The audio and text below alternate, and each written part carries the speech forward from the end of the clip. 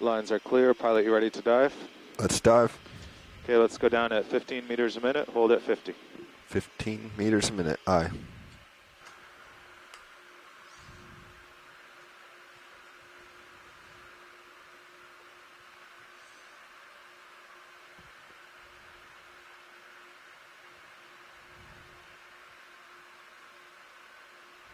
Front row ready from under switch. Not yet.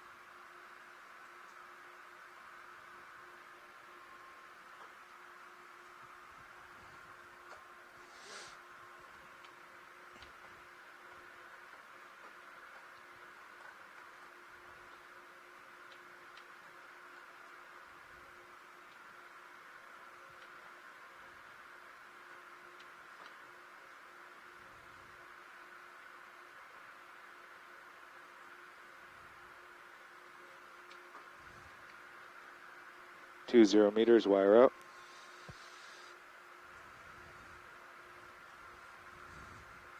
It's kind of neat. You don't always get that D2 looking at Sirius and the ship in the shadow in the background. Nav, dive super. Go ahead, dive super. How's our approach to the bottom target? Since we're not facing east anymore into the swells and we're facing into the wind, we're actually moving northwest. So we will we'll have to adjust after this in the ship move to get to waypoint 1. Copy that. Are we good at this direction of movement until 50 meters? Yes, we are. 30 meters, wire up. D245, all's well. Copy, pilot, and keep an eye on streaming as you get out of the surface current. Roger that. Streaming looks fine. D2 holding 50 meters.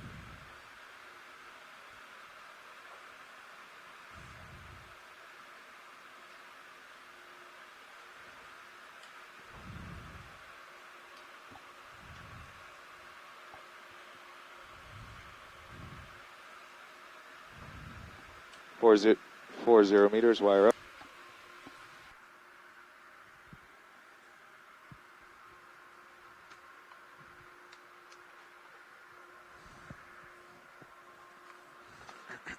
Nav auto sways back in.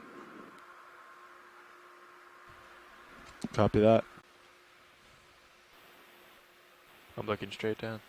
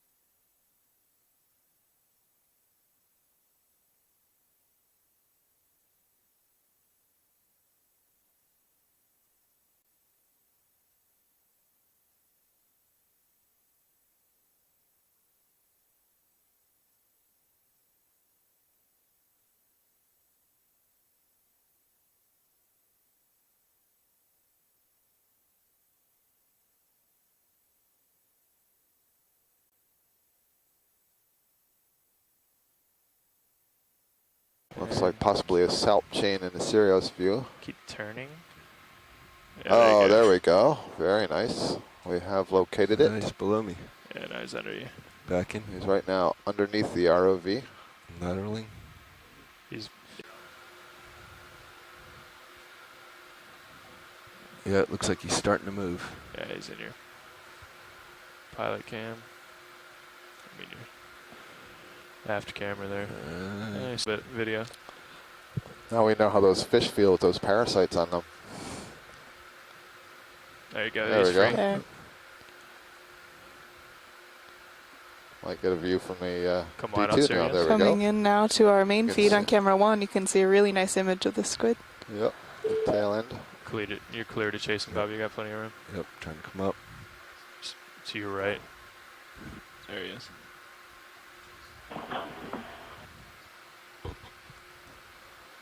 Lateraling towards you.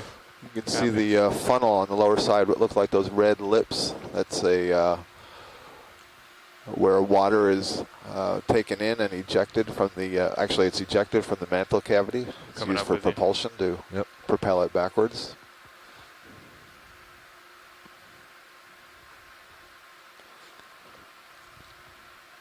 Just behind the eyes there's a cavity called the mantle cavity, and the gills are on the inside. And it has this muscular structure that you see there. Still coming That up water with you. can be ejected and it can be moved from side to side so it can control the direction of movement. Again, in addition to using these large fins. Hi, Chris. Hi, Chris. Chris, has anyone taken a stab at identifying that squid yet? I just got back from my office. We haven't. Would you like to? Yes, I would. I think it's Mastigoteuthis, or Mastigoteuthidie, and it could be Come Idioteuthis. down. Copy.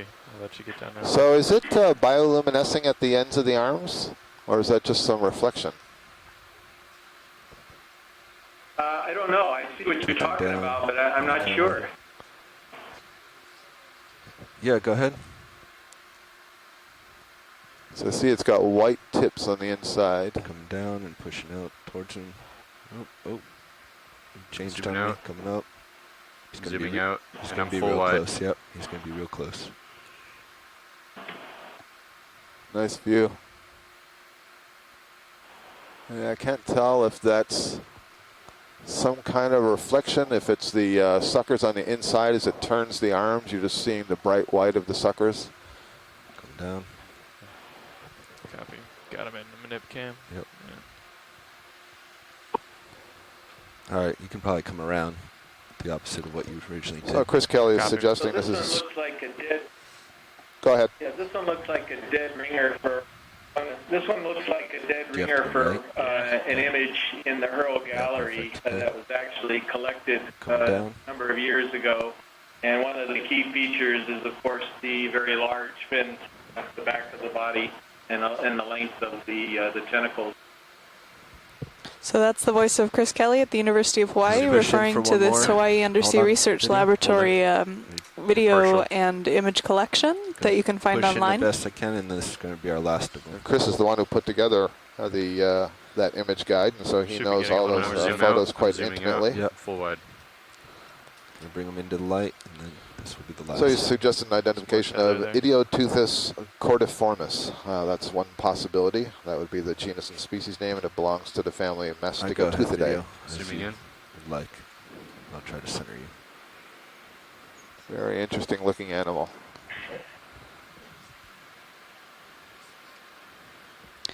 Common name of the whiplash squid. Of course, now he's not going to show us the ends of his legs.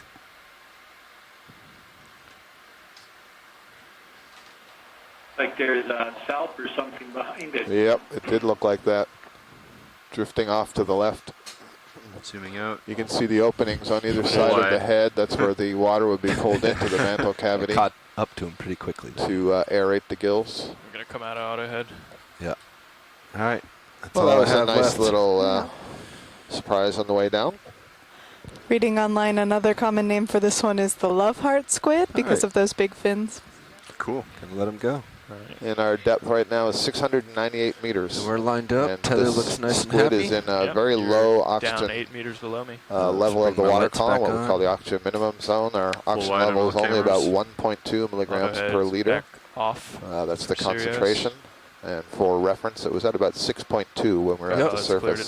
So depth. it's Tether looks good at on my least end. 4 times Lights less coming than off. it was Let's at the continue down. surface Roger where that. Coming down slow. presumably it was fully aerated. Low depth out.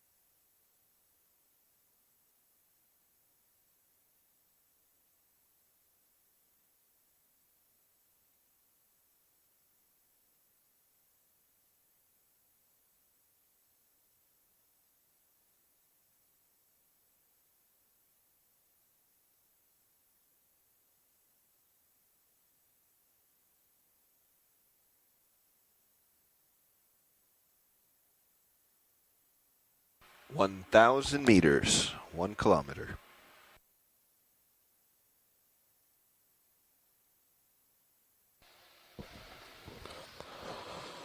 Good morning, everybody who's enjoying. I'm going to start over.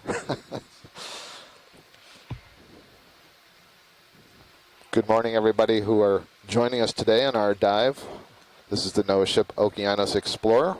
We are in the Pacific Remote Islands Marine National Monument, and we are diving on a feature, the eastern end of which we dove yesterday, and yesterday I referred to it as the Johnson Seamount or Johnson Seamounts Group.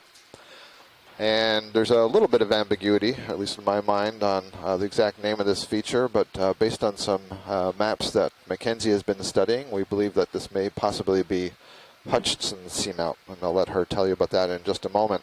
We're diving on a feature that has a lot of cones on the top of it. So this is an elongated seamount. It's just trending from the west to the east. And it's kind of flat on the eastern end, like a plateau, but arising from the top of it are a dozen or more small cones that could be volcanic cinder cones, or they could be mounds of pillow lavas or sheet flows, and we're not exactly sure. So we're going to dive down and have a look at that today. And our plan is to get to the base of one of these cones at about 1,705 meters or so, and we will climb to the summit of that cone. It's only about 200 meters in elevation from the top of the plateau. And then we'll come back down to the surface of the plateau, or actually a saddle between two cones, and we'll traverse up a second cone. And we'll compare the two and see if there are similarities or differences. Mackenzie, what can you tell us about the Hutchinson Seamount? So in terms of ROV and getting a look at some of these environments, you're seeing it for the first time with us. The feature today we think is Hutchinson Seamount, which is named after a very famous American ecologist, George Evelyn Hutchinson, who is sometimes regarded as the father of modern ecology. And maybe as we go throughout the dive, we'll talk a little bit more about some of his work in limnology, the study of freshwater lakes, as well as some phosphate systems and food web ecology. So we'll be not only showing you this feature for the first time, but getting a good collection of data for NOAA's Deep Sea Coral and Technology Program, and like Scott said, the Marine National Monuments Program, exploring what is within the bounds of this Pacific Remote Islands Marine National Monument here. We are 80 nautical miles to the south of Johnston Atoll and about 730 nautical miles southeast of Honolulu.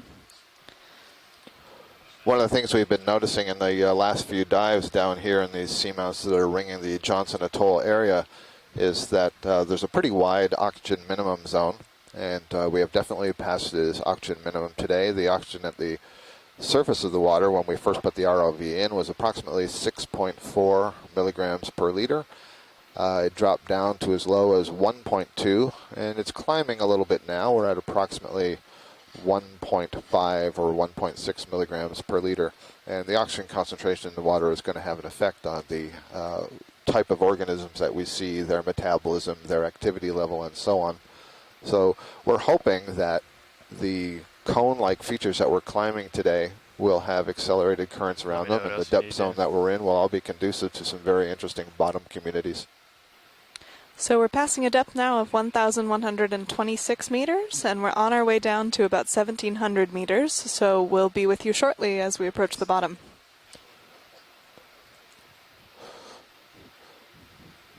One thing I do want to say right now... Oh, go ahead, Chris. Oh, no, I was just thanking you for the intro, and there was one other point I was going to make just to sort of keep in the back of our minds today. So basically, I think part of the complication with the first three sites and seeing such a low density of animals could have been sedimentation, and certainly near the atoll, and even yesterday's dive. And I'm hopeful that we'll see more today on these cones, and if it turns out these cones actually do have a lot of animals on it, then we might want to consider changing the plan up a little bit to investigate a few more of these cones rather than perhaps some of the slopes below some of these keyotes that might be highly sedimented. Great. we'll certainly keep an eye out on that. And this is one of the things about exploration and looking at these new areas is getting a sense of how the communities develop and how they differ from some other places, and then seeing if we can work these observations into meaningful hypotheses that explain why we see the differences. And so Chris is offering one suggestion there that the ridges we've been exploring have been relatively sedimented, more heavily sedimented than the ridges that we're exploring up in the northwest Hawaiian Islands, and that may be deterring settlement of larvae and establishment of those larvae. So something to keep an eye out today. These cones will be essentially the top of the feature above the plateau, and so you would expect much less sediments to accumulate them on those features. So you'll be hearing today the voice of Scott France and myself, Mackenzie Geringer, aboard the Okeanos Explorer, as well as our onshore science team, who are operating from their home computers, anyone with an internet connection, or our expedition command centers, which are located at the University of Hawaii and a NOAA facility in Pearl Harbor. And there's also one on the East Coast, I believe. Casey Cantwell may be at the University of Rhode Island. There's another one in Silver Springs, Maryland. And I think Casey will have to confirm if she's in Rhode Island. Serious, 1,200 meters wire out. One thing I wanted to say, yesterday we were... in Silver Spring. Oh, you're in Silver Spring. Thank you, Casey. We were introducing all the folks in the control van yesterday, and we noted some of the folks that were out in the dry lab doing, looking after all the data products. And one thing I wanted to talk about, especially because we've been noting these very interesting cones on this rugged feature that we're descending on, Hutchinson seamount. We also have a mapping group on board, mapping specialists. We have Lindsay, Joy, and Annie, who spend the long, quiet hours of the night gathering mapping data and processing those data, and it's what allows us to have these just spectacular maps of the bottom. And this is another thing that's new for the area. They're basically running multi-beam. This is pulsing sonars down to the bottom, and the rate of return of the sound tells you something about the shape of the bottom, and it can also tell you something about the composition of the bottom, whether it's essentially soft sediment or hard rock. And one of the products of that are just spectacular maps that we can render in 3D, and we can use to choose our dive locations. And so we spend a lot of time looking at those maps, poring over those maps, trying to get clues to where we think would be interesting places to dive. On leg 1, they ran a pass over the south side of these seamounts, and that's what allowed us to choose the location we're going to today.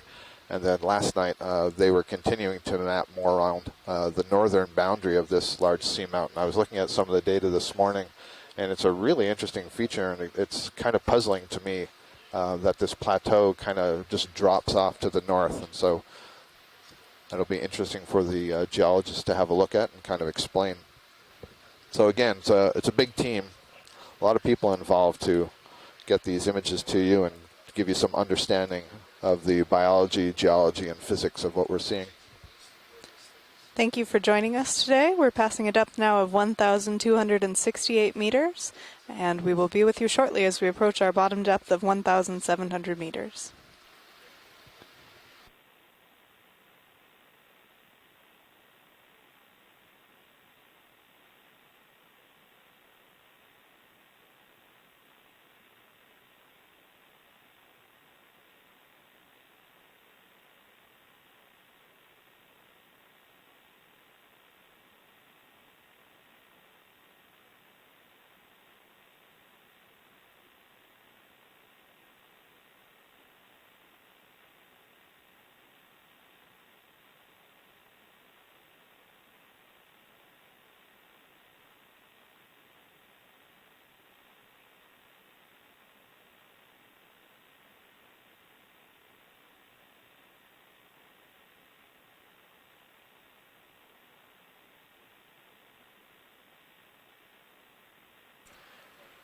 You want to do mini-seas? 1,300 meters.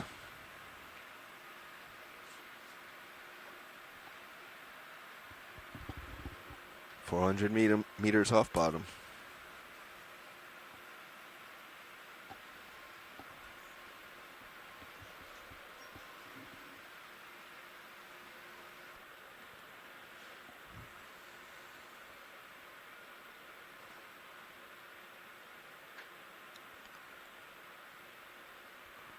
Does that look acceptable?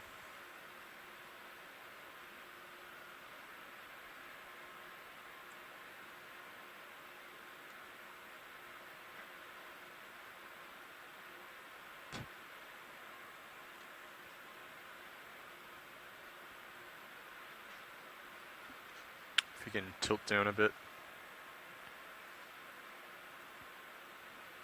How's that? Is that good? Nailed it again.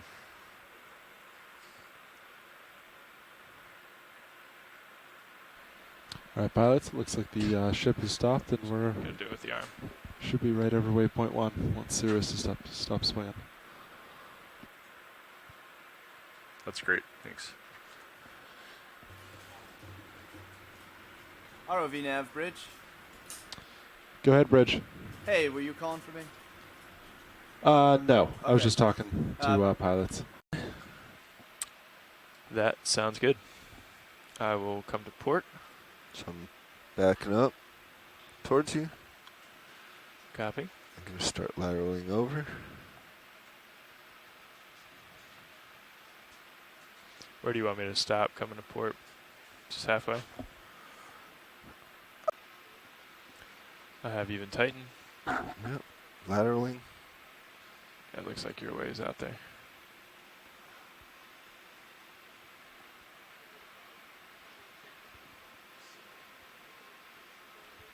Delta 16, that looks good.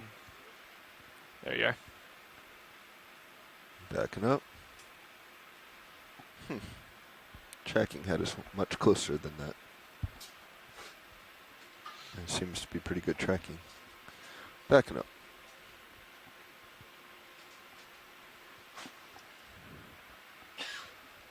Yep, 40 meters off bottom, about what we expected, 10 meter change. Ready to continue on? Co-pilot's ready. Tilting my camera down, coming down slow. Okay, coming down.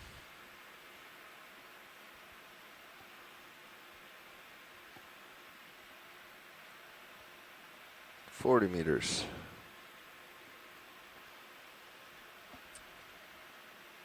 Sirius 60 meters. 35 meters. 30 meters.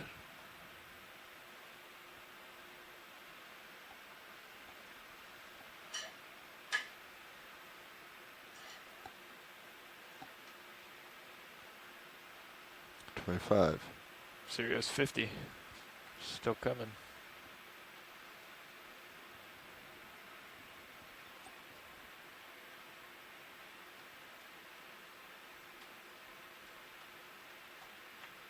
Bottom. Got bottom.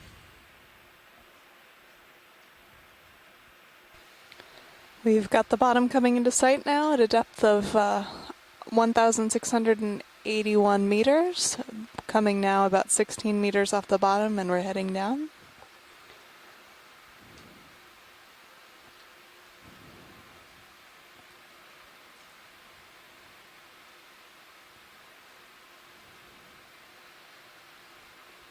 Still coming down slow. Altitude 30, Delta 20.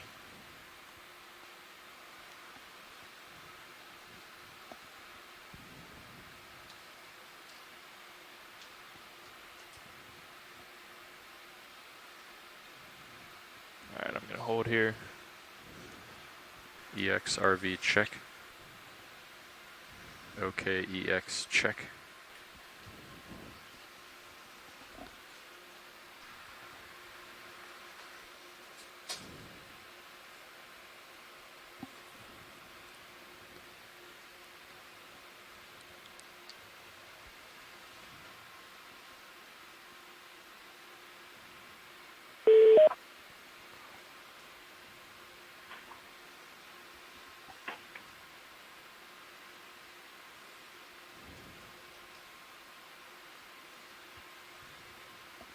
So yeah, slope seems to be off that side for you.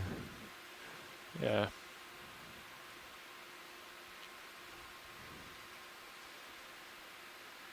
Seems like I'm just about lined up here. It's just about northwest 322.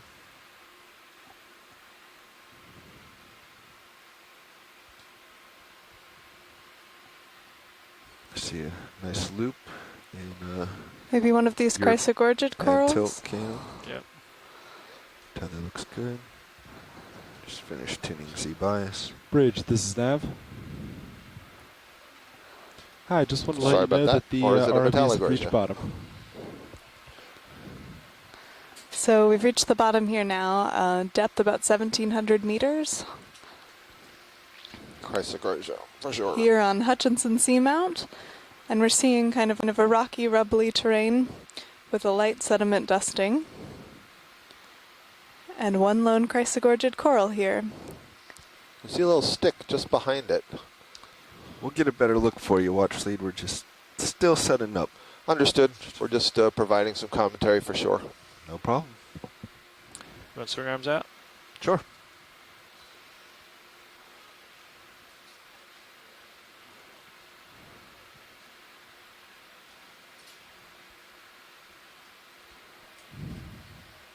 Watch lead, this is Nav. Go ahead, Nev. Hey, I just wanted to make sure we're on the same page for today's transit. So it looks like we're going to be going upslope from waypoint 1 to waypoint 2, and then the plan after that is to lift off bottom and float over towards waypoint 3 in the saddle, and then make our way back up to waypoint 4. Is You've that got correct? it. That is absolutely the plan. All right. Yeah, just checking. Thank you. Thank you.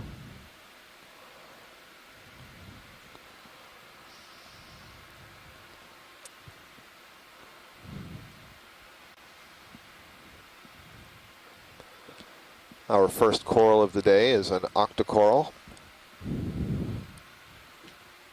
In one of the common families of deep sea octocorals, or at least 3 families of gorgonian-like, sea fan-like octocoral that are very common in the deep sea. There are more families if you include the sea pens, but for now we'll just refer to these sorts of sea fans that live on hard substrate. You can see at the bottom of this little white disc, it's called a holdfast that attaches itself to the bottom. So this is in the family Chrysogorgiidae.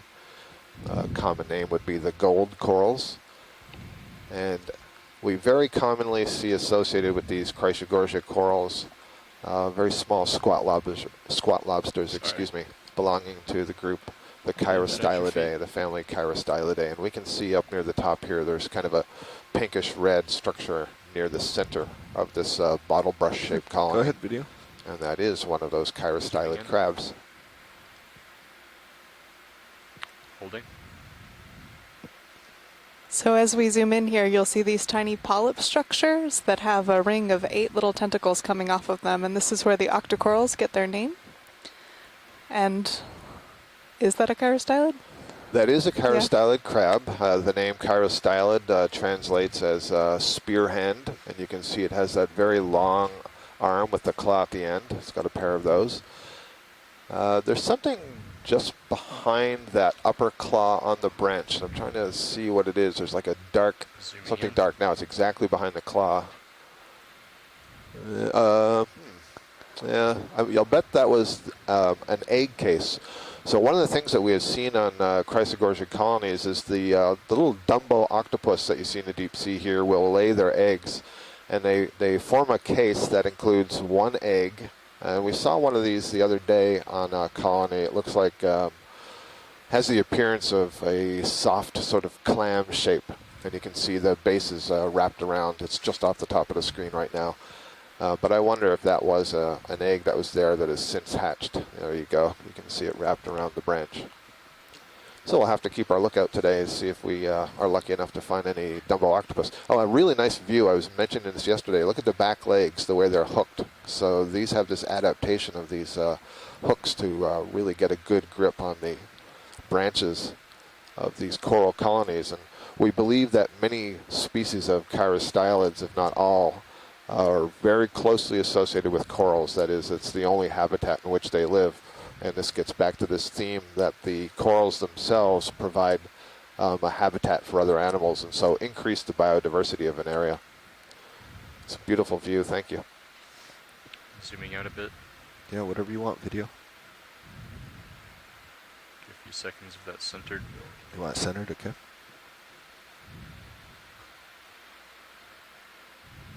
Zooming out. If I What? make an estimation from the polyps there, it looks like there's a current moving Can we get lasers from right to left, although it's not too strong. The colony itself doesn't seem to be too bent over to the left. And our heading right now is pretty much due north, so that would suggest a current moving from the east to the west. There you go, there's lasers. These All right. cold water corals are relying not as your shallow on. coral reef water corals do on photosynthetic organisms that live within them. These are actually filter feeding, are collecting small particles and organisms from the current that How you goes doing, over. co-pilot? I'm good. Okay.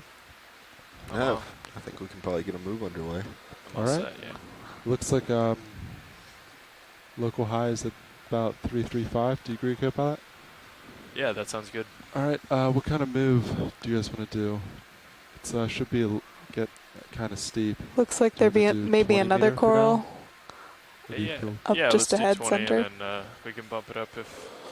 once So we to kinda give you some characterize context the of terrain. where we are, Alright, we sounds have good. landed just above the plateau Bridge, on the the snap. east side of this seamount feature, which we are calling Hutchinson seamount. And we are at the base of Hi. a Should be cone, for you. like a little volcanic cone of some form. 20 meters. And we want to, over here, 35 degrees we want to at go ahead 0.2 We and thought there was knots. one up in the center. I'm not sure. That was a Thank you. tip from Tina Maletsova on shore. Center. I think she may have been referring to what was right next to the Chrysogorgia Oh, we okay. imaged. There was a broken stem. So I think it may have been a second Chrysogorgia at some time in the past. Would you like to go back? I don't think it's No, I necessary. think we There can was- just continue on. Yeah, Thank it was you. a bare. Continue It on. was a bare stick, literally. So yeah, what we're going to be doing is going up the side of this cone-like feature, and Bobby, I will put in your mind that we will want a rock or two You got it. from these cones, and so we can have a look around. These all look kind of smooth to me. There's a lot of manganese coating, so I'm not sure that. Certainly, these thinner ones are of too much interest. Right now, I'm not sure if we have Jasper or any of our other geologists joining us, but we would certainly appreciate their input if they're out there. And so I'll let you know. Yeah, so to go back, we're going to be climbing this cone. We've called it a cinder cone, volcanic cone-shaped feature, up about 200 meters. And we're hoping that we would Workshop see a pilot. lot of sessile organisms, corals, sponges growing here. And Chris Kelly very quickly made the observation that it was a little bit disappointing that we aren't seeing a lot of corals Hey, Carl, as are you soon as we coming up? land, or a lot of sponges as soon as we land. And so it'll be interesting as we start to Yeah, raise let's up get it on the switched out steeper so part that, of the slope to see Chris if we can start to see an retrieve the increase. rock. And if we do or we don't, how that relates to the observations that we've been making earlier in this leg. Overall, most of the places that we've been to down here around the Johnson seamounts have had relatively low densities. We've come across a few patches where there have been higher numbers of sessile animals, sessile being those animals that are attached to the bottom. But on the whole, the densities are quite low. So, do we have any geologists who are on the phone line?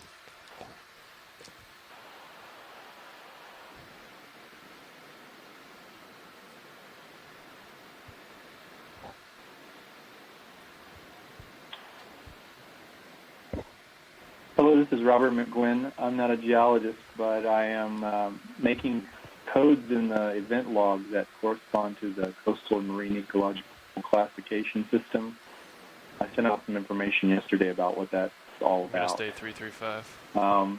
But yeah, so Roger it's that. just a test currently, and Open up a little. again, I'm not a geologist, so if it looks like I'm making geological notes, I'm only doing it from a very non-expert perspective.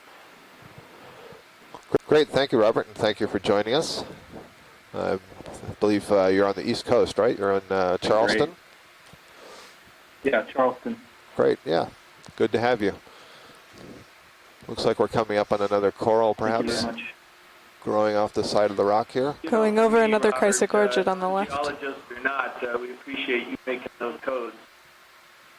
Yeah, we're going to go back in post and try to review those more closely with some people who actually know what they're doing. Sorry, I didn't hear what you said. Oh, I thought we were going over another Chrysogorgia, but it may have just been some of the sedimentation pattern here. So we'll continue on up to that coral. That's why it's so hard to see these Chrysogorgiids in this kind of environment.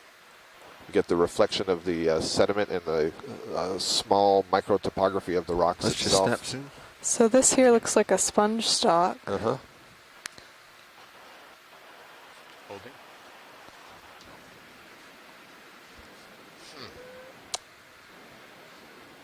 I'm a little bit stumped at this moment to know whether that's a sponge or a coral. It has elements of both, actually. Would you like me to pull wide? Oh, you're fine. Just gonna be a little wavy for a few seconds. Okay. My gut feeling is that this is an old dead coral, but I can't quite rule out sponge. If you'd like. You'll see that vesiculation or that bumping on the rock behind that's indicative of this manganese crust that forms over these rocks as they spend a long time on the bottom here.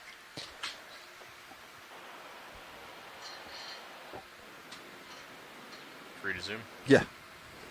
And yep, co-pilot's working on the upper swing arm for you. That's at the moment.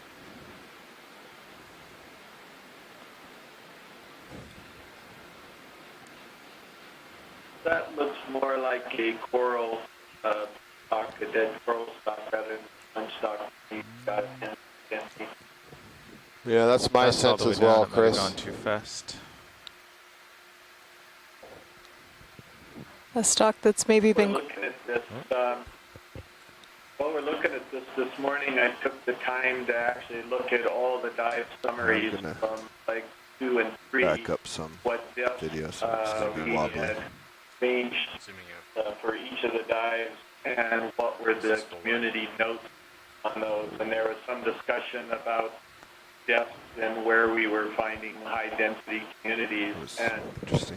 just wanted to let you know that Let's try that again. we did 4 dives below 2,700 meters, and all 4 of those dives resulted in very low densities of animals. Let's try There this was again. no dive below 2,700 where a high density showed up. High density dives ranged between about 1,000 meters to about 2,300 meters. So we're right in the prime zone today. Great, thank you, Chris. That's a good analysis. So I think we're thinking that this is an old stem of a coral that's dead, and I noticed that these 2 top tips that are sheared off, it look pretty solid in there, which would suggest that it's either a stony coral, something like an Elapsamia, or possibly a corallium type coral.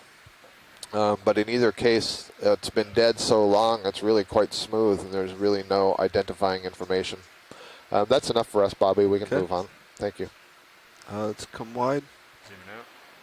Or partial. Partial? Yeah, hold there. Might not be in view. Yeah, it's going to be off to my left side. A lot of these rocks look very heavily encrusted. Well, there's a little sponge. Let's just snap to the sponge for an ID. Sponge looks like it might be the one that has all the spicules in a mess going into the bottom. Yep. Kind of what I refer to as kind of a messy stock. I just brought the light down a little more. What do you think, Chris? Yeah, I'm pondering. I think we got that video.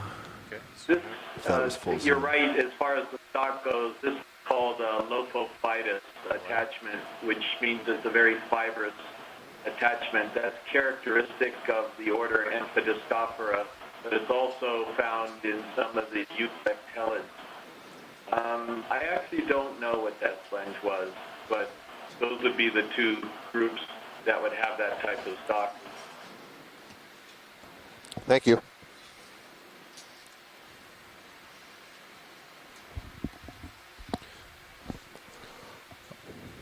All right, pilots, are you ready for another ship move at all? Well, let's see. I heard there was interest in a rock. These look pretty concreted, so I'm not sure. Watch lead, pilot. Hello, pilot. Welcome to the chair, Chris. Thank you. There was talk of rock gathering. Yes, there is some talk of rock gathering.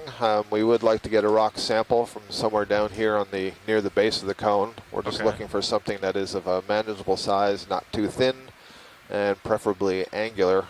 We can see that a lot of this, or all of this stuff, is encrusted in manganese.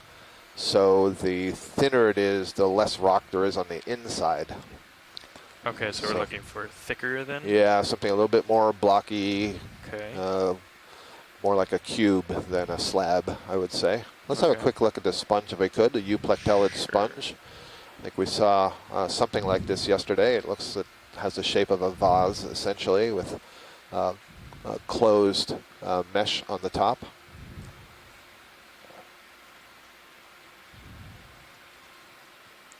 These are known as glass sponges, and you'll see why as we zoom in here. They're made of this silica that is clear and form these beautiful architectural structures out of tiny spicules. Okay, video. Free to zoom. Free to zoom. Very often these sponges have associates with them. They may be worms, they may be shrimp, there may be amphipods that are crawling in inside the cavity of the sponge, the main cavity, or on the outside. And I can see a couple of blobs of pink or orange that suggest there's something on the inside there. Video, where do you want to... This one looks like it has a somewhat tighter lattice than what we were looking at yesterday. You'll see a little brittle star in the corner on the rock there too. But this looks a lot. I would agree, Scott McKenzie, this is a tighter lattice. I don't think it's a euplectellid. It also has a basiphytus attachment that is created or secreted a plate, or not a plate, but it's a hard attachment. So I think this could be a Dictyolis. Okay. So that's in a different family? It sure looks like what we saw yesterday. Yeah, there's about 3 different types of these vases that look quite similar to each other, and that's why it's kind of hard to tell them apart. Okay. But this type of view really helps. Can't hear your video. What's that? Yeah, well, so I'm trying to determine what's on the right upper side of the lip of this sponge. Might be a small polychaete there.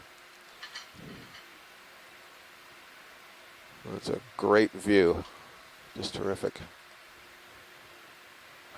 So while we don't see the movement going on in this sponge, there are hundreds of thousands of little flagella beating and pushing water in as it filters different particles out of the water. Yeah, all the digestion in these sponges is within the cells, so the size of the particles is determined by what can be taken inside of the cell. There's no stomach or internal digestive organs in these animals. Can we have a quick look at the whip that's on the right center, please? Sure. Looks are we like clear with this sponge here? Yes, well, I think we're good with the sponge. Partial, would you like to come full wide? Yes, please. Thank you. That's full. I'll tilt down to your skids. Rotate here, yeah. And it looks like a bamboo coral whip that's on the upper right. We'll get a look at that in just a moment. There are your skids. Copy that. I might need you We're back at a depth here. of 1,686 meters, which is about 1.6 kilometers, which is almost exactly 1 mile deep. Up to it. Is that a fish that just is passing through the image now?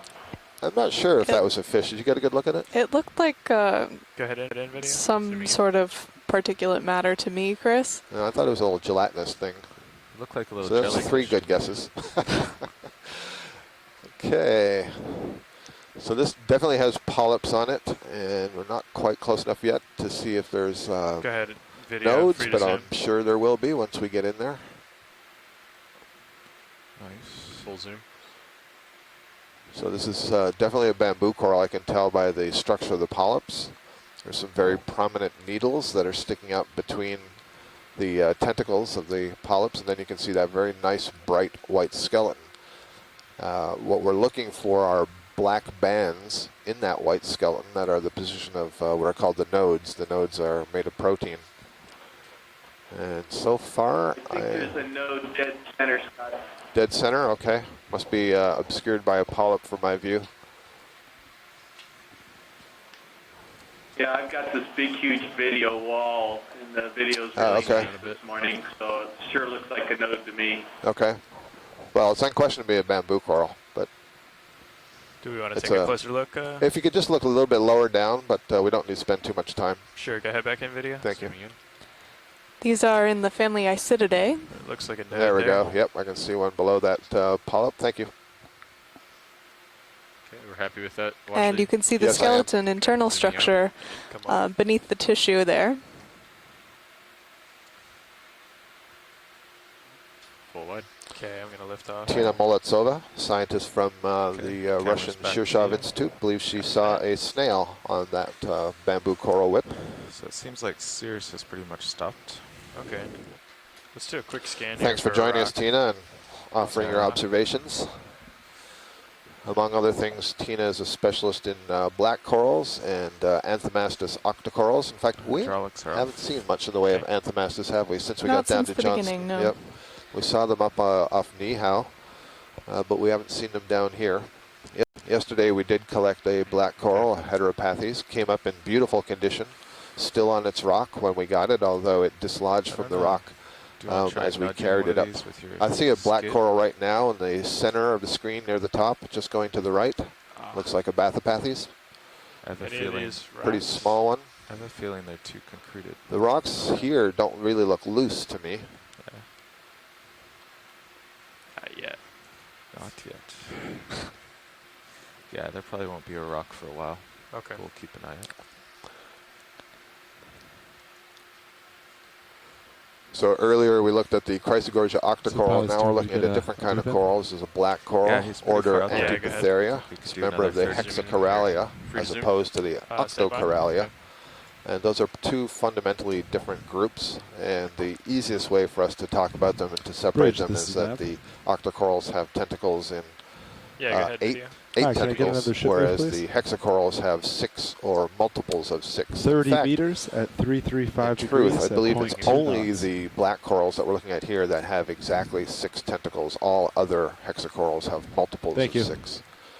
So this, I believe, this looks like they're alternating branches. So I'm going to see what Tina has to say here. Yeah, Chris Kelly is guessing Bathypathes alternata, the Zooming in. species is named based on the alternating of those pinnules, those side branches, coming not out Full zoom. exactly opposite one another, but alternating. And I believe I'm seeing something here interesting. On the upper part there, it's really dark. I believe that's a polychaete worm. Oh, and look at that, a beautiful hydroid growing off the top, something like a tubularia hydroid. So that's a solitary hydroid perched on top of this black coral. This is another kind of cnidarian, belongs to a completely different class. You can see it has 2 rings of tentacles, one that are the oral tentacles. That's the smaller ring, that's the highest, and that's where the mouth is. And then there's the what they call the aboral tentacles. Can That's we the tilt wider up just ring. a hair That's a more? little bit lower Sure. down. And then in between that, you see what look like a little cluster of pink grapes. Those are the gonophores. Those are the structures that are reproductive. Is that It's right? asexually that's produced. fine. They're budded off, and those will become little tiny jellyfish. They'll swim off, and those little jellyfish will produce gametes, the Keeps going sperm off and frame, the is that eggs, what you're? Yeah. which when they recombine we got a will good few produce a seconds larva on that this. will settle and grow into a new hydroid, sessile hydroid like you're seeing here, one of these polyps. So this So that's is very cool. known as the alternation of generations, that you That's have correct. one form that is the swimming medusa and then one that is the polyp that's sessile or affixed to a structure on the bottom. So really nice, and it looks like, you know, where that hydroid is growing seems to have interrupted possibly the growing of the black coral, or something injured the black coral, and the hydroid is taking the place in the top. But if this current cooperates with us and the colony rotates a bit to the left, what I was pointing out originally was right in the center along the main axis. Zooming out. There would be a polychaete worm. It's called a polynoid. It belongs to the family Polynoidae. That's a scale worm.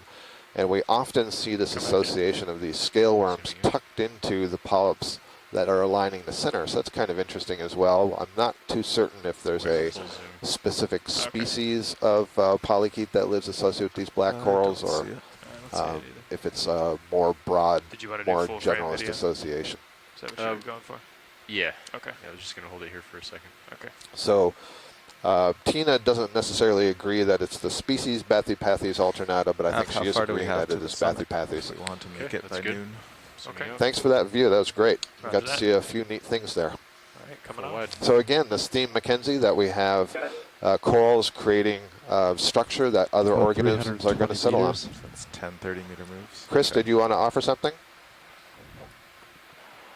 Yes, I think hopefully this is what Tina meant. But How, we've been calling at whatever 0.2 that knots, is how long would that these take? alternata for quite some time, and that's what we're calling it here now, but she's pretty sure it isn't that. Understood. Yep, that's the way I interpreted that So it'd be about that 5 comment. minutes for each So it's move, some times species 10, of about alternata, 50 minutes. Oh, which really? Okay. I guess we Not don't taking know into yet account what the, the species is, Obviously sampling. but it has that Stopping, general yeah. appearance. So if we alternating 5-minute move, 5-minute It may wait, surprise some of our we would viewers at actually home to know just that make there it- are so many species Yeah, that are that'd be undescribed. reasonable. There's a paper that came out a few years ago estimating that Still there are moving about crowd. 8 million undescribed Yes, the species ship left is on our underway. planet. Yeah. And certainly think not I enough kinda just started taxonomists to do all the moving. work to write down all the Maybe I'll try to measurements and bump one of counts these. involved in naming these creatures. They look pretty concreted though. Yeah.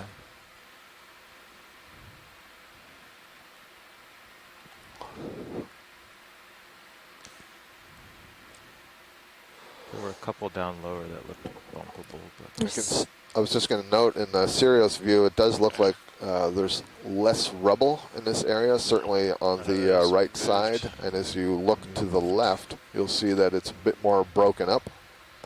So it kind of looks like what I would interpret as either a large flow or very highly eroded on the right side there. Sheet flow is what I meant to say, I'm sorry, as opposed to some other type of, let's say, pillow flows. I'm really going out on a ledge here with my geology knowledge. So maybe before the ship We were has a looking chance today to stop, see we if could this add was one of another these cinder cone eruptions that put form it these in. very symmetrical Bridge, this cones. is Nav. And we see a number of cone features on top of Hi, this can I sort get of another flat ship move, please? seamount that we're calling Hutchinson All right, seamount. 30 meters. But at Jasper 335 Contour at degrees the University of 0.2 Hawaii was knots. pointing out to us that there's actually a limit of pressure under which these cinder block cones can form. Thank you.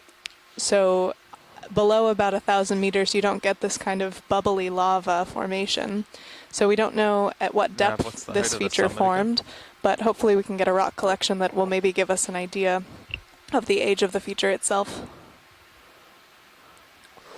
Yeah, this jumble of rocks may be interesting. Yeah, we can. I should put it Yeah, in. I would agree. I'm a little worried we might get it a little bit more consolidated as we go up Just towards roughly, the we summit. could just- And Yeah, maybe this we ought to get one in the bag already. right, and this looks Exactly. kind of promising. There's quite a jumble. There's a bit of a pile here, suggesting there's Yeah, some so, good about broken up stuff, 1,500. and maybe Okay, so we're 100. one or two of them are loose. In fact, Yeah. I'm looking at one now just to the right of center. It's a bit of a small one tucked in between two larger ones, kind of angular. I was going for a bump to see if any of those were loose. with Got the it. Skids, but it's kind of hard to tell. I see the one he's talking about. If we're going to pursue it, we should probably stop. Hi guys, this is Jasper. I think that if you Not can sure. grab one, that'd be a nice rock to take. But overall, if this indeed is a little cone on top of a platform, the ones from the top will probably be valuable as well. To the right of the lasers here. I think would just definitely to want the to left, also that keep one's- an eye you can out see, for one like, near the top most of one of of its these edges. cones. Okay, killing hydraulics.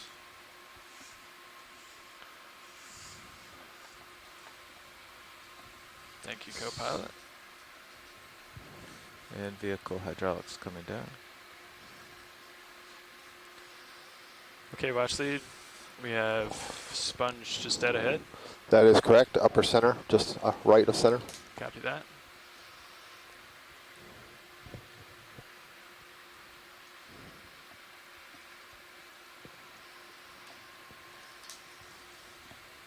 All right, let's try to take a look at that video. This looks like possibly one of the leaf-like Phariid sponges. And Chris Kelly is agreeing with that, the family Phariidae. These sponges take on just a variety of fascinating shapes and elegant morphologies.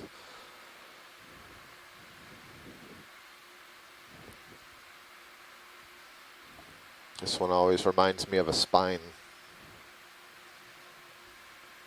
Okay, you want to come in video? Zooming in. I have to take my Tilt there, co-pilot. I'm on a 1 toe. Zooming in. Holding here.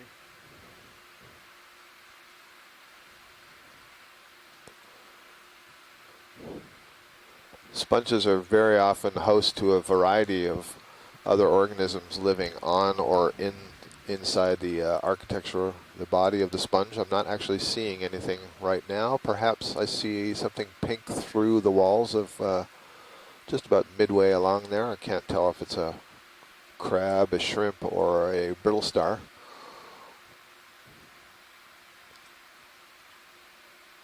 Zooming in. It's full zoom.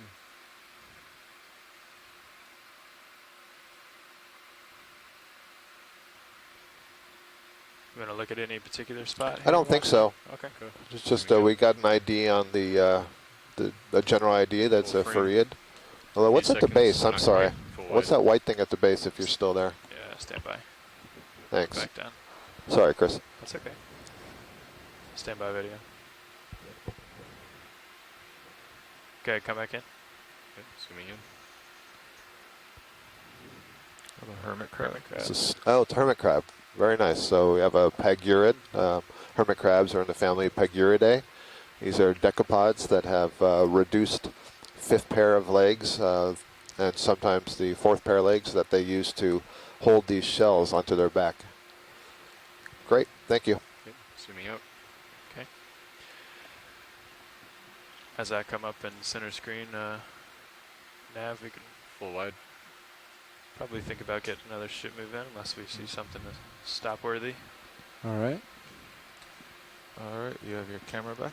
Thank you, co-pilot. So I know that Jasper is listening in and watching the video with us. Yeah, looks good. And Jasper, what I'm seeing here are these really smooth bottoms that I'm interpreting as some kind of a sheet flow, and then they seem to be broken up on the edges. Is that something that I'm safe in saying, or do you think it's possible that there's too much erosion and manganese coating to really know what the nature of the substrate is? Thank you.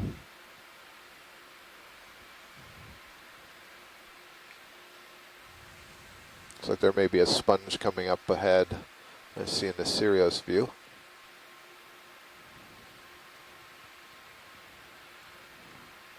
I wonder if this white dot, is this another one of the crabs? Or? You want to go snap zoom here? Sure. Just to the left of the lasers. Standing by. Go ahead.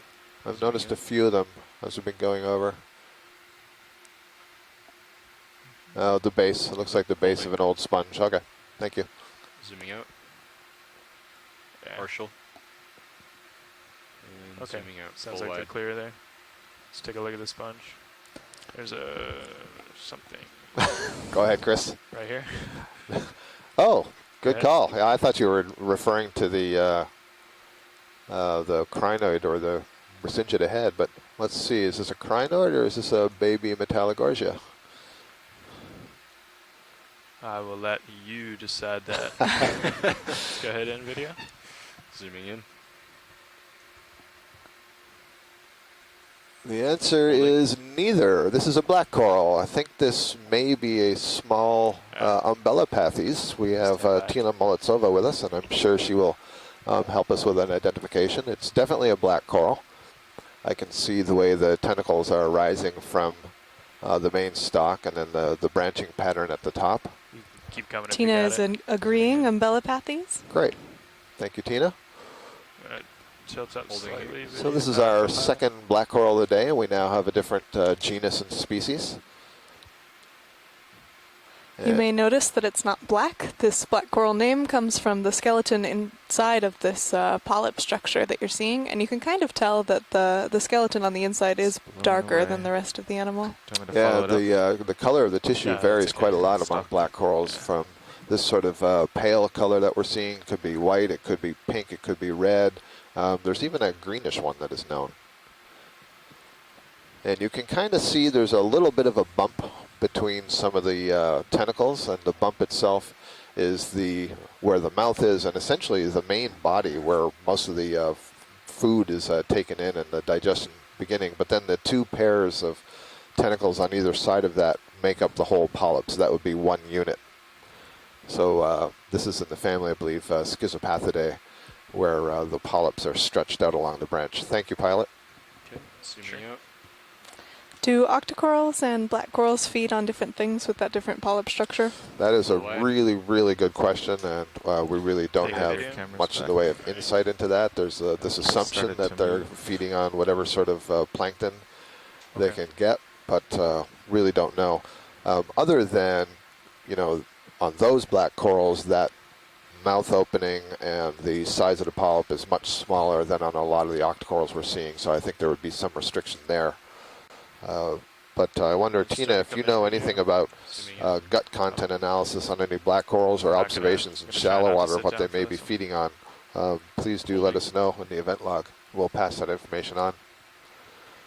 We've got another one of these beautiful glass sponges that maybe Chris Kelly can help us identify. Maybe an anemone right at the base, or a zoanthid on the left side, a little orange one. And then what we'll look at a little bit on the right side is a brisingid asteroid, a type of sea star. So Chris Kelly suggesting that this sponge might be Dictyolus, another one that we've seen earlier in the dive. Free to zoom? Yeah, go ahead. Zooming in. Can we tilt down to the base? You want me to tilt? Sure. You got it. So that does... Like a closed anemone? Yeah, that's what I'm wondering. Is that a polyp that's retracted?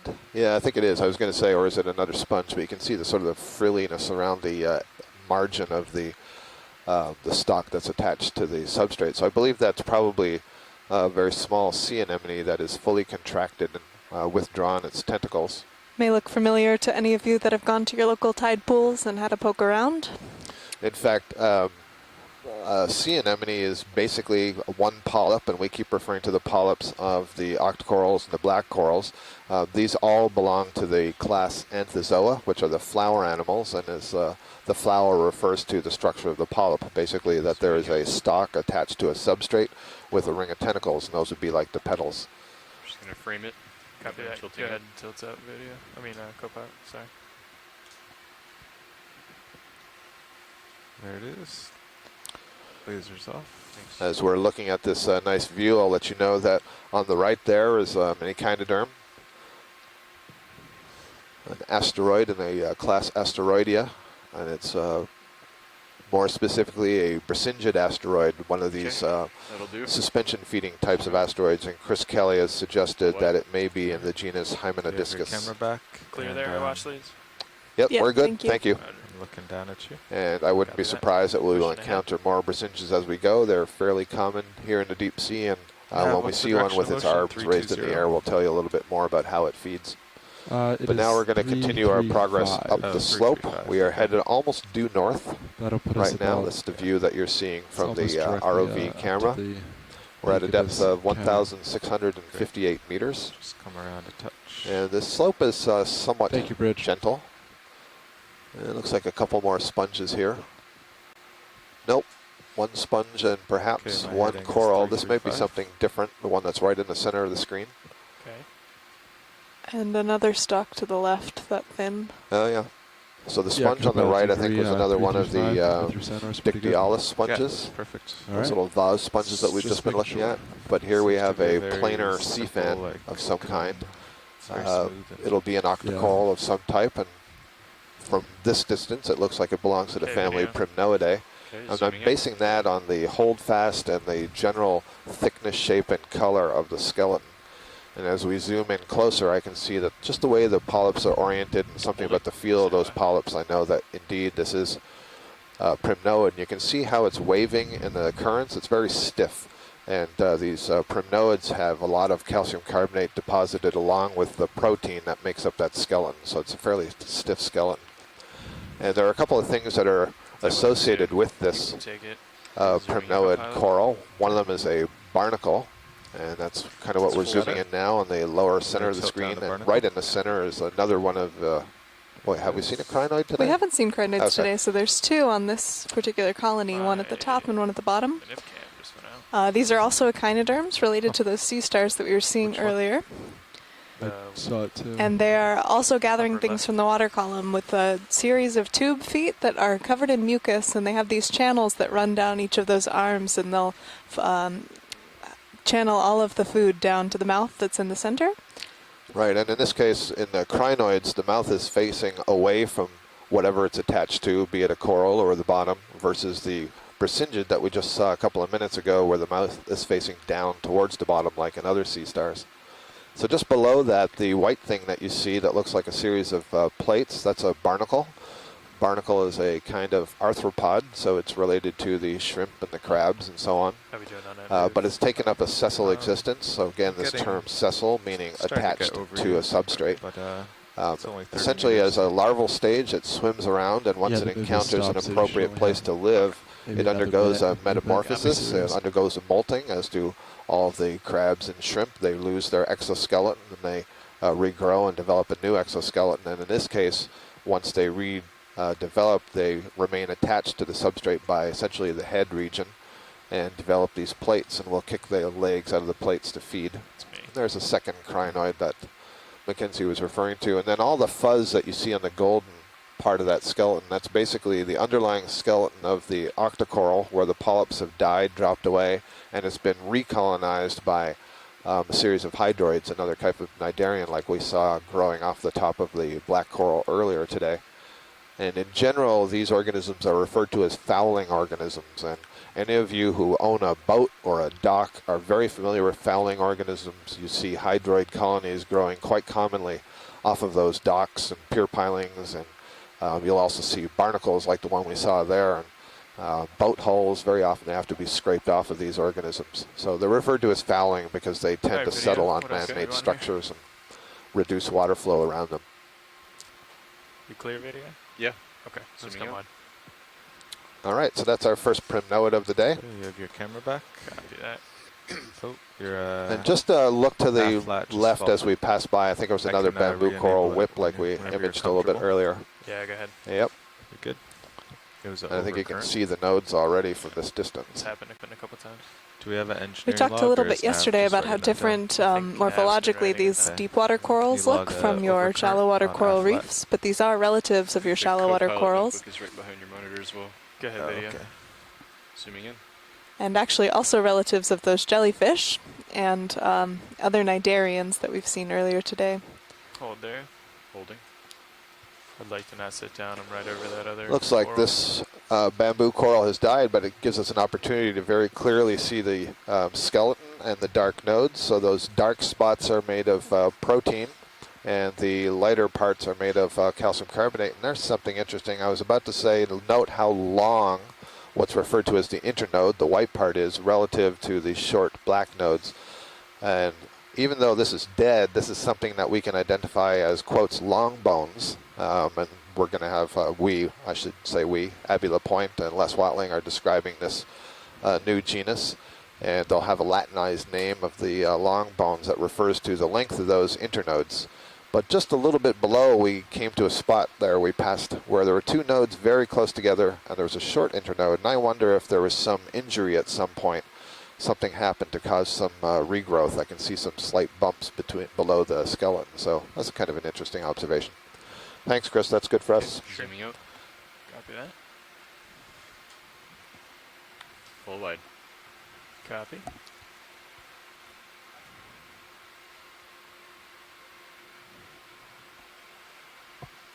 We are Sorry. I was just going to say, although that's a skeleton only, it does tell us that species lives here. Go ahead. just going to give a little context for our dive. If you've just tuned in, we are continuing up these cone features about 80 nautical miles south of Johnston Atoll, and we're hoping to get transects up 2 cones today. This seamount feature is absolutely littered with these cones, so we're hoping to check out the community not only at the base of this cone where we are now, but up at the top.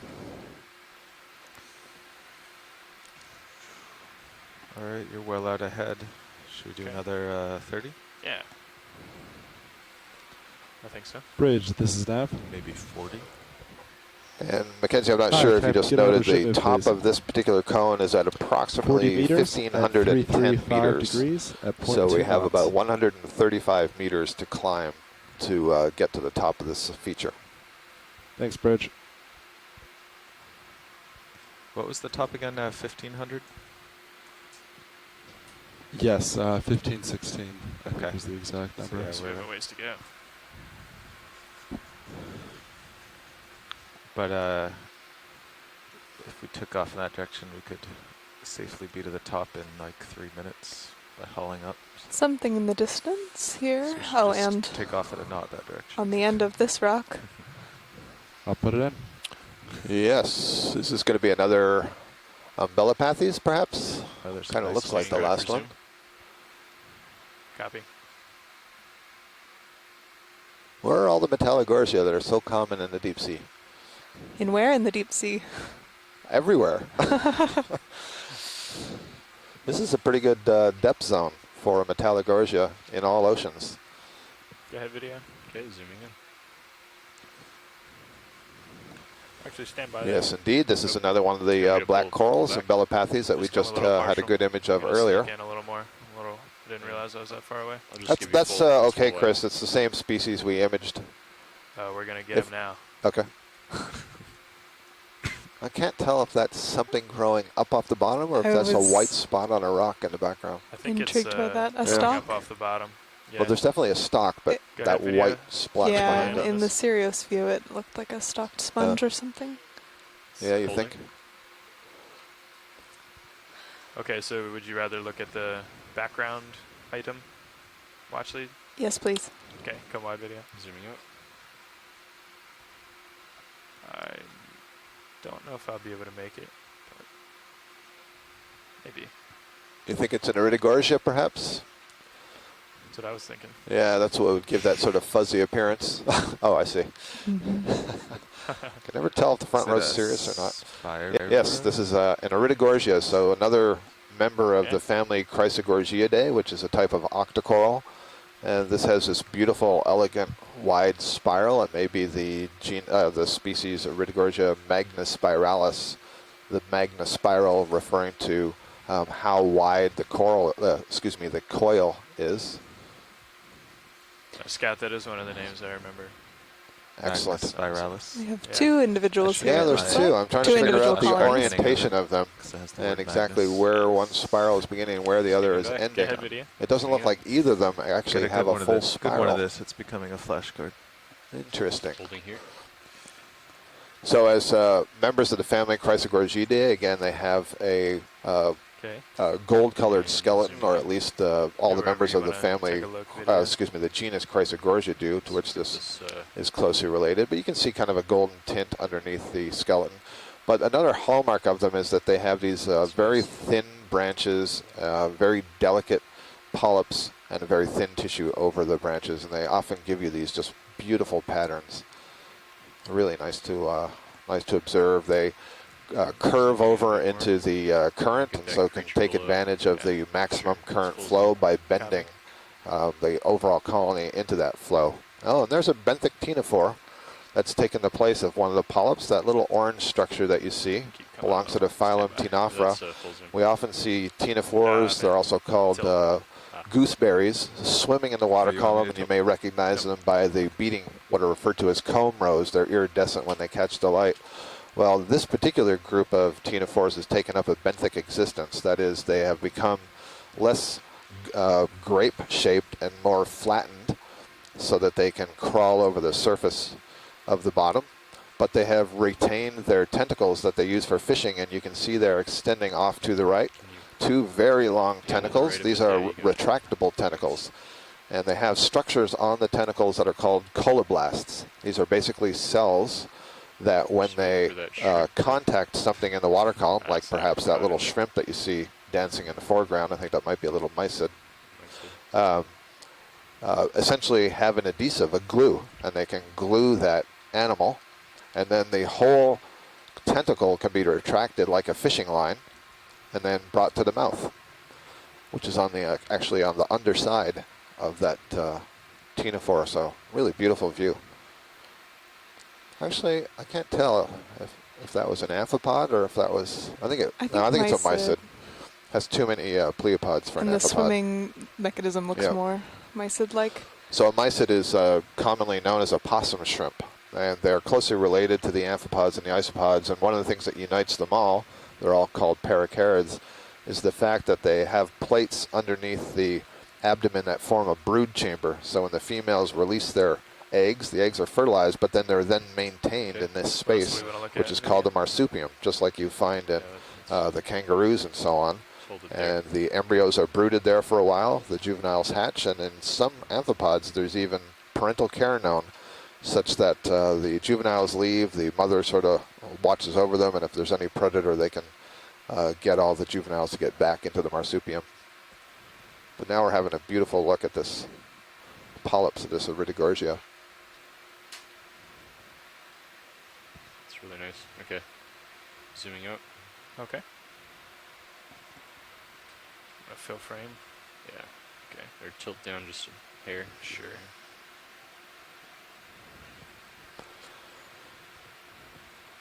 We sort of talk about this ad nauseum, but a fascinating thing is the patchy distribution of the animals that we see down here, both on a large scale and on a small scale. So here you see all these rocks around, all sorts of attachment places for sessile animals. And here we see 2 Iridogorgia colonies going right next to each other, and we haven't seen any on the dive. I'm seeing another bamboo coral there in the distance on the left, and that is different from any of the ones that we've seen so far. Copy that. So as we head over there, Scott, you were mentioning about this benthic ctenophore that's fishing. In the deep sea, you see these really amazing strategies for collecting and holding on to food. We have food availability kind of decreasing as you go deeper. A lot of the food is being produced at the surface and then falls down. So organisms that live in the deep sea have adapted to really hold on to anything that they find. This is where you see these major expandable stomachs or large jaws in deep sea fishes, or this sort of fishing behavior in the ctenophores.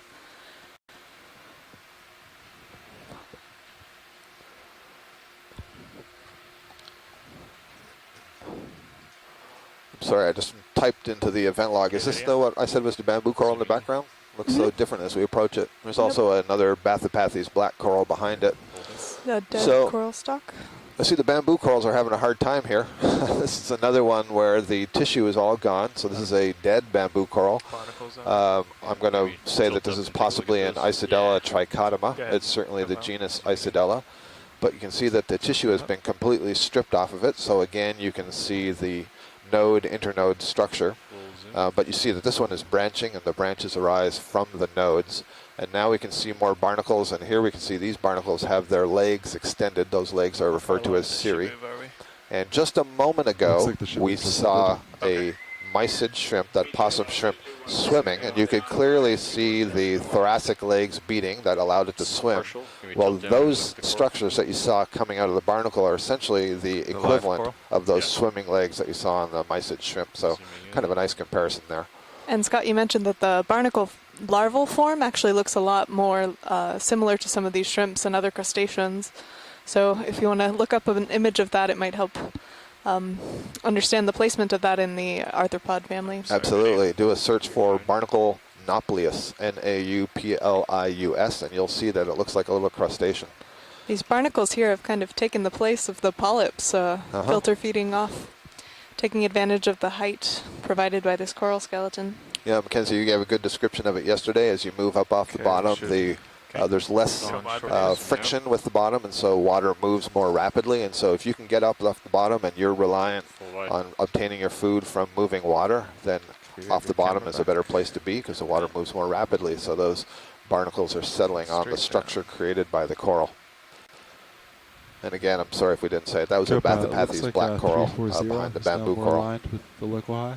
Copy. I'm 338. So 338. Okay. Good.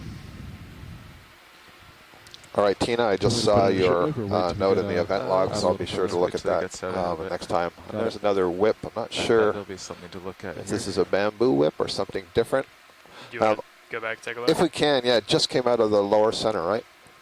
Lower center on the left, correct, is what I meant when I said right. Yeah, go ahead and do a snap zoom.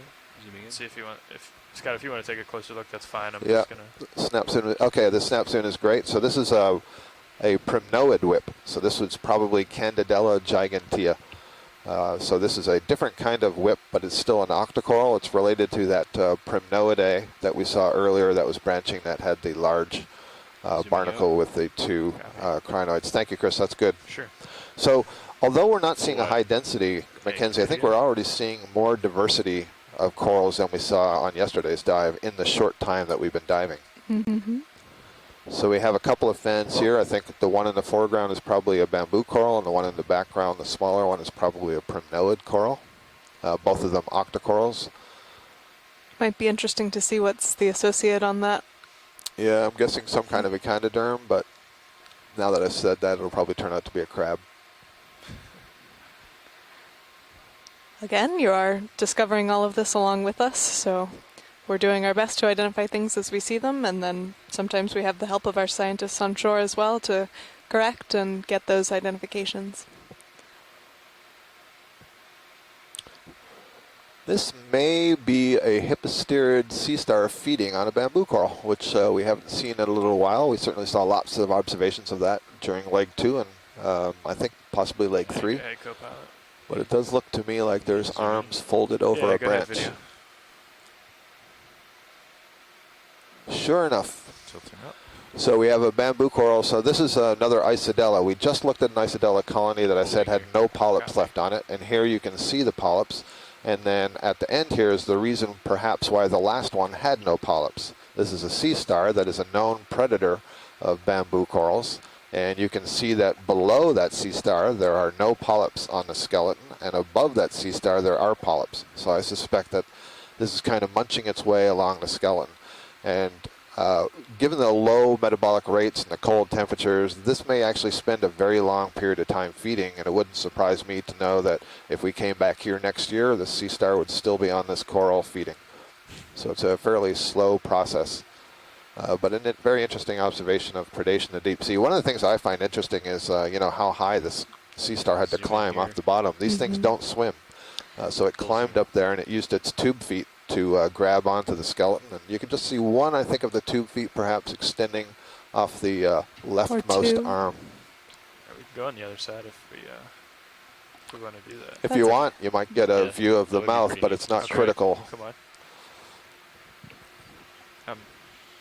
The coral must be pretty strong for it to not just break into the branches there and fall down. I feel like it's that coral is pretty strong. Out there a ways.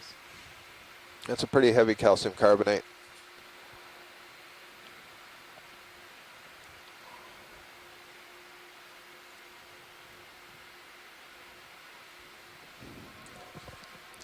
Got my eye on your starboard swing arm. So as we noted before when we were comparing the difference between the Brisingid asteroid and the Crinoid, both kinds of echinoderms but in different classes, I said that the asteroids have their mouth associated with the bottom, whereas the Crinoids have their mouth associated away from the bottom, pointing away from the bottom. So this is an asteroid sea star.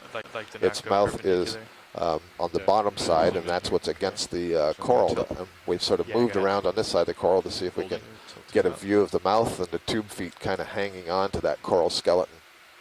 Yeah, keep coming. If we can't see it, I'll keep inching right, but looks like it'll do it.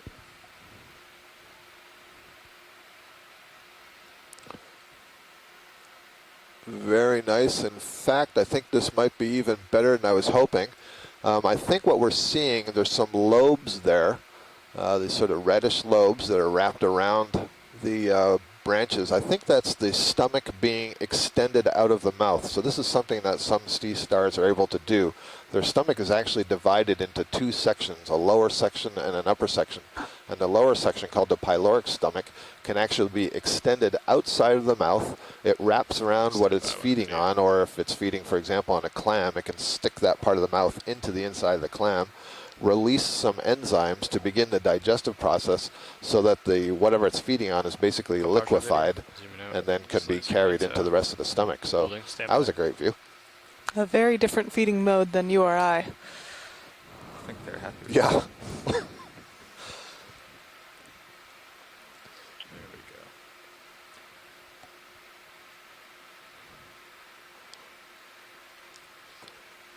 I was so concentrated on the stomach there, I didn't even notice there were tube feet, but we must have seen tube feet also holding onto the branch. And those tube feet actually have a complex structure on a microscopic scale as well. They are a little disc that has a number of little ridges that allow for really high surface area, so they're actually very strong. If you've held a sea star in a tide pool, you know this, that they can hold on very, very tightly. This is similar to the high surface area achieved by gecko feet that allows the gecko to climb the wall.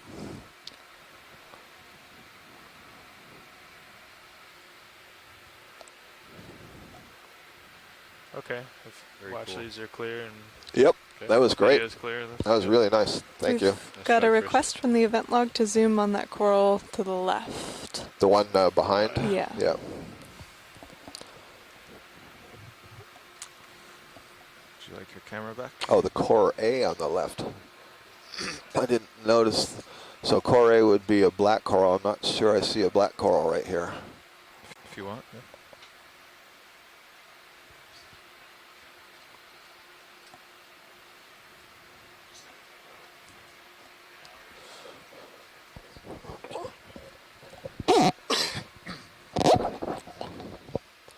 Stand by for just a moment. I think we're having a little discussion among the ROV guys. Yeah, sorry, watch these. We're no problem. Gonna do a little pilot switch. Okay.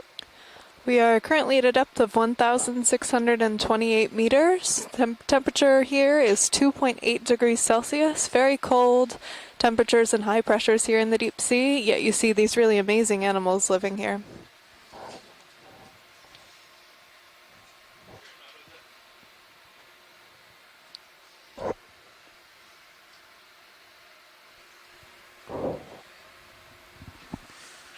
Okay, so we want to see the one to the left of the screen now? Yeah, the smaller one. Okay. Thank you.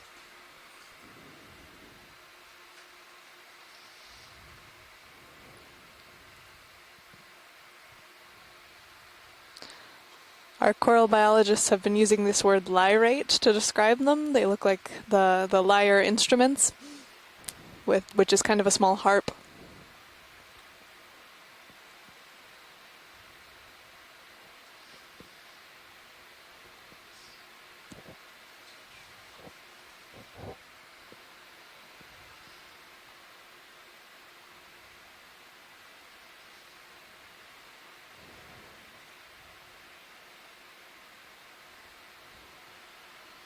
I say that it's possible that the black coral she's referring to is right at the base of this white coral that we're zooming in on. Okay. Got my toe in there. Co-pilot, will you tilt for me? I'm guessing the very large colony in the background is yet another type of bamboo coral. Okay. Free to zoom? Yes, you're free to zoom. Zooming in. Oh, there's two corals here. Yep. Holding here. All right, so there's three corals actually. There's one on the left side that is probably the Umbellapathes, black coral in the background. It's very hard to see. The one in down to the black first. Sure. So the one we're looking at now, the small one, this is a black coral. I believe this is what we collected yesterday, the Hydropathes. Let me know if you want to tilt. This would be our third species of black coral, I think, today. And as I described this, I'm also having a look in the chat room to see if Tina Molitsova is going to offer an identification. I'll just tell you in the meantime that the whitish coral on the left is another Primnoid. So that is an octocoral, has 8 tentacles. And the black coral on the right is a hexacoral. It has 6 tentacles. And you can see that the polyps are much smaller relative to the branch size, and they're stretched out, versus on the octocoral it's much more of a round polyp structure. So that's a Primnoid, and I'm going to make a guess that that is in the genus Narella, but I'm not 100% certain of that. And I'm going to wait until I can do some analysis later on the images. Okay, so Tina left. does agree that this may be Heteropathes or possibly another genus called Hexapathes. And then in the background there, we're focused now on a third colony. It's another example of the Umbellapathes that we saw earlier, the type of black coral. it looks, what we're seeing right now is just a stalk, and at the top end of it, it branches out into 3 or 4 branches. Okay. And you saw on that center go coral wide. a crinoid that we've seen a few of today. You have your camera back, pilot? Thank Full you. wide.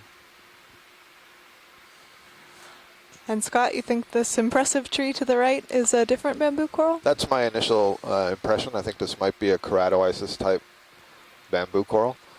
Certainly a nice size. It's probably a very old colony. It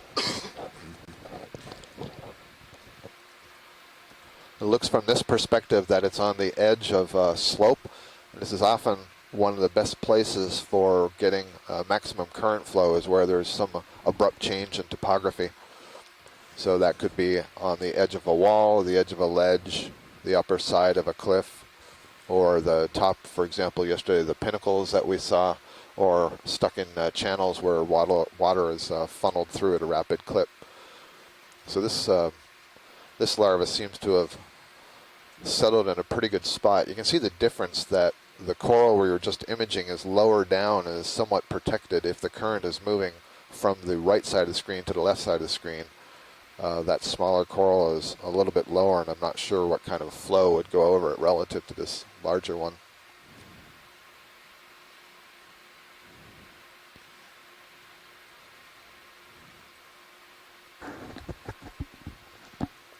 I'll just make a note that Tina believes that the third colony that we were looking at back there, the black coral, may have been a Bathypathes patula, or seculata. I'd said it might be an Umbellapathes. She believes it was a Bathypathes, and I will defer to her. She knows her black corals better than I do. Just coming up to this side. Just let me know when you're ready. Okay. Just have to get a little more centered.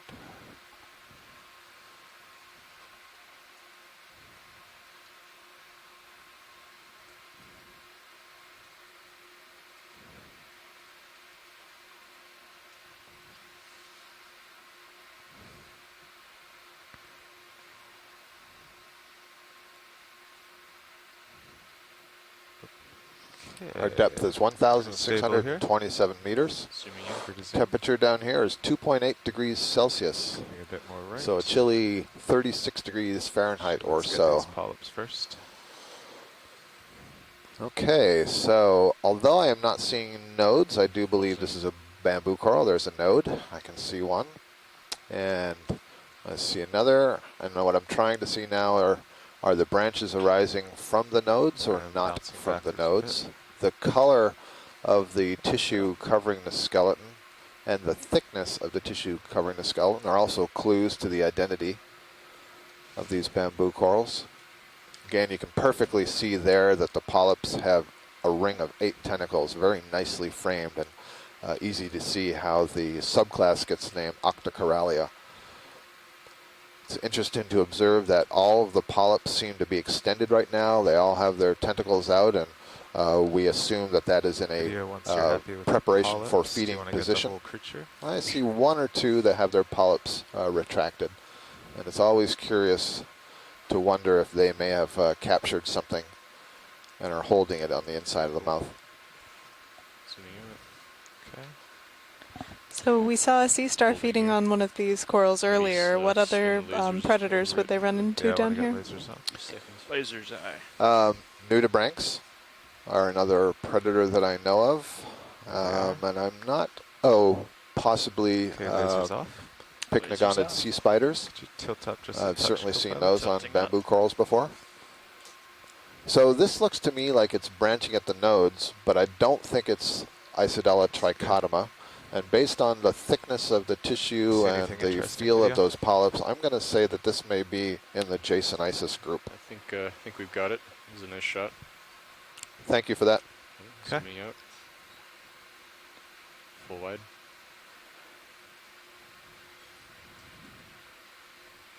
So we'll be continuing on up here from a depth of 1,627 meters, trying to reach the height of this cone feature, which is at 1,510 meters, to see if we can get 2 cones in on today's dive. All right, pilots, do you want me to put in another move? Let's see. Let me get a centered here, so your heading's correct. 335. Yeah, 335. Nav, this is watch lead. There's a kind of a ridge there. Go ahead, watch lead. Just so I can mind my P's and Q's, can you give me an idea of the off-bottom time today, please? Yeah, give me 1 second. Another Iridogorgia colony here ahead. Now this one seems to be oriented in the opposite direction, as if the current is moving from left to right. And I'm not sure if that's... We're still facing more or less north. Yes, but do you want to do a snap zoom? That's kind of interesting. Floating here, so Zooming in. just have a few. So we'd expect these to be oriented such that they're pointing downstream of the current flow. Doesn't have very good contrast here, I know. Yeah, watch lead. So it should be about off bottom around 130 UTC. 130 UTC. Copy that. Thank you. Full Welcome. zoom.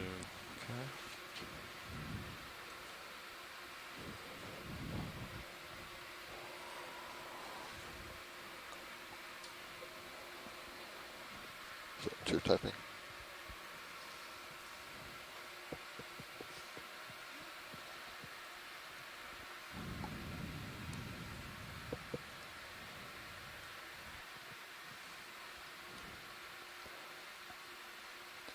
We've been talking a lot about current flow, and I think this might be a good time to mention that we often think about the ocean as kind of one big well-mixed soup, but perhaps a better way to think about it is a collection of kind of cobblestones that are these large current water masses that are flowing through. As Scott pointed out as we came down, we saw a really dramatic change in oxygen Pilot, salinity. what was on the right there? Just off screen center? A really dramatic change in oxygen and salinity, indicating that we had moved into another one of these masses that are flowing over. It's nothing. You can move on. Sorry. Okay. Bridge, this is Nav. On the rock there. Yeah. Hi, can I get a ship move, please? 30 meters at 335 degrees Sorry at to interrupt. 0.2 knots. No worries. I guess I could turn that off.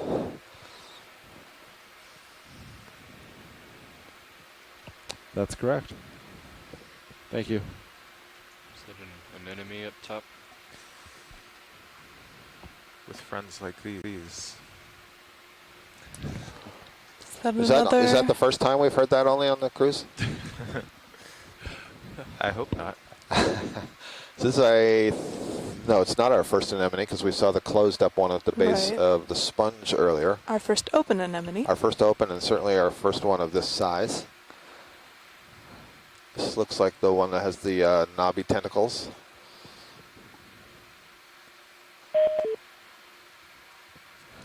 These are anthozoans, as Scott's been saying, from the meaning flower animal, which you can see why with this lovely opening feature here.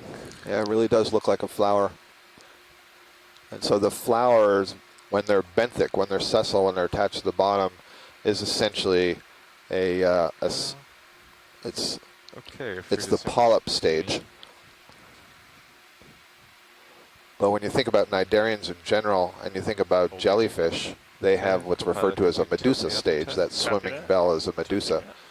But it has the same general structure in that it has a ring of tentacles around a mouth and then a body where the digestive system is. Zoom as you want, yeah.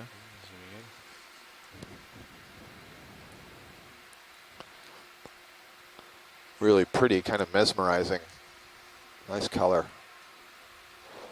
So embedded in the tissue of those tentacles, and particularly at the knobs, are usually batteries of nematocysts. And I guess I could point out right now, you see all these lines that are moving, radiating in from the tentacles towards the mouth. Each of those and the tentacles, the separation between those lines, there would be a division on the inside of the polyp, a division in the stomach area, a sheet of tissue that's called a mesentery. And it's essentially, if you imagine the stomach to be this round cup and you fold in the tissue around that cup, that's what a mesentery is. So it's just like hanging curtains to subdivide a room. Now, in principle, there would be multiples of 6 of these tentacles in these mesenteries, and that's what makes it a hexacoral. But you can see there's far more than 6 tentacles. So it's a really nice view because you can see each tentacle is associated with 2 lines on each side. That would be 2 mesenteries. hold Chris it there. Kelly has given us an ID for this as potentially Exocoelactus. Those tentacles are hollow and they're continuous with what in general parlance we would call the stomach, but what in the terminology of the cnidarians is the gastrovascular cavity. And the gastro part refers to the feeding function. The vascular part refers to circulatory function. So these animals don't have any blood vessels, but they still require oxygen to reach all of their cells. So instead, they're channeling and funneling water into and out of the mouth and up into the tentacles, and that serves as a way of transporting the oxygen and transporting the carbon dioxide out and also transferring nutrients and so on. So in fact, when the mouth is closed, there's a small groove at either end of the mouth that has cilia that beat that can constantly be moving water in and out. So that serves the circulatory function. Okay. Okay. That'll do. And this maintaining... how far are we from the summit? I will get an exact measure for you from the navigator. You want lasers on? Nav, the question was how far are we from the top of this cone? It's up to you guys. Let me look real quick. You want me to leave them on? I prefer to have them off. Okay. But if you don't mind turning them back on and off. Nah, It's about 200 meters. I don't care. Copy that, Nav. Thank you. Chris, if you didn't hear that, we're about 200 meters from the top, from waypoint 2. I do that. So no problem making both summits today, right? Well, I don't know about both summits, but no problem making both cones. Okay. I don't know about the summit of the second cone. Yeah, that's what I meant, both cones. Yep. Looks like Yeah, I think we're progressing up pretty well.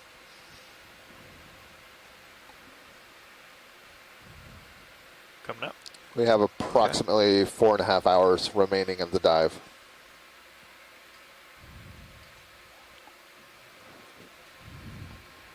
Iridogorgia. And another Iridogorgia. Again, an octocoral in the family Chrysogorgiidae, the gold corals.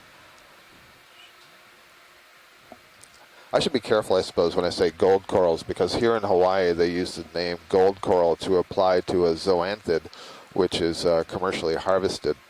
And this is not one of those gold corals. I'm using the name gold coral as a translation of the name Chrysogorgiidae, where chryso means gold and refers to the color of the skeleton. I think that the common Hawaiian name gold coral is referring to a zoanthid that is bright yellow in color, so it's the color of the tissue that they're using.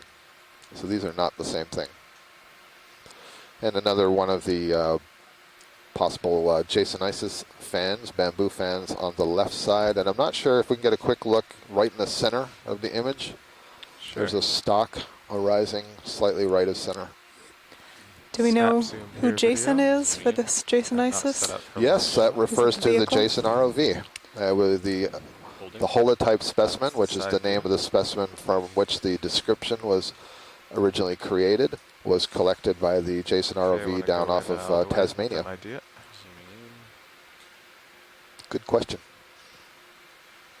All right, this is the same thing? Yeah, this is another bamboo coral. It's good. This is. This looks like the ship we've just ended. This looks like an Isodella trichotoma to me, and the name trichotoma means that you have a three-point branching from the nodes, and I can see that in a couple of places near the base. Thank you. Okay. What? And no associates on that particular colony. Full wide. Still coming up.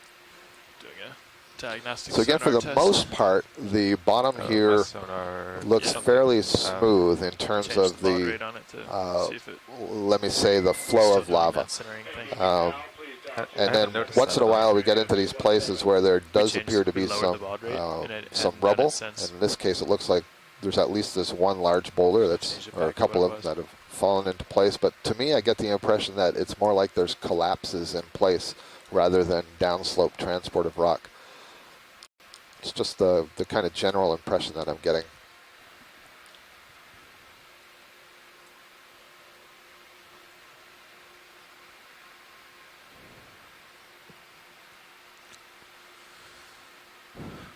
Okay, I'm pretty well out in front. All right, do you want to do a ship move about 340? Or do you want to go more due north? Stand by one. I think, yeah, I think 340 is good. 340, maybe 30 meters. Sounds good. I'll remind those of you watching at home that you can check out both our main camera feed, and then on camera 2 you can see the context of the Deep Discoverer ROV from the companion vehicle Sirius. On camera 3 it looks like we have the quad view, and the quad view has a number of interesting things going on. And I think I'm going to get a close-up look of the quad view. Here we go. Great. So in the quad view, you have 4 separate screens. One of them in the upper left is the ROV camera view. And in the upper right is the ROV control screen, which shows you a number of interesting things, including our current depth, which you can see is 1,608 meters. You can also see the depth of the Sirius. That's on the right side of that screen. This is an Umbella Bathyes black coral, by the way, in camera 1. You also see the heading. I'm back on the quad screen now on the upper right. You also see the heading of the ROV D2 on the left side. So it's at 355. The heading of 355 degrees now, so almost due north. And then on the right side, you see the heading of the Sirius. Down below, you see on the lower right of the quad screen are 2 sonars. The one on the left side is the D2 sonar screen, and you can see that its heading corresponds with the heading that you see just up above it. And where you see the bright yellows and reds, that means that there's some hard structure up ahead of us. And I think the intervals of the lines look like they're about 1 or 2 meters. Yeah, and they change depending on the settings of the pilots and how far out ahead they want to see what the topography is. Essentially, you want to know, are you approaching a dramatic wall, or are you approaching a flat slope, and they can alter the speed at which we're moving over the terrain to be safe with the vehicles. That sonar that you see on the right side is the Sirius, and Sirius is flying up above D2 by approximately 15 meters or so. You can see its altitude in the screen just above. It looks like it has an altitude of 23 meters above bottom, whereas D2 is 3.8 meters above bottom. So there's also a sonar in Sirius, so it can look out farther than the D2, and so get a bigger picture. And then finally, in that quad screen on the lower left, what you're seeing is what we call the HIPAC screen. So that shows the topography of the bottom. So the black lines that you're seeing are lines of contour. They go from the upper part, it's at approximately 1,580 or 70 meters or so, and then the interval between each of those lines, I think, is 10 meters. Is that correct, Sean? Is the interval between the HIPAC contours 10 meters? Yes, that is correct. 10 meters, okay. So each line means 10 meters of depth. And then what you can see overlaid there is an outline of the vessel, the Okeanos Explorer. So it shows its position in the water. And then you see the little white icon is the D2. So we can see where the D2 is with respect to the vessel, with respect to the Sirius, which I believe, is that the red dot? Oh, okay, so they don't have the Sirius on there right now. So the red dot, I think, is the vessel. Sirius actually is on there, but it's kind of caught up in the breadcrumbs. This looks like it might be a broken sponge stalk. It is that red crosshair? Yes, it is. Thank you, Sean. So the red crosshair that you see there, that's the position of the Sirius camera sled. And then the white is the D2 ROV. And so you can see where they are in context with each other and in context with the bottom. And then the green squiggly line, the blue squiggly line is tracing the position of the vehicles over the last few minutes. All right, so let's get back to what we're seeing. Thanks, Roland, for showing me that screen. Another one of these impressive spiraling Iridogorgia corals. And then zooming in now on what might be a holothurian. Yep. So these are sea cucumbers. I'm going to come full wide. Just to Again, similar to the ones that you might find in your tide pool. This one is clear. Pilot, how are we on? Looks like it has the fin, so it may be one of these swimming sea cucumbers. Okay. I'll just get as much as you can, and I'll yell at you if we gotta go. Okay. Okay. Free to zoom. And the clear structure is actually really cool because it'll allow us to see the internal organs going on inside the animal, which is not something that you usually get from a video view. So the view I had, I think we would categorize this as an elazopodid sea cucumber, elazopodid holothurian. The elazopodids have various elaborations of the dorsal side, that is the upper side, with various tube feet and sometimes a yeah, looks like modified we're about fin, 5 meters up. almost like a fin or a hood that I can flap to allow it to swim. These are echinoderms, again, like your sea stars or crinoids that we've been seeing. And they may not look much like them, but they do have this pentaradial symmetry, which means repetition of things in 5 sides, as well as tiny little ossicles within the skin.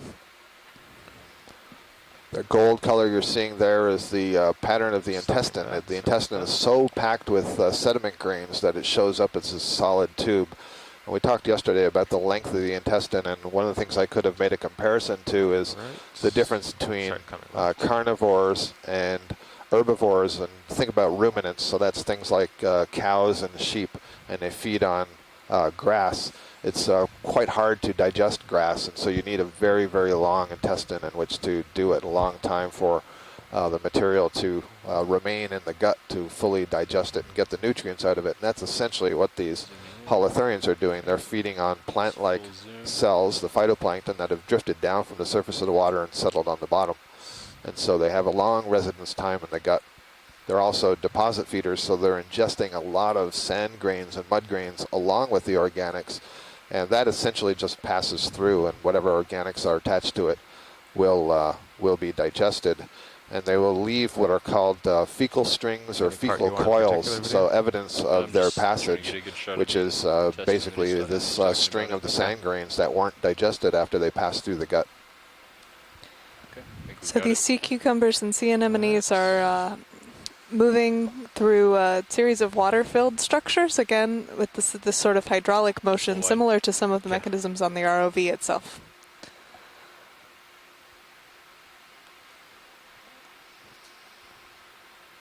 Pilots, it looks like the You could see a little hood on the top side of that, so I do believe that this is capable of swimming up in the water column, and it would typically do that possibly to avoid predation or to move to a new feeding area. And Tina Maletsova chiming in that sand in the intestinal tract might also serve as a weight, because again they are mostly water, so they could be very susceptible to being blown over by the currents. Thank you, Tina. Yeah, that's a really interesting observation. I hadn't considered that before. For a better shot, or you? I know, I'm done. I'm moving. Okay. All right. Just don't want to get too close to that guy. Yeah, understood. See, I need to change my glasses here. Push ahead that heading. Should be pretty good. Should we snap zoom on this fallen stock? I'm getting pretty far off screen here. Okay. Chris Kelly giving us an identification for that holothurian sea cucumber as being in the family Elpididae, possibly an Amperima or a Peniagone. Keeping you in my bottom right to corral you back in.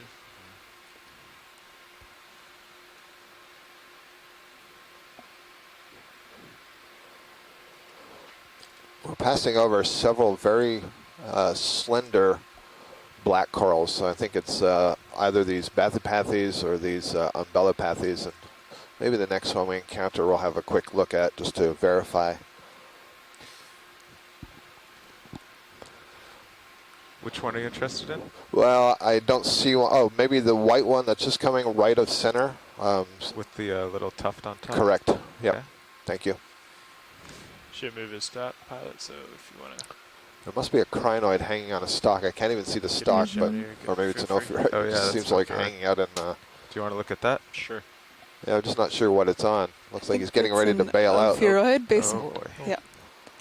So this is one of those brittle stars that has decided that he no longer likes this stalk. Yeah, it's a dead, the actual movement. dead Iridogorgia skeleton. That's what it is. Okay. Another echinoderm, a relative of that sea cucumber we just saw. These are ophiuroids, known as brittle stars or snake stars, Scott was calling them, because they do have these kind of slithering sort of arms and wrap themselves around corals. Looks like the action might be over. And you can see the spininess of the arms here. I think I was misreferring to these yesterday. Ophiacantha is the name that I wanted to use. The acanth part of that name refers to spiny, so I don't know for certain that that's what they are, but that name certainly fits the bill here. Looks like I'm You can see Settle how down. flexible the arms are. They're called serpent stars. Okay. I think These that's arms fine, can pilot. wave Yeah, back and nothing forth else. as they Okay, articulate at Crinoids. the We'll large go for, ossicles inside the arms. Thank you. We tilt up and And see what that, he was on. yeah, he was on the skeleton of an Iridogorgia, now dead. Full wide. You can Okay. see the curvature to the skeleton. So it's probably an So Iridogorgia just magna come up spiralis. to- And Chris Kelly has chimed in. So he is at a Just push ahead. exploration command center on the campus of Oh, the you're University of getting that? Hawaii. Yeah, Okay. he wanted And this one. he's looking at a wall of monitors, so basically 9 monitors together, 9 high-definition monitors together, giving a single image. So he's got a really good view of some of the stuff that may be a bit too small for us to see, and he is agreeing that these black corals are umbellapathes. So thank you for that, Chris. We'll just get a quick view of this one as we pass over it. Okay, want to zoom here video? Zooming in. We've come up now to a depth of 1,597 meters. Holding. Okay. We can All right, I'm set down, tilting up to the tilt top. up. Yep. Since I'm So one of the things come that around I'm and not look at seeing on here, Okay. Zooming in. oh, there is. I was going to say some sub-branching on the pinnules. That's what I would like to see to verify that it's an umbellapathes versus a bathypathes, and sure enough, I do see that. That's great.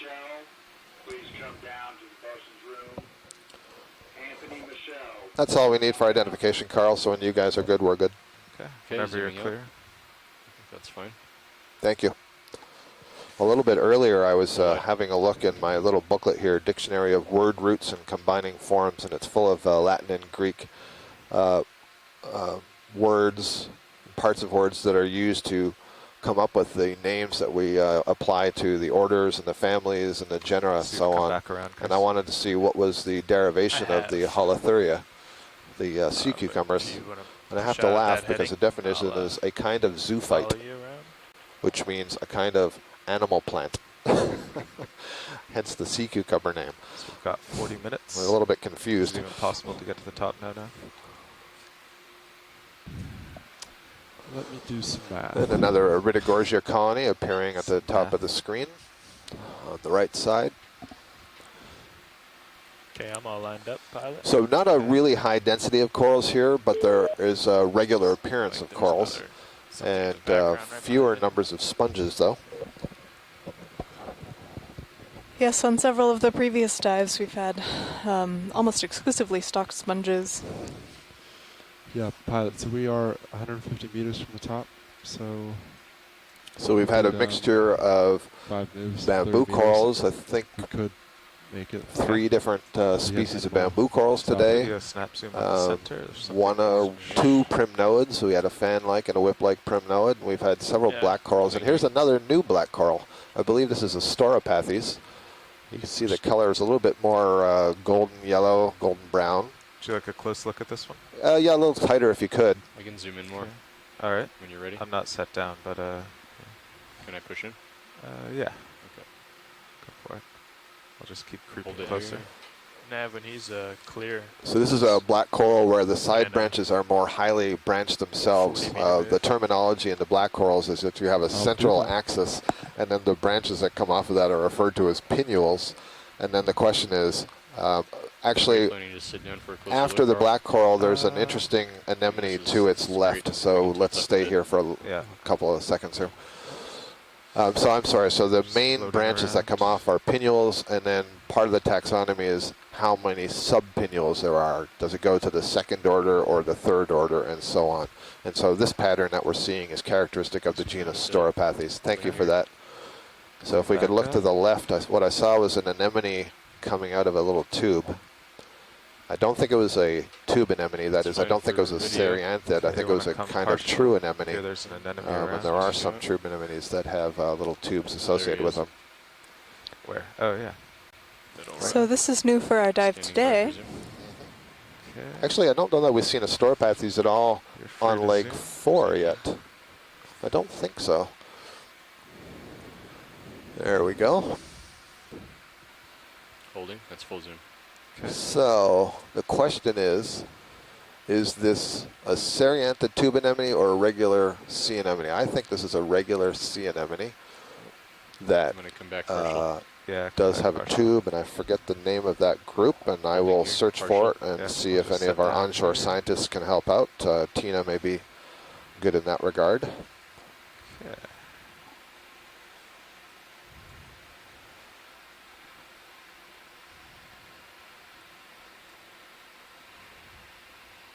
All right, free to zoom. I'm zooming in. Holding.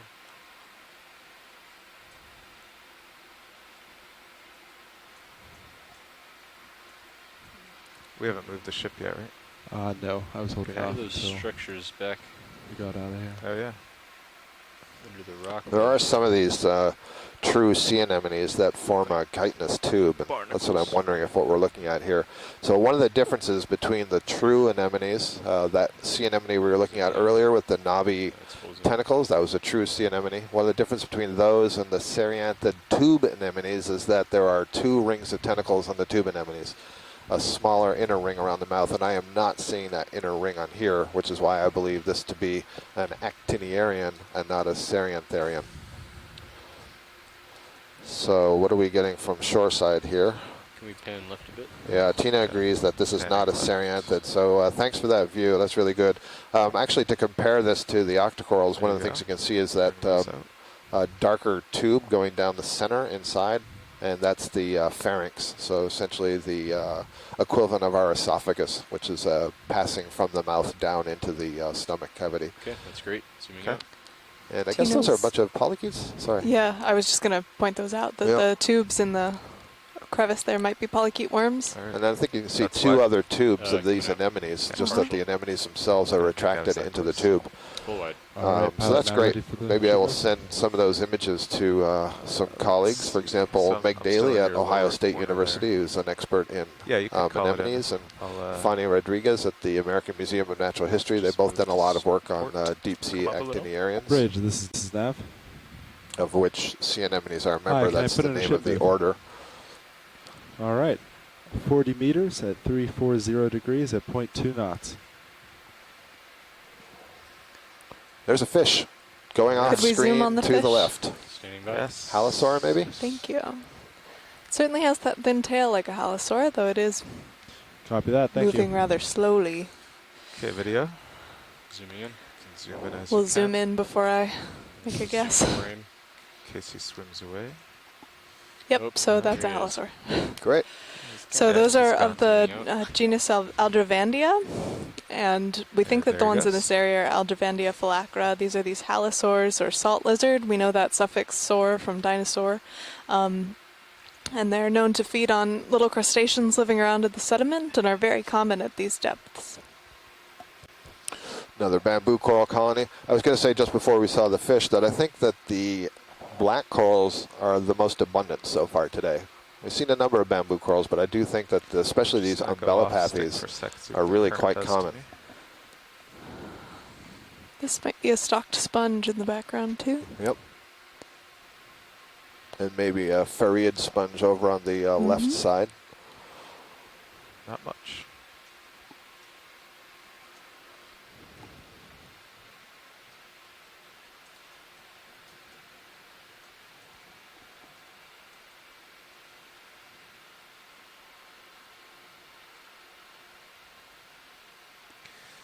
Watchley, would you like to take a look at this stalk sponge?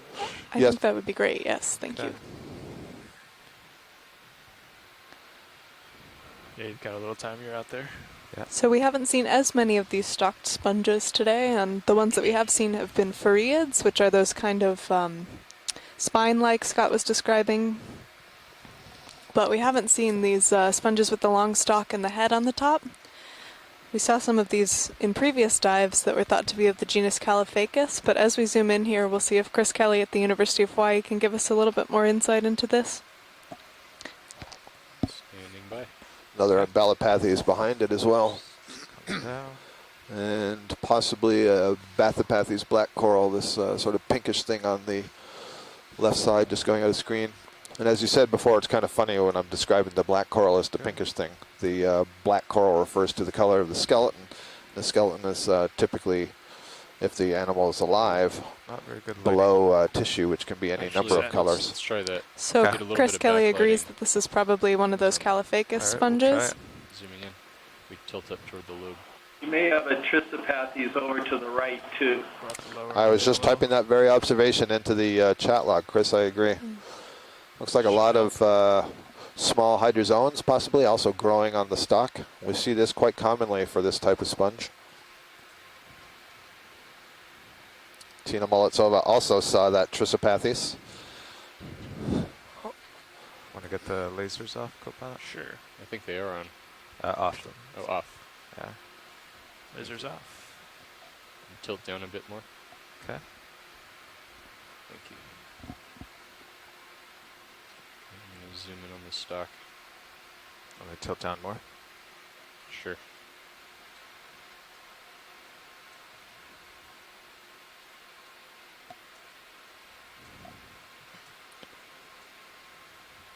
Those sure look like hydrozoans to me. However, I'm just going to check with Chris because when we collect the Walteria, I get fooled because there are these large spines that stick out with structures that look a lot like this that stand direct from the spines, and they're definitely part of the sponge. But I don't think that's the case here. Chris, would you agree that these are colonists of the sponge stock and not part of the sponge itself? Yes, Scott, I would agree. Caliphacus doesn't have those type of facial structures coming off of the stalk. Usually the stalks are pretty smooth and solid. Great, thank you, Chris. One little note about differentiating Caliphacus from the Bolosoma sponges, which are both stalked, is this particular sponge, the stem will actually insert into sort of a concave surface, which may be the atrial surface of the sponge, and it's the other side of the convex surface, if you will. For Bolosoma, you'll actually see the stem inserting on the bottom of it, not on the side, and not on the concave surface either. It tends to be a larger insertion point. So just by looking at how the stem attaches to the body of the sponge, you can pretty much tell which one it is. Okay, so then the Caliphacus is the one that's sort of got the mushroom type cap that's tilted over to the side, and the insertion on the, let's say, as you said, the concave side, whereas the other one's coming up into the body itself from below. That's correct. That's exactly right. Great, thank you. Probably about time to get your heading. I'll learn something about sponges by the end of this leg. And then we'll come off the top into blue water and descend down into a saddle just to the south of this feature, and then climb another cone that's on the south side. Can we get a look at this white branching colony that's right in the center? Sure. Lower part of the screen. This looks like it might be different from anything we've seen so far. I see a nice Iridogorgia colony in the upper right. There's I think a Stauropathes Stauropathes black coral at the very bottom of the screen, but we're going to zoom in on this kind of leggy branching colony and see if this is something different. Ready when you are, pilot. Okay, just getting my toe in.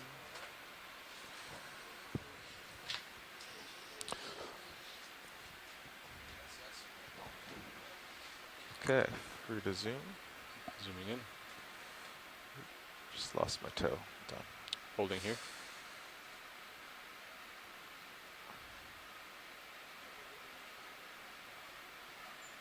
Okay, that's better.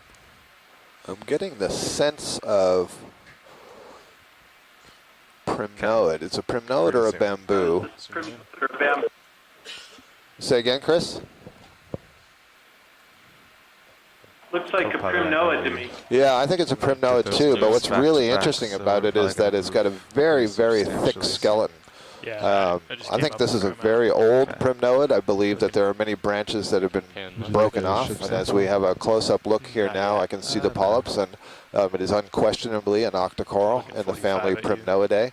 One of the ways we can distinguish that is by the scaly nature of the polyps, and that's due to the presence of these sclerites in the form of plates and valves that cover the outside of the polyp.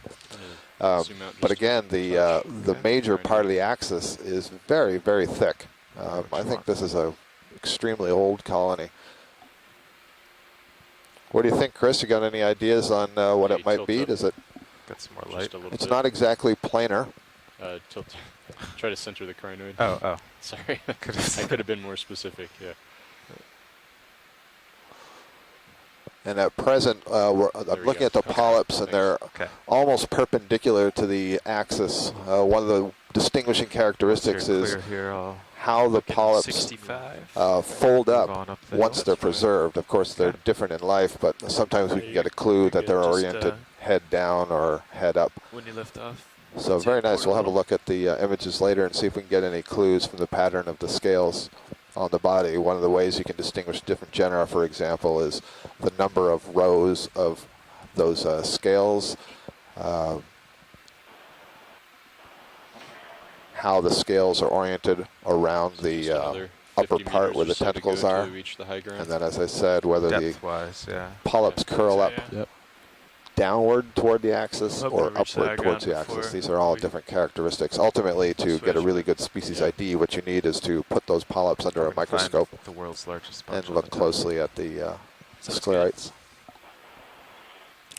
Chris suggests that maybe that was Candidella helminthophora.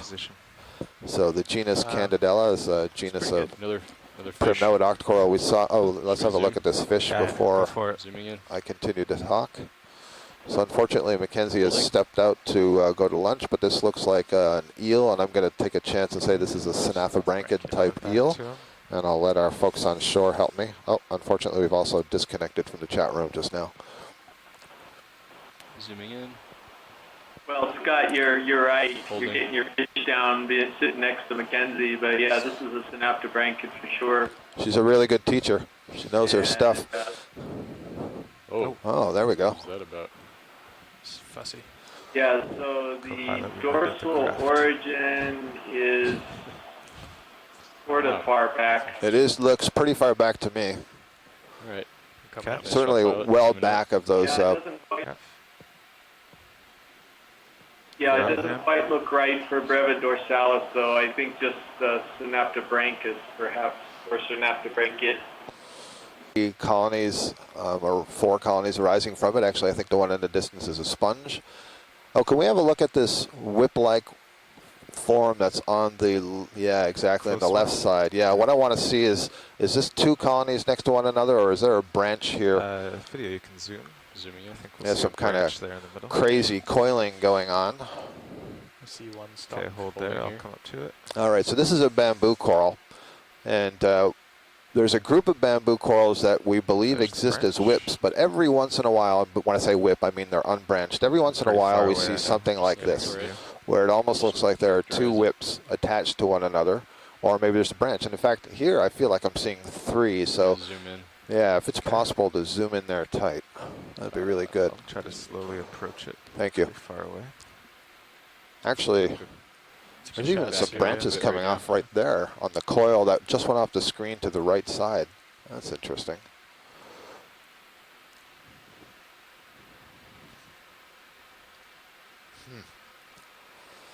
I'm hoping Abby Lapointe is with us watching this right now, so she can be as confused and dumbfounded as I am. There's actually several branches to this thing. Oh, I see what's going on. So it looks like you have a main axis that comes up, and then it curls towards us to the right, and then there's something newer that goes straight up, and I can tell that from the color of the axis and the skeleton. It's a little bit thicker and more yellow, the part that's coming out, reaching out towards us, but the part that goes straight up is whiter and thinner, so that seems to be the newer growth. And then that one that's going up, you see there's a little tiny branch going off to the left. So the question is this colony branching at various times for whatever reason, or are there larvae that are actually settling on this whip and beginning to grow, so that this is actually a collection of 4 different individual colonies? Really interesting. Thank you for that. Green right now. Looks back behind you a little, I think, to the right. Yeah, there you go. It's probably right there in the center of the screen. It's just hard to see. It's whitish, pinkish, just above that little channel. Yeah. Yep. Yeah. So I see the Trissopathes. That's a black coral. It's kind of brownish in color in the foreground. That's what Chris was referring to. I think the ship is stopped. But I'm talking about this pinkish white thing that's just got 3 branches to it. How much I drift here? I'm coming way up. There might even be a sea pen in the channel, in the sediment in the channel. I feel safer up here now. Okay. I'm looking back at All right, you. video I won't set down for this because we have to move in a sec, but you can do zoom. Oh, I see. No, that's an Umbellapathes in the channel. So what is this thing? Okay, there we are. It's almost yellowish in color. Zooming in. Looks like it's zoanthids that are overgrowing some kind of a skeleton. So I don't know what the original colony was, but packed on it now are zoanthids, which are another kind of hexacoral. They're colonial. You can refer to them as a colonial anemone. Thanks, Carl. That was great. So that was something new for the day. All right. So it looks like the terrain's more to your starboard side now, correct? Correct. So I came way up. That we just saw, they definitely look like Candidella helminthopora to me. All right. Thanks, Chris. Do Another Bathypathes up here. Yeah, that sounds good. Can we have a quick look at the coral that just came in on the upper left? Small pinkish fan. Wondering if this might be a little corallium, actually. Okay.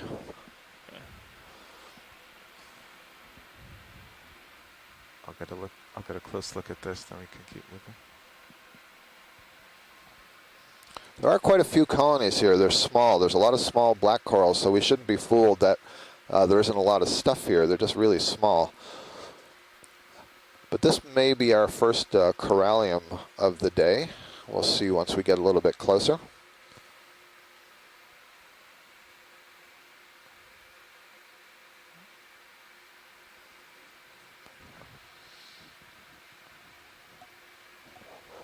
Okay, I know I'm a little close for lighting, but maybe it'll work.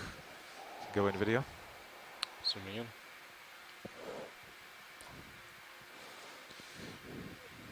Copilot, maybe you can bring one of the uppers down. Sure. See, it has a brittle star associated with it. And one of the things I'm trying to determine right now is whether this belongs to the family Paragorgiidae, the bubblegum corals, or Coralliidae, the precious pink corals. Work with video on that. And let's see.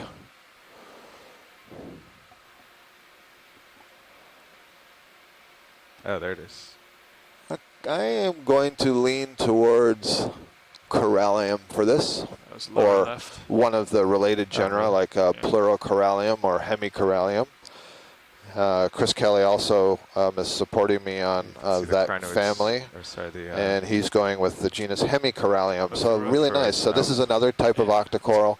It's, as I say, in the precious pink group. Some of these corallium are harvested for coral jewelry. Their skeleton is fused spicules and calcium carbonate, so it's really hard and can be polished. And you see that it has this brittle star, this ophiuroid in its branches, and we often find these close associations with the particular species of ophiuroid and the particular species of coral. So they're great. That's a new bit of diversity for our dive here. Thank you.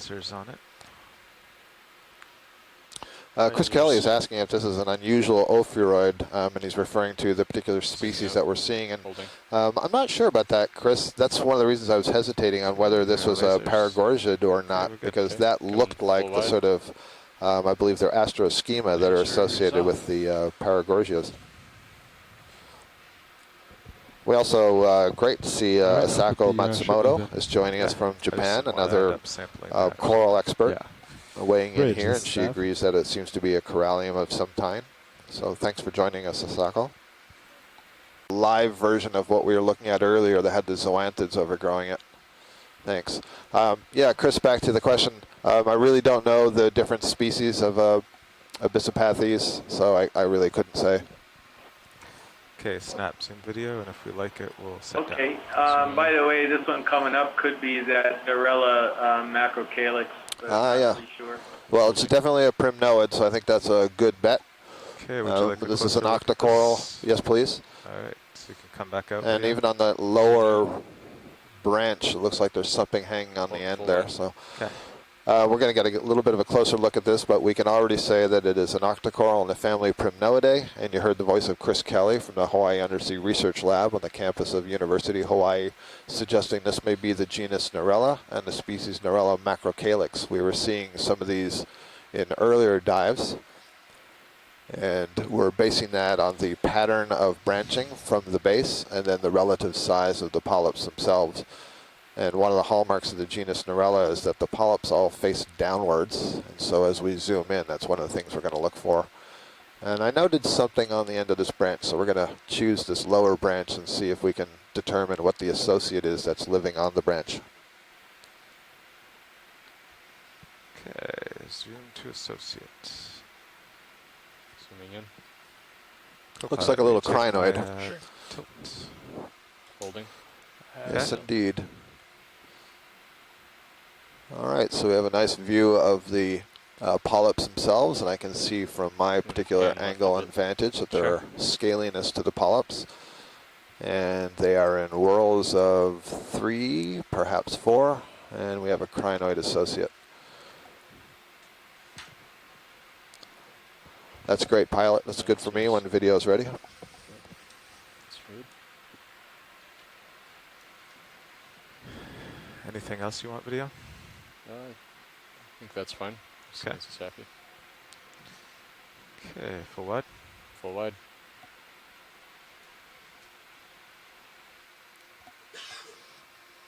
I think we're about halfway to the top from where. What am I seeing in the Stuff. background there on the right? It looks like it's this particular group of anemones. They can kind of fold up almost like a taco. And so it gives the impression of a Venus flytrap plant.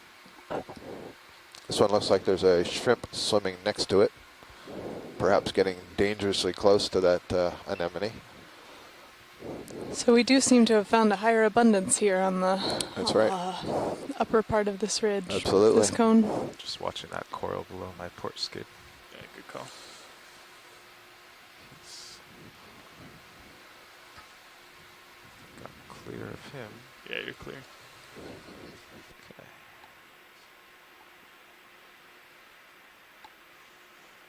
Okay, video. Free to zoom.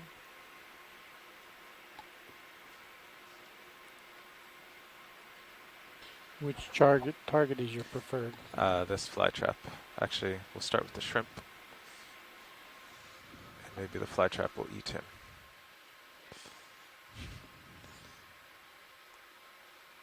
Okay, now we'll do fly trap.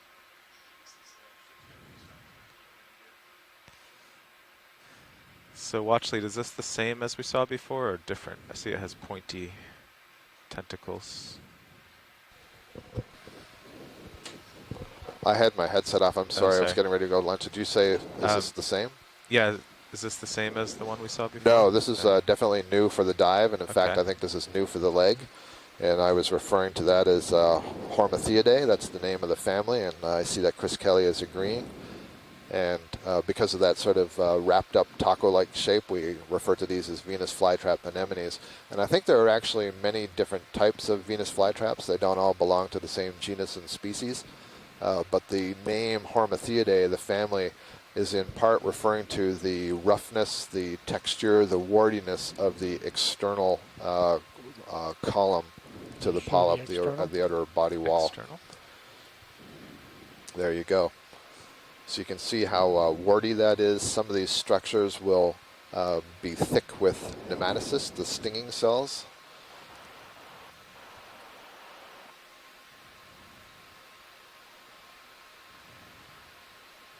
The actual taxonomy and identification of these anemones is really quite difficult, and it often requires histology. You have to look at what I referred to earlier, the mesenteries, these sheets of tissue that subdivide the stomach. You have to look at those sheets of tissue and the pattern of the mesenteries and where the musculature is and so on. Not sure what exactly is hanging out of the side of one of those little warts. There's maximum zoom. So Scott, one way you can pick Hormatiids from a distance is they do have that sort of very horny stalk. And then right before the lip of the oral disc, they have sort of a clear zone that always appears lighter in color, or often does. And you can sometimes spot that from a distance. So in this particular close-up, do you mean the basically this patch between where the brown ends and where the tentacles begin? Okay, we're clear.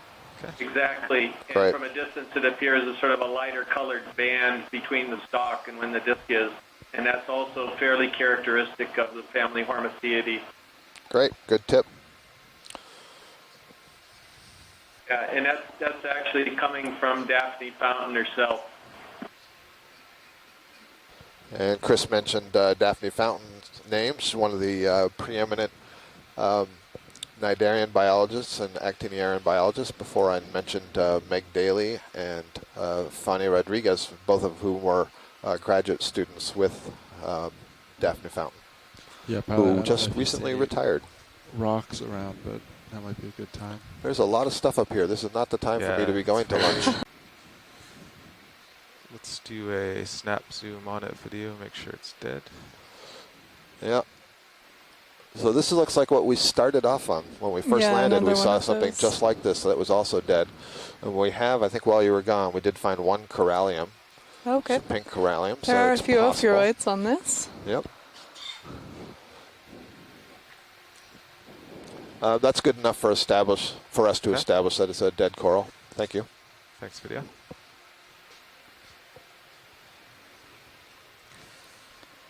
Look at that background. Yeah, there's a lot of corals.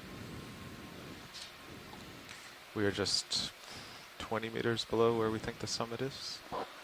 So this may be a good time to try and collect a rock before we get to the summit. Yeah, I'm heading over to this rubble area.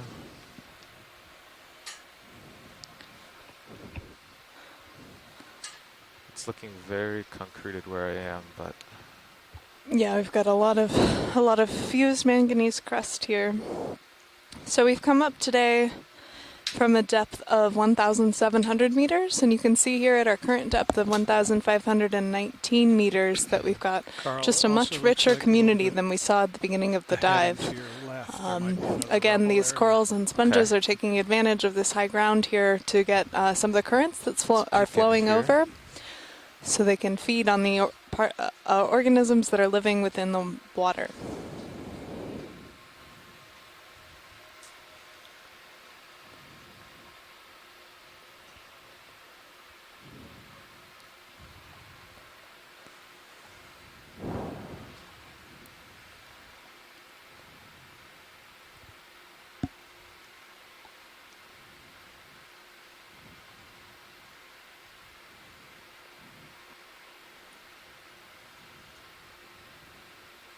I'll speak up next time. Yeah, that sounds better. Thanks.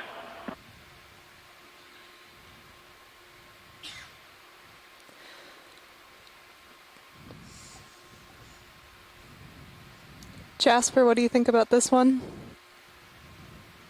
Let me see if it's actually a gettable. Yeah, it's a gettable rock. I'm about 30 seconds behind you in video footage, but I think you're going for the one sort of to the right of that bigger rock that's sitting next to on the bottom. That should be okay. Okay. Here. It does look angular. Oh, it looks very flat, maybe. It might be just a piece of pavement, of manganese pavement. Manganese pavement, I hear. Is this perhaps not desirable? I think they would prefer one that was maybe a little bit thicker than. How about that one on the left? Yeah. Oh, just leaped into my jaws there. So Jasper, we went for the one on the left, now in the jaws. So in a few seconds you should see it coming up. Oops, the index out here. There we go. Let's get it up into the good light. How about the one you just bumped? That was the one he first had. Good to zoom video. Hey, Pilot, did you hear the science request for the one that you first I don't had? think you had that one. All right, first. we'll get a look at this, and then I'll go back if we're not happy with it. This should be okay, I think. I changed. Doesn't look all that flat. It looks like it has some 3 dimensions to it. Dropped. Okay. Well, Mackenzie, I can get anything within reach here. I'm happy to. Well, maybe to do not. some That could just be optimization. manganese too. okay. Jasper, maybe you can. Do you see one Let's come watch in this the video. area that you'd like? There are several Show options that within last reach. one you had. Tilt down here. You put a nice scratch on it. I'm waiting for the footage to update. Yeah, just in this same area that we've been in with this coral in the front. Right, the little pocket. Well, how about that one you just bumped a little while ago? That looks bigger.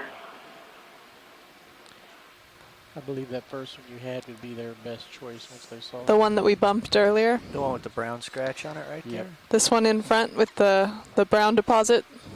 Okay, I'll get it. Yeah, was that the one that you grabbed previously, or am I Yes. just mistaken?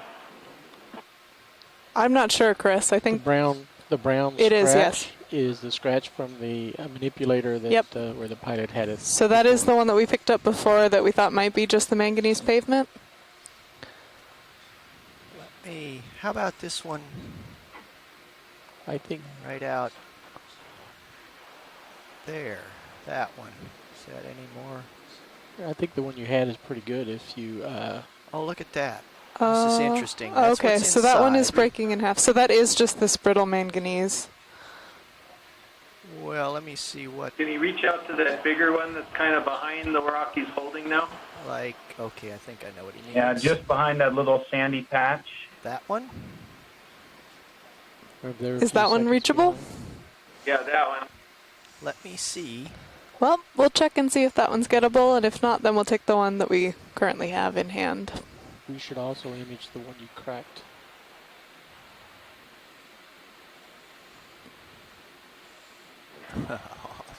Oh, it looks like a good one to me, the one that just moved. Yeah, it's maybe just out of reach here. Yeah, I think we have a better shot with that one than what we have right now. Okay, so we're favoring that larger one. Yeah, okay. We're going to have to put this away.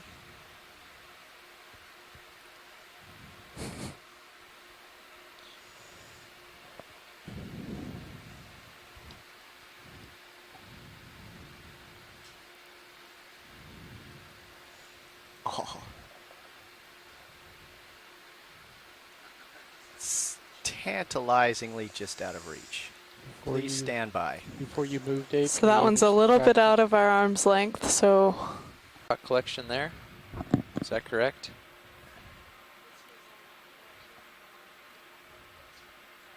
Some fish.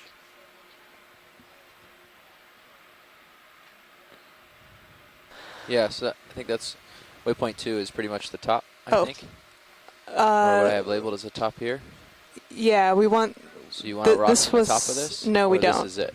This was it. We'll try Okay. and get a rock from the other feature. Okay. So this fish here is a synaphobranchid eel, and I'm seeing...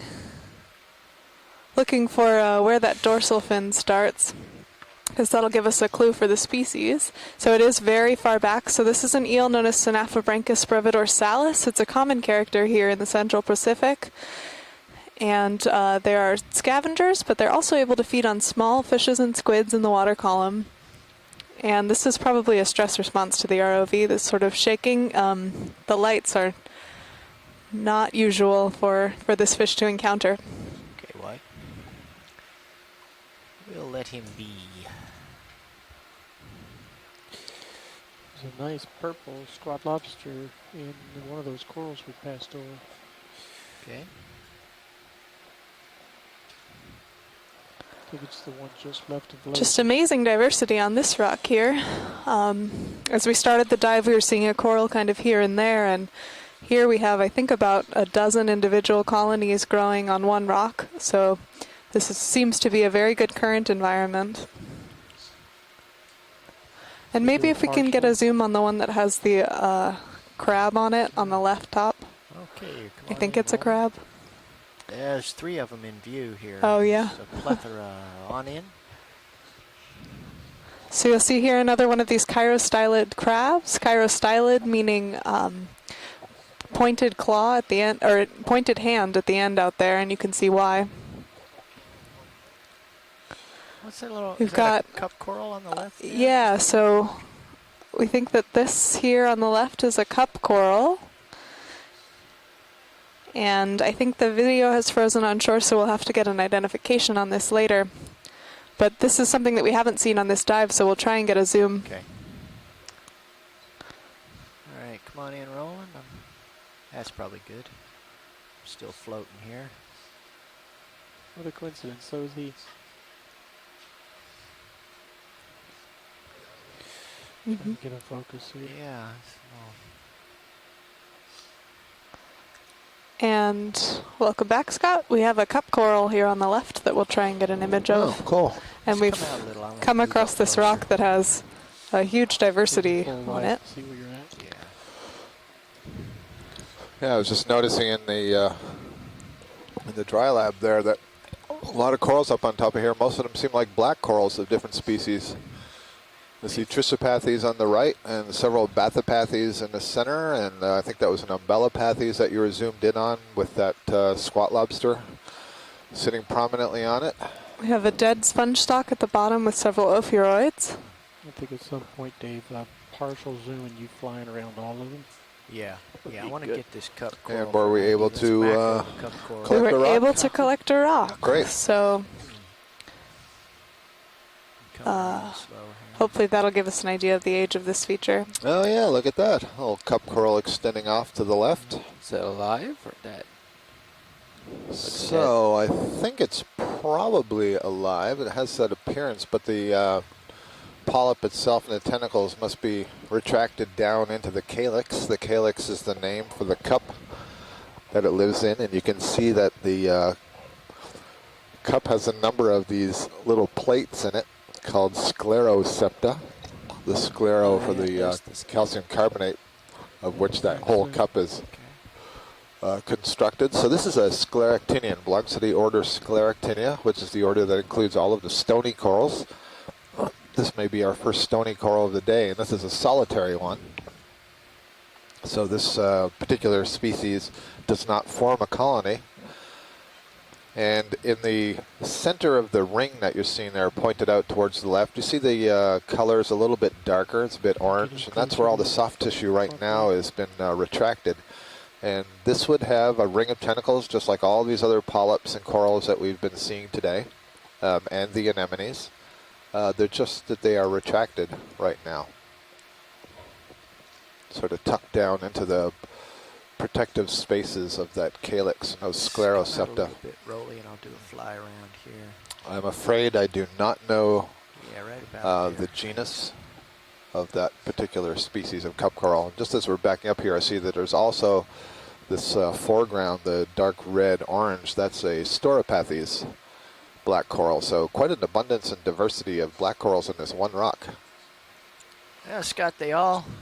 Abundance and diversity of black corals in this one rock. Yeah, Scott, they all are on this one rock, which is fascinating, not isn't it? much different than all the rest of the rocks. Yep. So something about it is attractive here. I can tell you we have been asking that question in the back row all week, all month, all year, all of these dives. What makes a good rock? What makes a good rock, exactly, and how do you get to it? And this is one of the major ecological questions that we're after in a lot of these transects is why are organisms at a certain spot? Is it food? Is it the pressure? Is it, the current environment that they're able to come up against? Oxygen availability, substrate? There's so many different factors to take into account. This is the Trissopathes black coral. You can see the variety of shapes and sizes that these black coral colonies can take on. But when you look at them very closely, they share this characteristic of a black skeleton that has a number of spines. So here's some of those anemones that we saw earlier that had the tube. And another cup coral? Another cup coral. Okay, come out a little bit. That's good. We'll just keep her moving here. There's another coral on the bottom. Yeah, I see that.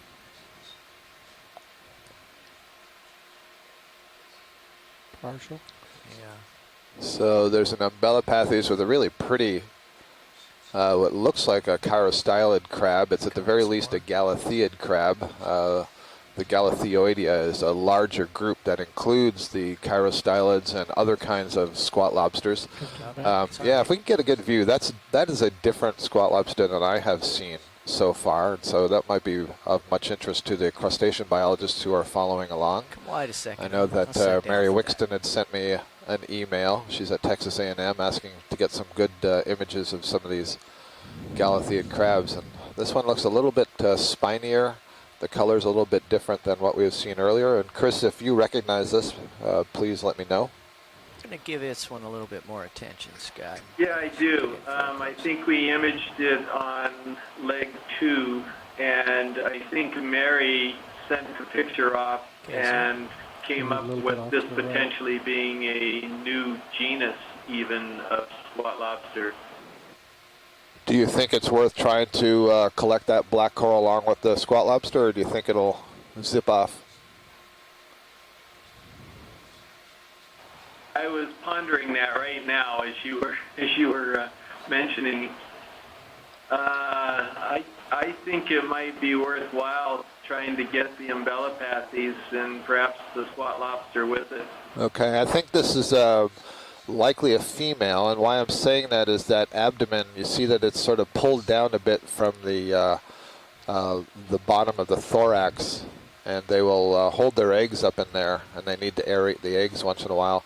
So Dave, we're pondering the idea that this is such a special crab that it might be worth trying to collect the coral to get the crab, unless you think there's a different way to try to get the crab, or if you think that that is all folly, that we just leave them alone and move on. It's not folly, but it will require carefully collecting the coral so as not to alert the crab and gently wafting it into the box. So we'll get the box open ahead of time and creep up stealthily and see if we can pull it off. I think you already know and can tell that this coral would be in the category of floater. Yeah, I would end up turning it upside down and try to push it in the box, and it may be that the crab goes in the box and the coral doesn't. But so the interesting thing about this particular crab with respect to some of the other chirostylid crabs that we've been seeing on the Chrysogorgia earlier today is that I'm not certain how loyal this species of crab is to this black coral.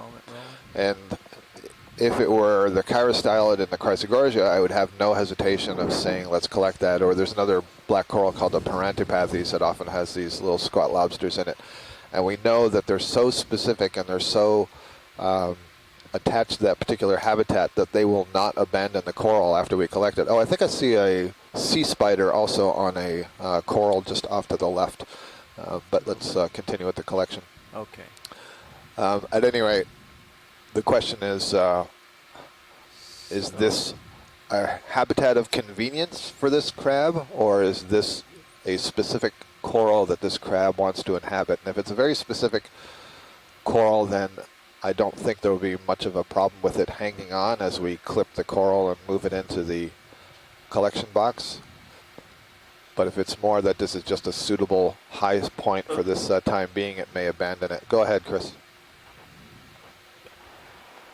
So the black coral that this was first seen on in leg 2 was not an umbellapathes.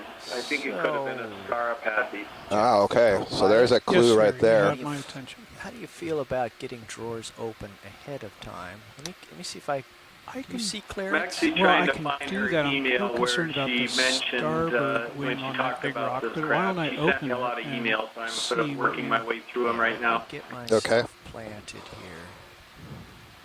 One thing I should perhaps note, especially if Jasper is listening, is that we only have 2 rock boxes on the ROV, and right now I believe each of them has a rock. Is that correct? Yeah. So each of them has a rock. So in thinking about wanting to collect on the next cone, Wherever we put it, I want it open. We either have to get rocks that look very Right. different from what we've collected already so that we can distinguish them, or it means sacrificing one of the bile boxes. And I can tell you that if we do manage to get this coral and the crab into a bile box, we're not going to want to open that side again because we don't want to lose either of them. Bring up your Understood. Just want to try to Oh, great, you're there. Thanks. micro him while we got him. There's a really exquisite image of this. You can really see those hooks you were Squat talking lobster. about Yep. on the end of the legs that the lobster uses to hold on to this coral.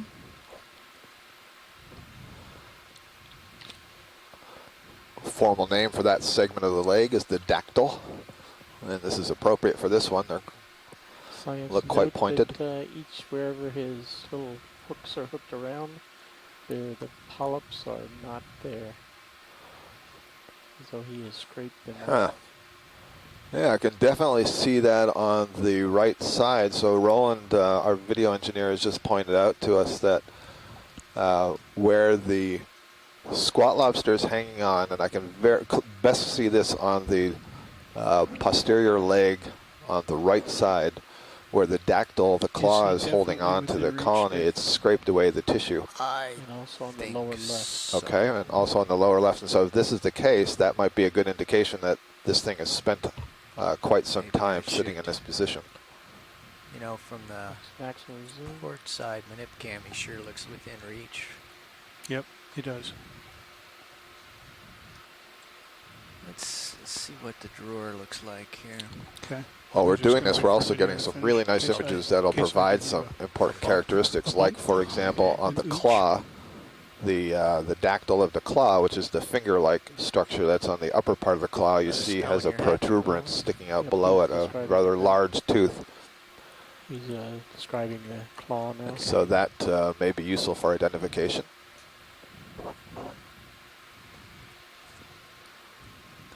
The lower part of that claw also has some teeth associated with it, but I'm really looking at the spination of the legs. Quite intense. All right. So this would be a valuable collection if we're able to get it. To describe a new genus or to describe a new species, you need to look at every tiny little detail on the animal. So the mouth parts of this crab, as well as every hair on the leg, every spine that we're seeing, will be carefully counted and measured.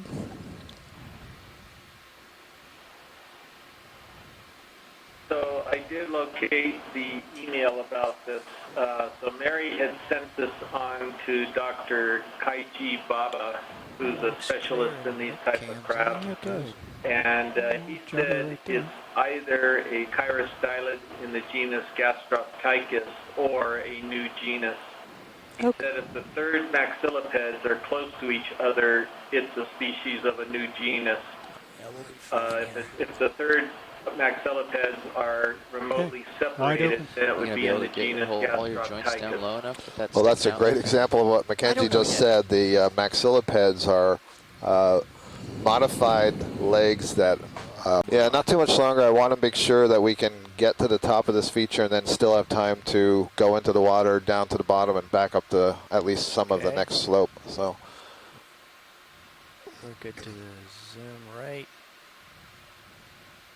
here. the word that we were getting was in order to identify it as a new species or genus, we at least had to see parts of the shape of the third pair of mouth parts. And so we're not going to see that regardless of how good a view we have. Even if we had a microscope, we'd still have to dissect it.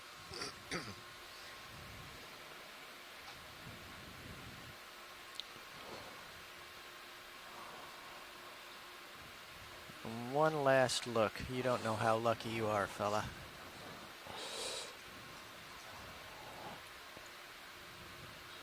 Okay, that's good. Roland, let's come wide, please. Something right by your bright skid that looks different. It's just another little coral.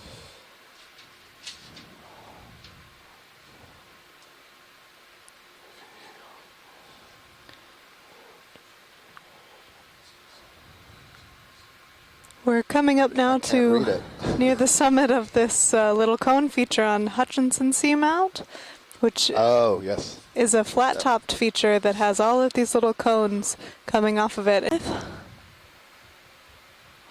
Can we snap zoom on the pink? We can.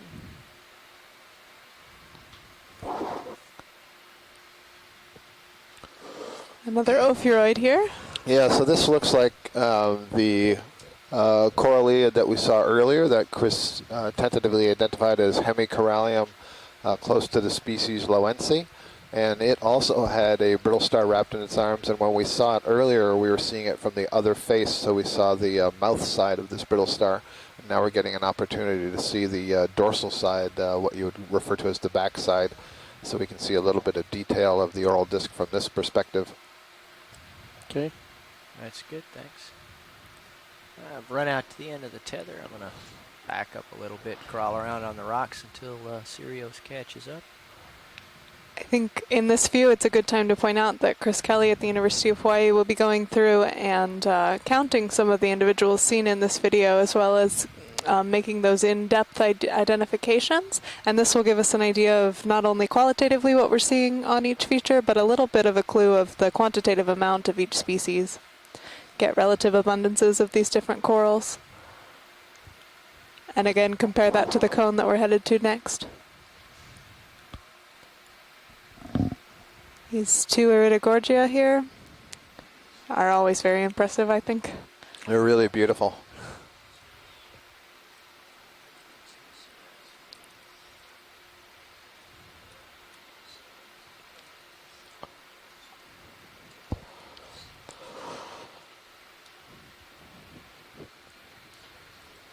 Chris Kelly is thanking you for alerting him to the workload ahead.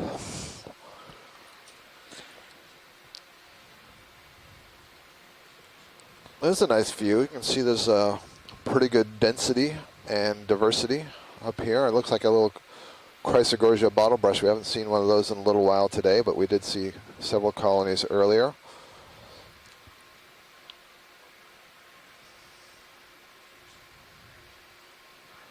Umbellapathes in the corner.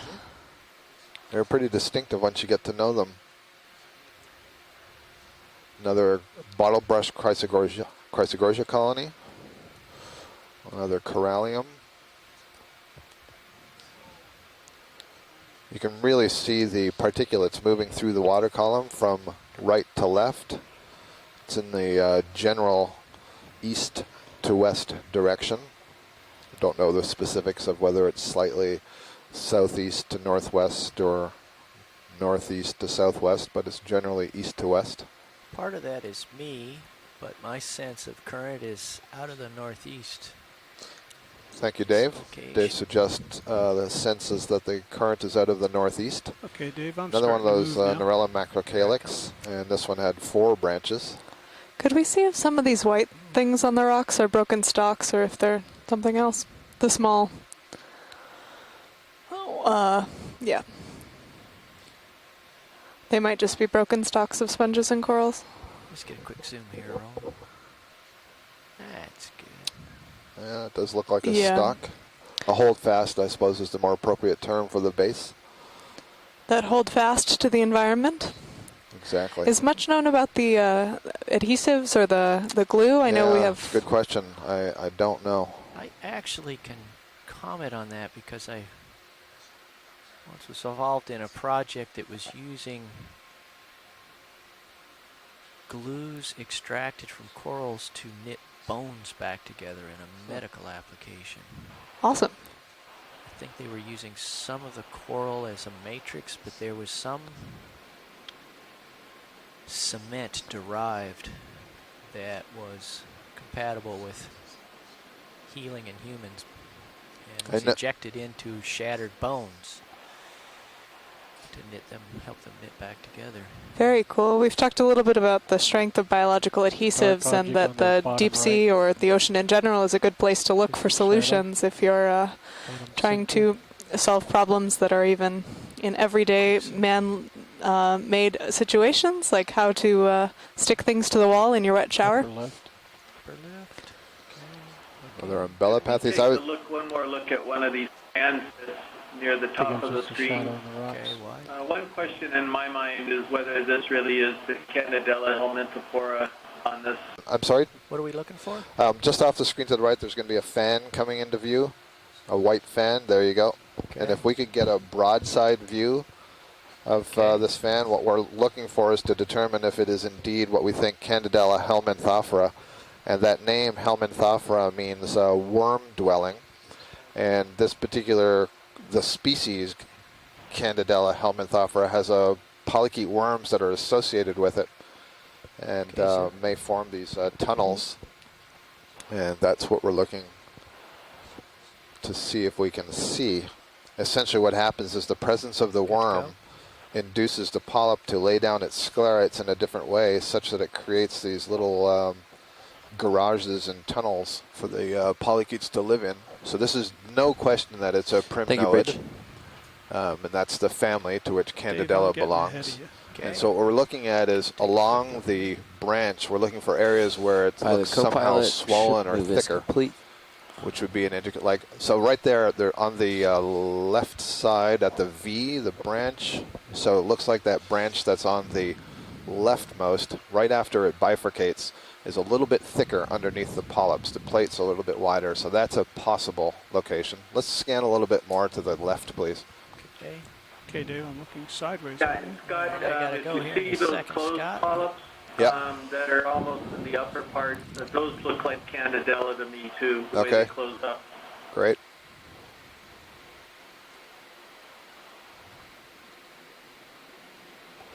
Yeah, if I recall, I'm not 100% sure. Yeah, I think Candidella, when it closes up, kind of remains perpendicular, so that's a nice way to tell it apart from the Narella and the Calyptophora. So that was a nice view. So the other thing I was just going to add to what David said before about the adhesive is I know that I think that's good against neon.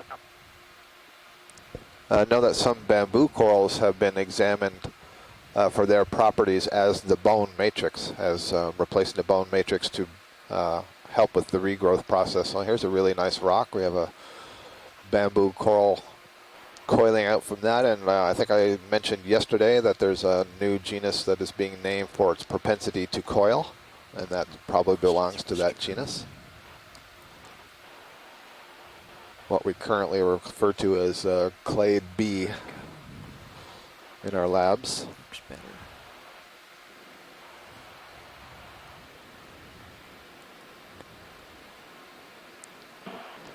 So Robert McGuinn's been with us all day today and yesterday, joining us from Charleston in the lab of Peter Etnoyer. And he notes that all the data that we're collecting, the observations that we're making on the geology and so forth, will be logged into NOAA's National Database of Deep Sea Corals and Sponges.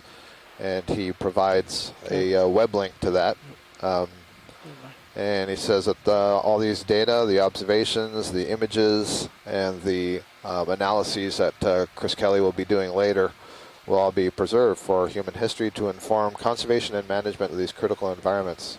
And he adds this really critical point that we all agree with, that if you don't map it, it doesn't exist, which is basically saying, you know, if we haven't explored it, we don't realize it's there, we don't know if it's important or not.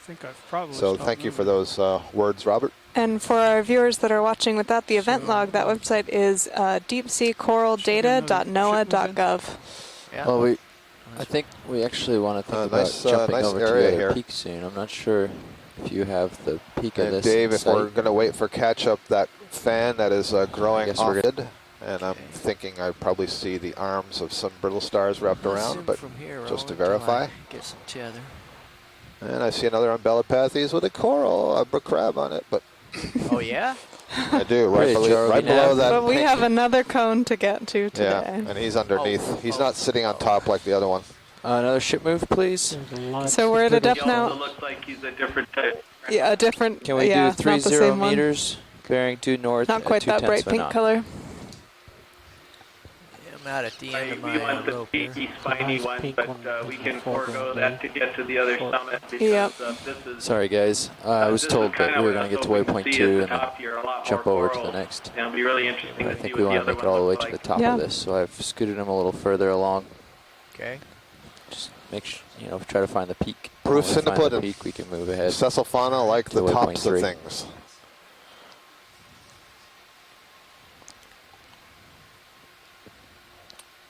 Yeah, I gather the less sedimentation up here.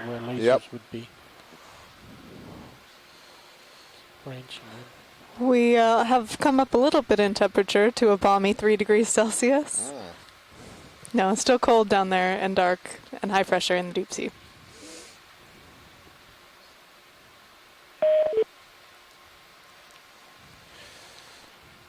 So we've watched leads. This is nav. We've passed waypoint 2, and looks like the peak might be a little farther than that. So we've sent the ship a little farther north. Once we feel like we're on the peak, then we can jump over to the other cone. If we can have a quick zoom, here. We're actually, ready to go to the next peak when you guys are set up to do so. We've seen enough up here. And what we're looking at here is another cnidarian. This is a siphonophore. This is a pelagic colony. So we've been looking at many colonies that are sessile. They grow on the bottom, but here's one that's pelagic. It's related to the best thing for you to think about is the Portuguese man of war. And one of the things you can see is the upper part here seems to be pulsing. And what you should picture is jellyfish and a whole series of jellyfish that are all connected to one another on a stalk. That's essentially what's happening there. And at the very top, you saw a white dot. That's a gas-filled polyp or zooid. I'm actually going to cancel that last move, and we're going to set up where it's kind of white or pink. That's where the feeding polyps are, and they would have tentacles with stinging cells and so on. So that's essentially what a siphonophore is, and a really nice view of it there. Water running over to the other cone. Okay. Are we going to And I do believe that siphonophore is trying to lead us over to the next cone. We just do a half knot, and you can just go drive in the right over. direction. Okay. We can call it a midwater transect. Yeah. That's right. So for any fans of the midwater, we're about to go out into midwater, which is where these sorts of siphonophores and other gelatinous organisms I'll figure that live. out. They rarely come into contact with a substrate and are very water-filled, diaphanous, and they're very fragile. It's hard to collect these guys. Oh, is that a gold coral? Can we come to an easy stop here, actually? Oh, we should take a quick look. That's, whoa. Here we come. Yeah. That's a Stauropathes. But it's gold in color. I agree that it's a black color, but the color just seems really wrong.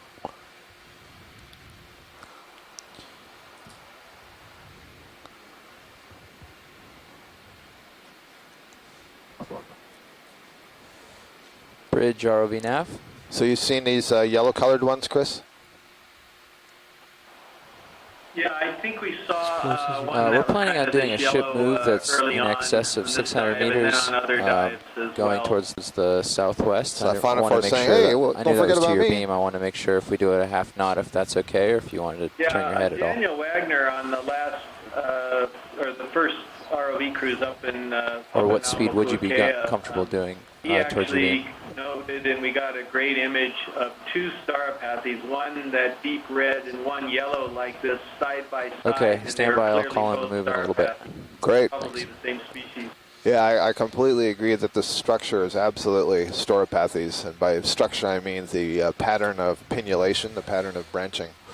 And we're getting a really nice view of the polyps themselves, all sort of crammed in there together, so it's hard to distinguish one from the other. Instead, it just looks like it's a mass of tentacles that are arising from the branch. But each little swelling dot you see that's raised somewhat above the branch amidst the tentacles is the mouth, and so you just count rings of 6 around that, and that's each polyp. Great view, Dave. Thank you.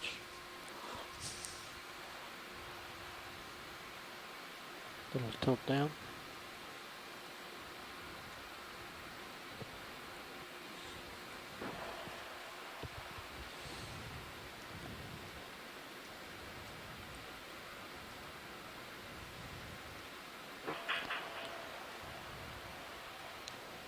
Okay, in science, as we pull out, just take note of the corals or whatever they are there on the upper left. Will do, Roland. Okay, guys. When you're ready, let's set up for a 240. Okay. Right. We've come up about 200 meters vertically on this cone feature, starting at a depth of 1,700, and now we are at 1,496, and gotten a really good idea of the community on this cone. We see several black corals dotting the landscape as we lift off here. We see Bathopathes, saw possible Belopathes, Trissopathes. Going up. Thank you.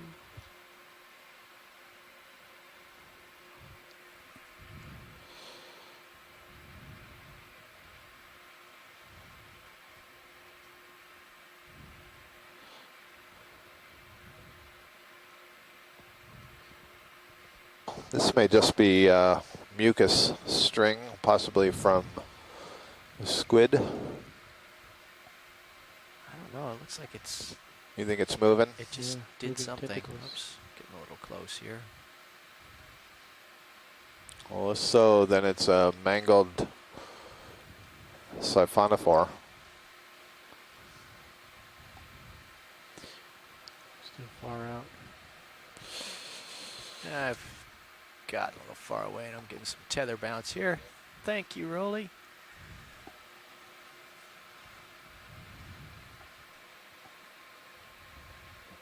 About 10 degrees, I think, left in that. Yeah, in that heading. Feeling as cocky as when I first sat down.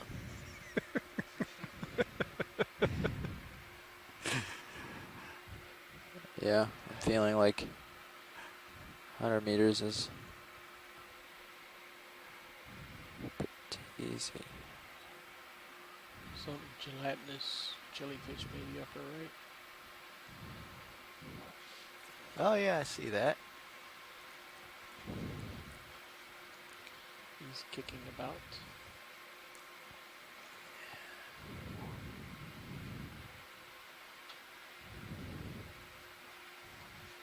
Ooh. Coming up on him fast here, rolling it. This looks like a another coronate jelly. This would be in the Scyphozoa, which are the true jellyfish. And we saw a coronate yesterday. It had a spectacular image of it. It had 4 tentacles that were kind of raised above the bell. I didn't notice any tentacles on that one.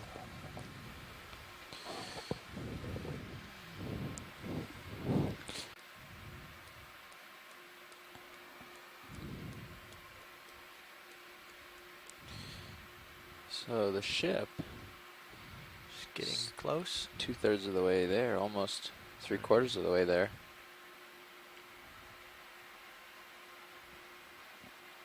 Siphonophore center screen. You want it? Nah, I'm gonna run right through it. Yep.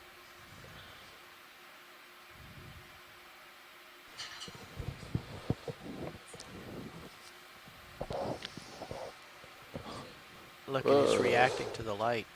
Sorry. Now, that was an interesting response. It must have been a siphonophore colony.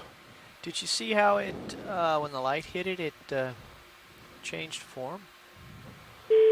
Or did you just Sorry, light I up was all doing its other feet? things back You here. could Would you light mind that up just before. switching so she can do the explanation? I don't Thanks. know. The ship kind of pulling the vehicles in behind us. The ship arrived at the waypoint, and essentially what we're waiting for now is for the other vehicles to catch up, the cable to sort of finish its sway through the water column, but the camera sled kind of dangling at the bottom of that. Dangling isn't quite the right word, but looks like bottom trailing behind. Serious. And so the vehicles are actually at the appropriate depth for where we want to start our climb, but they're still a little to the north and are moving in towards the south. Copy that. Thank you, Bridge. To west. So we should be in the next 5 to 10 minutes seeing the bottom, or in the next now. 5 to 10 seconds. So it's kind of 2 dives in one today. We have explored this first cone feature and made a transect up to the summit from about 1,700 meters all the way up to about 1,500. We are now at a depth of 1,620 meters and have just landed on the bottom of this second cone that's right next door. So we'll see how the community is different or the same to the one that we just saw earlier this morning. One slight difference, I don't know if this is going to have any impact, but on the first transit we were moving more or less in a northwestern direction up the slope, and this time we're going to be moving in more of a west-southwest direction. And I will not dawdle. I'll make my first one 50 meters just so we see how it goes, but we'll get another one like that in quick if we need to. What's the magic number? 220? I think 200, Dave said, right? 200? 200I.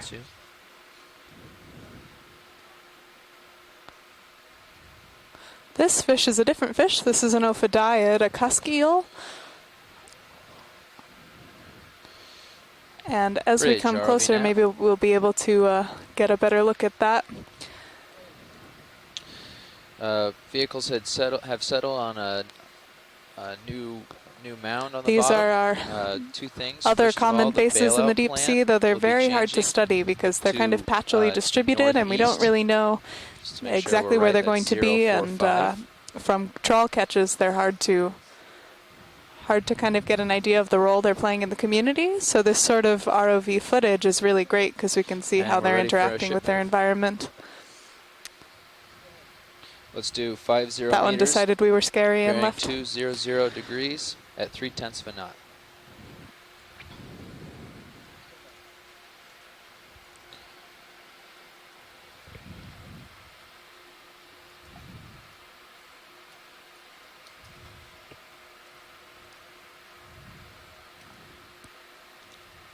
So Jeff, see how in the image, the ROV, it's very hot in here, but in the upper left it's dark.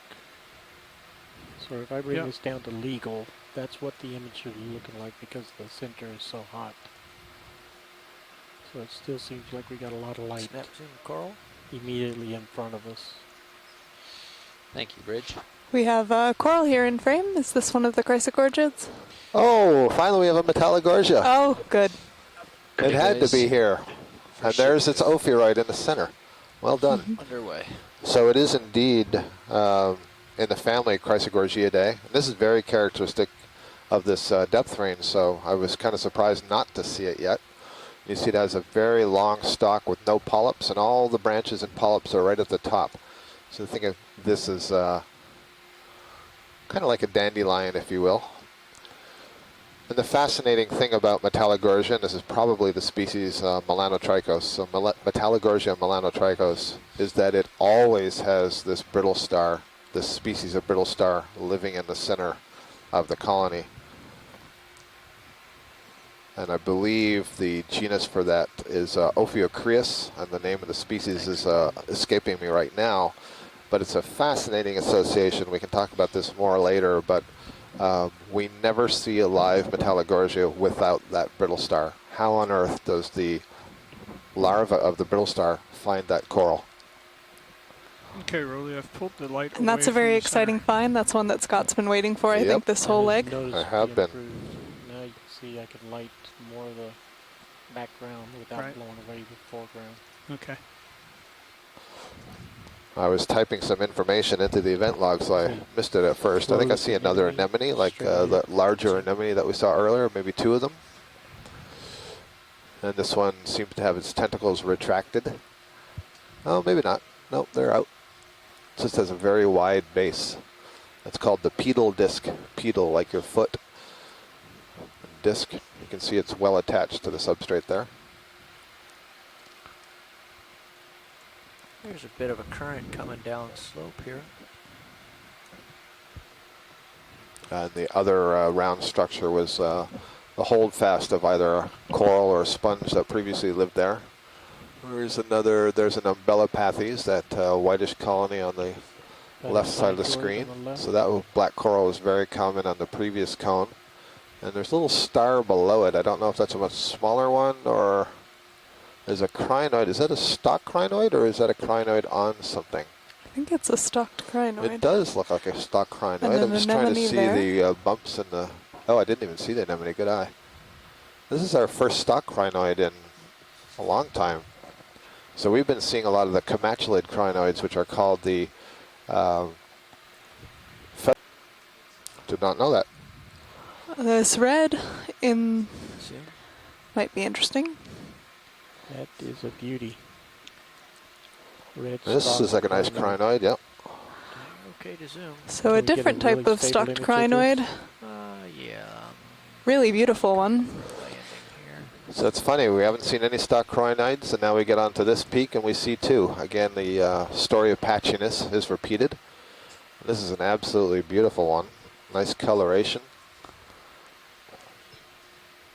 So these can't swim like some of the others that we've seen earlier on the cruise and on previous legs.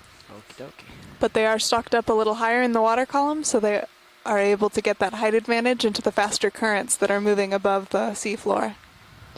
And we've talked a few times about how echinoderms have these ossified structures inside their tissue made of calcium carbonate, and that things like the brittle stars and these crinoids have them fused into larger, what we call vertebral ossicles. Think of the vertebra that make up your spine, and they interlock and can move with respect to one another. So that long stalk that you see there is basically a series of these vertebral ossicles that are interlocked and jointed. So they can bend at the joints, and then we're talking also about this connective tissue that can be liquefied and stiffened, and they can stiffen those ossicles so that they hold the position of the stalk. And you can see all of the little cirri or tube feet here that are covered in mucus and are collecting things out of the water column, and then they actually get channeled down grooves in the center of each of those spines down to the mouth in the middle. Right, so the side branches on the main arms are called pinnules, and when we were zoomed in there quite closely, you could just see what kind of looked like a fuzzy appearance, and those were the tube feet sticking off of the pinnules. So Chris Kelly has given us an identification for this crinoid as Proisocrinus ruberismus. Blow it around and look at his Thank you, Chris. Down current of it. This is new for this Dave, lake, I'm so this looking, is exciting. Almost straight down at you. Okay, really, I'm gonna Go ahead. spin around him on the way out of here. So already we're seeing a few of the familiar characters from the cone that we started on, some of those corals, but also some new ones, including that Metallogorgia and these stalked crinoids here.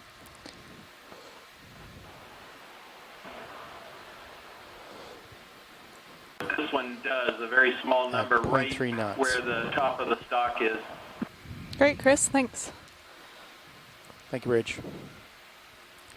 Zoom from here. Is this one we've seen today? I'm not sure. It may be. We may have seen this large bamboo coral earlier that I said was a Jasonisis, and which was interesting because we also saw that one fairly deep on the cone, and we didn't see it as we got higher.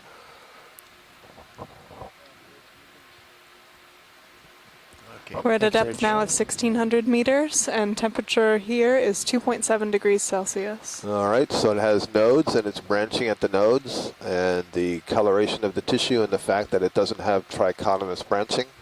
I think we will put that also in the category Jasonisis, and I think I'm seeing, are those, yeah.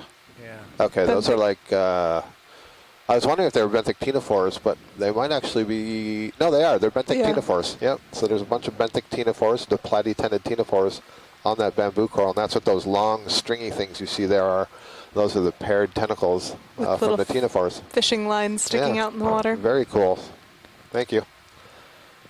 There's quite a bit more current here than where we left from. Oh, that's interesting. So Dave, our pilot, says that the current on this seamount seems to be stronger, excuse me, on this cone seems to be stronger than what we saw before. Some barnacles here as well. Yeah, a lot of the tissue is missing. Good to zoom. Let's see some hydrozoans and barnacles. The hydrozoans are the small kind of comb-like branching structures that are arising off of the skeleton. And the barnacles have the white valves with their cirri-like legs sticking through them.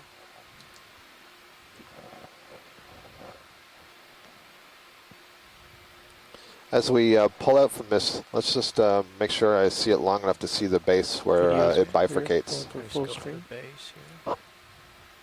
Okay, that's great, thank you. So I don't think that's, well, maybe, see right in the center, there's a 3-prong branch. So that could possibly be a trichotoma feature. But we've got a good image of that we'll look at later, thank you. Really huge swelling there on the right. I bet there's something odd about that.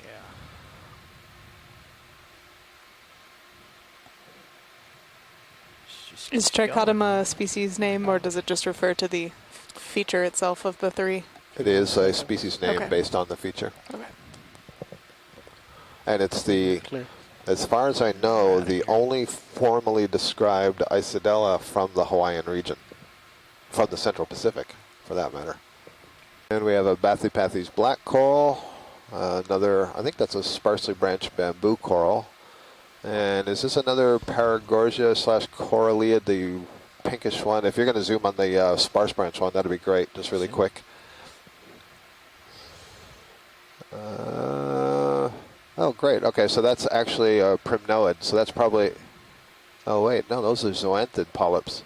So it's zoanthids all the way down. Okay, so that's probably a Narella macrocalyx colony with all the polyps gone and been replaced by zoanthids. All right, so this thing, that must be it looks like a Paragorgia, but it could be a Corallium. But we were looking close up at those before, and we identified them as Hemichoralium.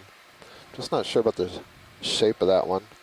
Chris Kelly's saying Coralliidae, so we'll go with the Hemichoralium lauensi, which is what we looked at up close a couple of times on the previous cinder cone. It's interesting how these skeletons kind of get repopulated after they're eaten by something like one of those sea stars that you get, either the barnacles or the zoanthids, taking over the place of the filter-feeding polyps on the structure. So that calls to mind the forest analogy again. You know, some trees may die, but the tree trunk itself is still there, and it can be used by woodpeckers and owls and various insects and things that will use the interior of the tree or use it as a perch. So it's still habitat.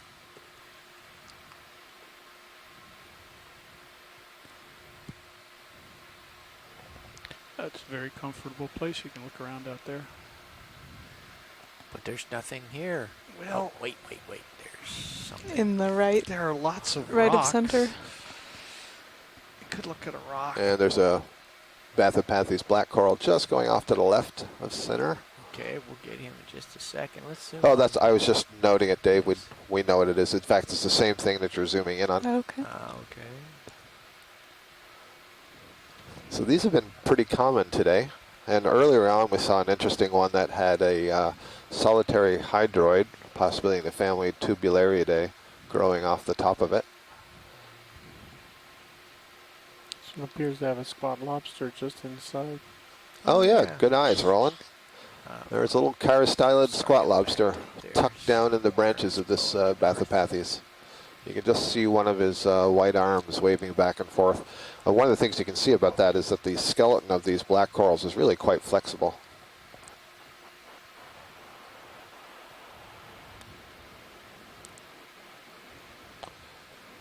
We've come up now to a slightly more sedimented area at a depth here of 1,594 meters.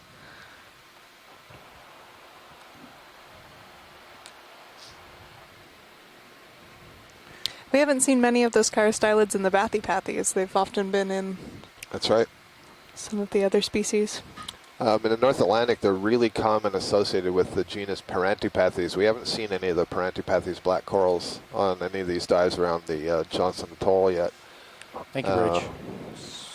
So in fact, I think the charastylids have been more common in Chrysogorgia. Go ahead, Chris. Now. I think we should.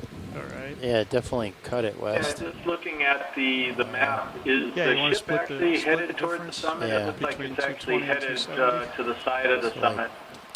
Well, part of that is where waypoint 4 is just off-centered from the top of the feature, at least the way the contour lines are drawn here. But it may also be with respect to how the currents are moving in the wind. Here's your holosaur, Chris. We think that these are a fish called Aldrovandia phylacra, named after Renaissance naturalist Ulysses Aldrovandi. And these are pretty common on the deep sea. We've gotten some good images of them so far. They feed on little crustaceans living in the sediment. At 0.3 knots. And have this kind of scaleless, sharp, shovel-sloping head. All right, and while I got you on the line, Thank you, pilot. Would you please make your bailout direction anything other than due west? And there it goes. Thank you.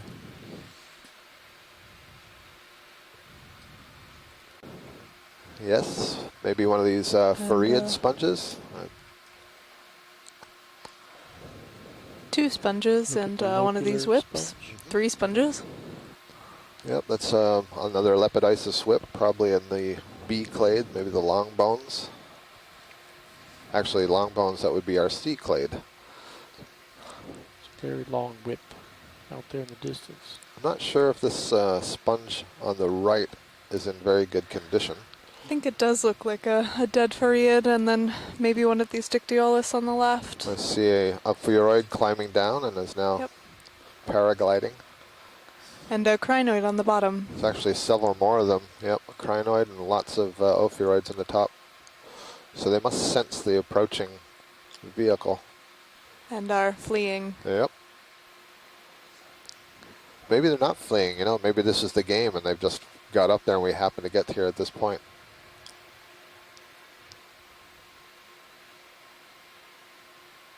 Huh.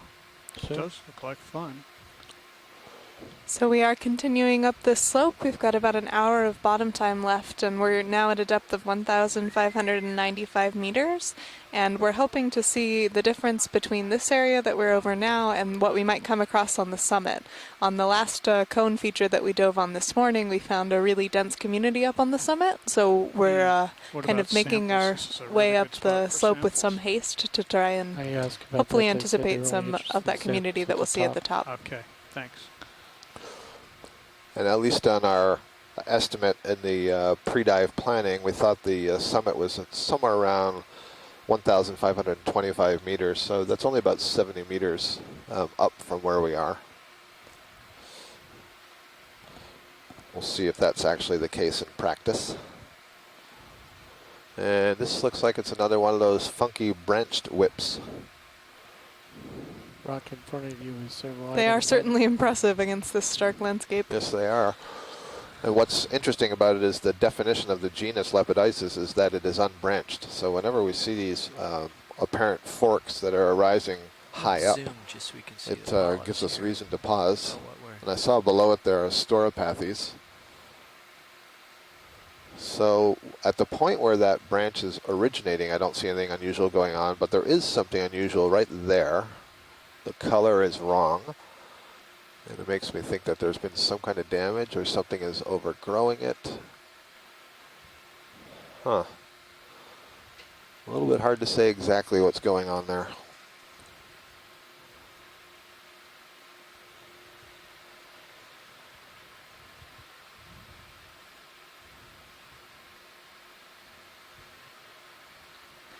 Interesting.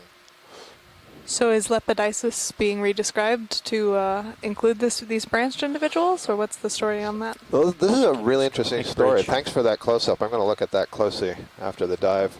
Co-pilot nav. Go ahead. You don't know the Pandora's so box do we you want just to head opened. almost due west now, or keep? Oh no!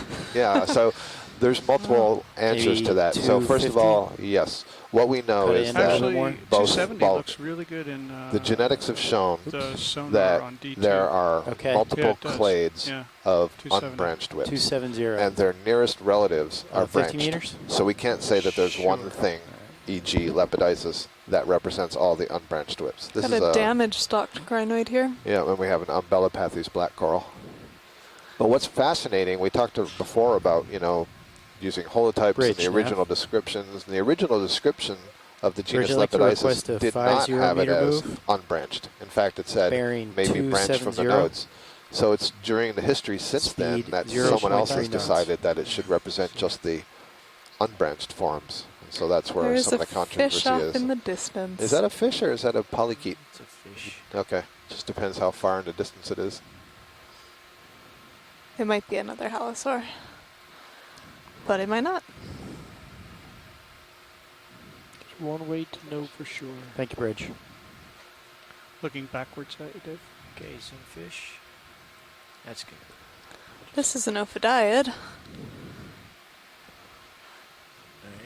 We got that guy. Yep. Gotta go. Coral on edge.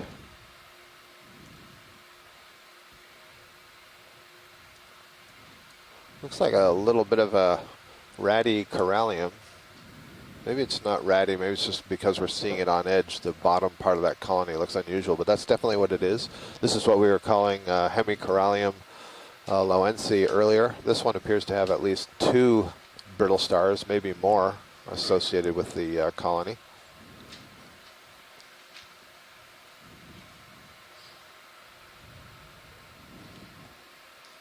It's very interesting the way they wrap their arms around the branches of the coral, and you might be surprised to know that they're not completely wound around. Instead, they're draped back and forth over it so that they can very quickly raise off of the branch instead of having to uncoil the entire arm.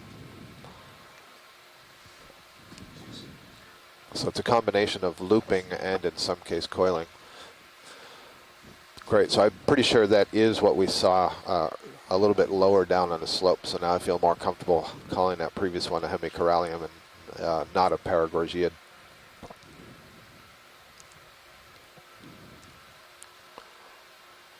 And again, this is similar to our start up the last slope where the densities were lower on the lower part of the slope and then they got higher as we got higher.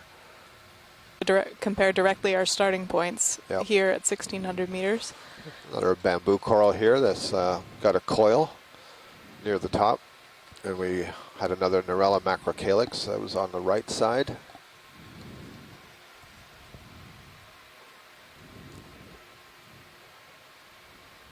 There's so many interesting questions to be addressed about the sparse distribution of some of these animals. So we can start with, well, if there's only one of these, for example, that bamboo coral here, I would like to have a look at this. I want to see if this is a trident, please.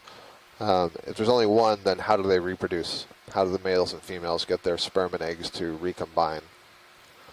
And I'll pick up on that theme a little bit later. I think this might be a new bamboo coral for the day. This would be of an Isidella. I think we saw one of these yesterday.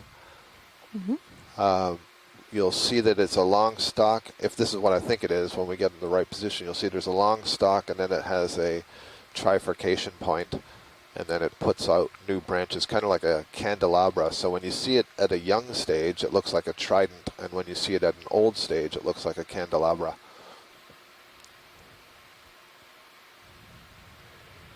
This actually looks like it's half of the candelabra, only one side is developed. If it's possible to get a quick zoom, we can just ascertain that the branches are coming out at the nodes. Right there. And yes, they are. Very good, thank you. And I can see Another it. black coral in the Yep, back. that's I think the genus Trisopathes. Chris Kelly agrees. That's a good view for us, Dave. Okay. And there was something kind of to the left of the view that was either a stalked sponge or it might have been something gelatinous floating by.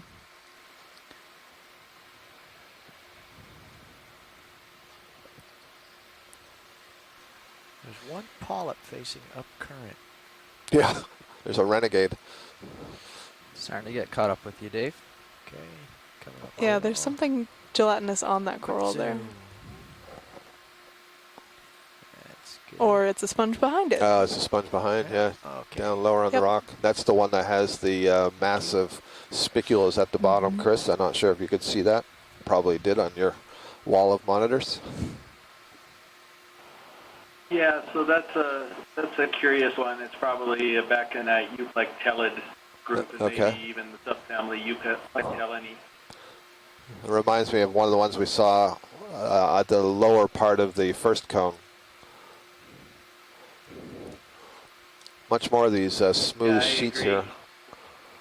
Less rubble, and I'm looking in the Sirius view, looking ahead.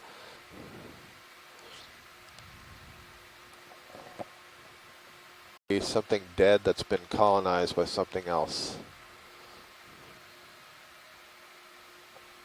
Can zoom a little bit. Yeah, hold that. I'll just, just float by. So it's got, well, I don't know, that might actually be live bamboo coral polyps on the lower part of the colony. Yep, so this is a bamboo coral. Then we got a couple of squat lobsters and lots of hydrozoans overgrowing. That's the sort of yellowish, finely branched stuff that you see. And I think there's a barnacle in there, and there's even an anemone growing up there. So, Mackenzie, just like you said earlier, you know, the dead parts of these skeletons certainly still get used. It's prime real estate. 2 anemones, actually. Co-pilot nav. So as we're thinking about kind of ecosystem interactions and how all of these organisms are living together, the 240 now, impact can something like continue even beyond when the organism has died. Just about done. There's an umbellapathes just behind and below that Thank you, Bridge. bamboo. Just going to turn my head for a second, Dave, to the left. I'm going to lose you for just a minute. And Neridogorgia for you? Got to 255. 250. This is a coral that we saw several of on the other cone. Yeah, 250 looks uphill to me. 250 is the local high. Yep. And then we'll do a 50 meter. This looks like a pretty tight spiral from this angle. It'll be interesting to see on the side if it's got a wide coil or not. And I can see on the left of it, there's another one of those bright red, or deep red, I should say, stalked crinoids. That Chris Kelly ID'd for us is Proisocrinus. Correct. Oh yeah, this is, I don't think this is Iridogorgia magnospiralis. This is something different. It's still the genus Iridogorgia. Bridge, can I have a 50 meter move? This might be Superba. Bearing 250. You had talked about the tightness of the coiling. Is that what you're looking at here? That's right. Yeah, exactly. So it's essentially the length, the distance between coils, and you could also think about it as the diameter of the coils if you want. At magnospiralis, the name tells you it's a really big arc in the coil, and so that's one of the characters that's used. It's not the only character. But from a view like this, that's a very helpful thing to see. Bridge. So, Chris Kelly, I'm not. One is Bella. Okay, I wasn't sure if what you wrote was no Bella, and I didn't know if you meant that is not Italian. Bella or that is Bella. No, I was saying it is Bella. Okay, thank you. So, Iridogorgia Bella. Great, there's a fish for you. Oh, here we go. And I'm just seeing a Hemichoralium, but go ahead. Yeah, if we wouldn't mind getting a zoom on this fish, maybe. While we're getting to the fish, let me just point out there's an Iridogorgia magnospiralis, so you can compare the difference in the size of the coil. So this is another synaphobranchid eel, and maybe Chris can see that dorsal fin from his wall of monitors. But get a little zoom on the fish, not much. Yeah, let's work with that. I think it's Aphanus again, but all I know is I don't think it's Brevidorsalis. Okay, thanks, Chris. That dorsal fin seems so indistinct to me. Yeah, it's hard to tell from some of these views. So so I think that's another Iridogorgia Bella on the left, and Iridogorgia magnospiralis on the right, and another one of these crazy forked whips. And isn't it interesting? I think this is the third or fourth of the forked ones that we've seen today. And this is a really long, tall one. It's hard to estimate the size because it's bent over. On that note, Dave, do you want me to copy you on my comms with the bridge, or? I'm listening to you. You don't need to talk into my ear. If I get annoyed, then I can. Very nice. I think the currents must be swooping down the slope. Is that what you're sensing, Dave? Yes. Yeah. So we sort of have, I'll describe it as a downhill current. So moving from the south to north, more or less. Close together. I'm not sure what to make of that exactly, but it's an interesting observation. Well, look how coiled this one is compared to the last one. But it also has a branch. Mackenzie, Come on. last cruise, Bruce was basically pointing out that Brevidorsalis is generally the deeper one. Aphanus is the shallower one. Yeah. Aphanus is around 1,000 meters. Brevidorsalis around 2,000, and we're kind of right in between those zones. So maybe over the transition, it would be interesting to compare kind of their diets as well and see if they're in a slightly different niche. Thanks for that close-up, guys. I couldn't tell if there was something funky about where that branch was coming from, or if it's just that when the branch originated, it came straight out at us. Yeah, that's a new starfish. We haven't seen many starfish today. Maybe just one. This is actually quite different. Very robust arms. So I will race Chris Kelly. We just saw that one earlier feeding on the did we? Isodella, so this is. Oh, really? This is the different. one? No, no. Right. Okay. Yeah, I thought that was that one. this A1. was different. This one actually also appears to be feeding on a small dead bamboo you're right. coral stalk. Oh, how horrible. That's a baby.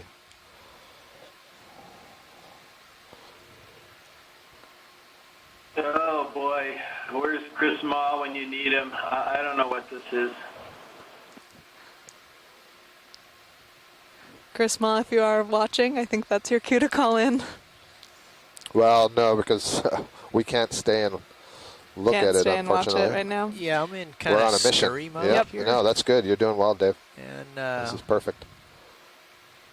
Just going to get pushed ahead here, and Kiwi Jeff's going to come in and fly for a while. Chris, it looks to me like Goniasterid, and I'm looking on the Hurl ID guide at maybe Circeaster. Now we're passing over a Bathypathes. I had the, maybe perch him to look I at had that the coral on the left. Cerciaster picture up as Very you were tight showing it, spirals. but the plates on the top of the arms look completely bizarre, and Oh, I okay. don't think it's Cerciaster. Okay, yeah, I wasn't even sure when we were looking at it if it was a goniastrid in the first place. Yeah, we could probably go to Goniastrid. I think Chris Ma would agree to that. Okay. Well, it was definitely a coral predator.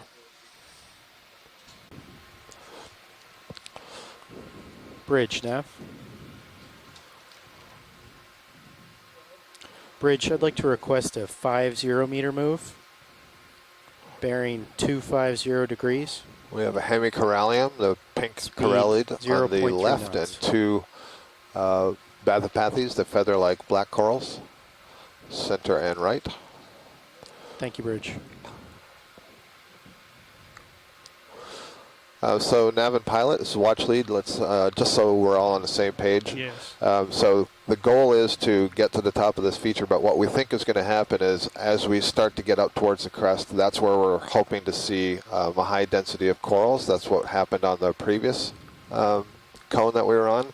And so it may be that we're going to say, okay, now's the point where we want to slow down and start looking and collect our rocks. So it won't necessarily be right at the peak. So just so you're ready for us to change our minds all of a sudden. Okay, understood. Copy that watch lead. It should only take us about maybe 15 or 20 minutes at our present speed to get to the peak. Thanks, Andy. Yep. Definitely. And so if we, on the right side here, Jeff, you see there's a little Iridogorgia colony? I do, right there. Yeah, this I think is the tight coil one that Roland was talking about. So we want to get a look If at you're this. in a position, yeah, let's get a nice look, but not at the cost of stopping the vessel. Understood. Okay. Bridge, Nav. So Jeff, you let me know when I need to get going. Bridge, what's the speed And on the Rolly, current let's move? go in Is that partial. 0.3 knots or 0.2?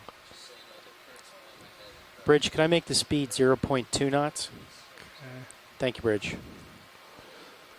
So here we have a close-up of the Iridogorgia colony, and we've been talking a few times now about how the diameter of the coil, or the distance between coils, if you're going along the axis, helps us in describing or identifying the species at this scale. There are other characteristics we use when we have it in our hand, but what you can see on this one is it has a much tighter coil. It's much narrower. The distance between, let's say, the springs, the coils of the spring, if you want, are shorter than the Magnus spiralis that we were seeing earlier, which has this very open and wide coil to it. Clear. Okay. For what? I noticed a couple of Okay. mysids tucked Up away on and to that the left. Iridogorgia. The mysids are the possum shrimp, very common swimming around these coral colonies. Very common, I think, just about anywhere you'd look in the ocean. Yeah, okay, good call. And important food for many different organisms. So actually that's a really good observation. Maybe the difference is that we have the luxury of going slowly and closely imaging these corals, and so that's when we see the mysids. And very often in a water column we're just kind of zooming through, and they're there, we're just not noticing them. Oftentimes, these tiny crustaceans, you can kind of tell the difference between them by the way that they're swimming. They have sort of different swimming modalities that show up differently on the video feed. The rock color here looks different than surrounding. This is darker. I can see that in the Sirius view as well.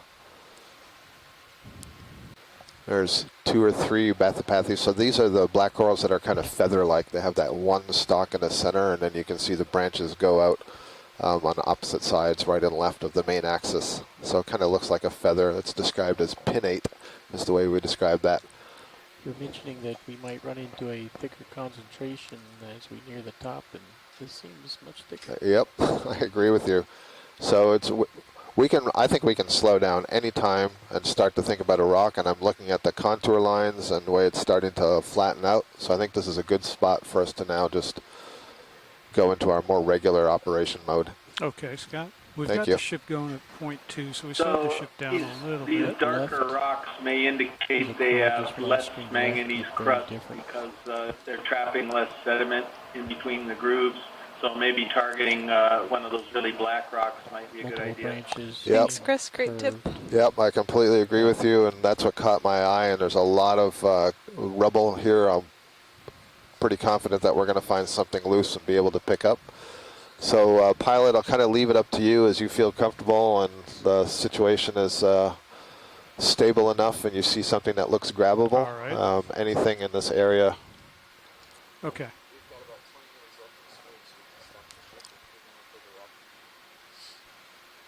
Okay, well, it looks good up ahead, too, so let's go ahead I agree. and come to an easy stop, and we'll wait for Sirius to swim a little bit, and then we'll grab what we can.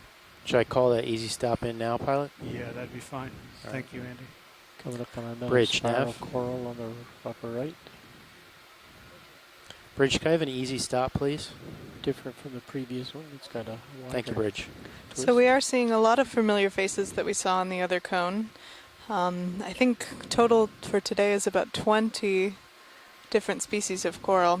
So NOAA's Deep Sea Coral and Technology Program will be very interested in these data. Am I pretty far out in front of you? There's a nice Iridogorgia just went off the upper right, and it's one of the Magna spiralis, so you can get another view of the wide coral if we turn that way.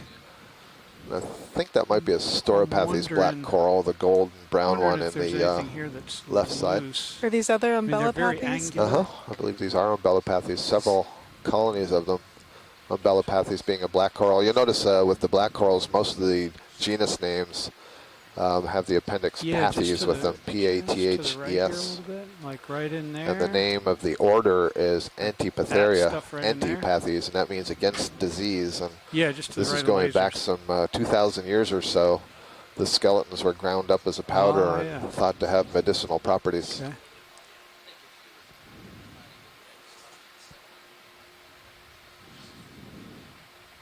Yeah, I think I'm seeing Scientists are also interested in the coral off umbellapathes. Well, let's see.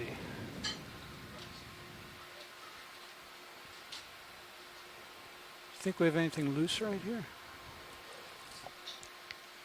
I'm wondering about the one that's, it might be too Center big. low? Right? Yeah, exactly. Center low. It Little looks to the like it's right. propped up on a couple of others.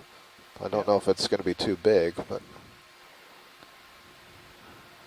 there's also an interesting gold-colored crinoid. Maybe one of the Scliptometra that we've seen earlier? That was Maybe we could get a 2 little days bit of a ago? zoom. Yeah. Yeah. This is Just a different from quick what we've zoom seen on that, today, for thanks. sure. Go ahead, video. I see in the background there's a, looks like a little Narella macrocalyx with another one of these yellow crinoids on it. So you can see the series of the crinoid, this feather star, that are apparently the quotes feet that are wrapped around tightly on the branch of the coral colony.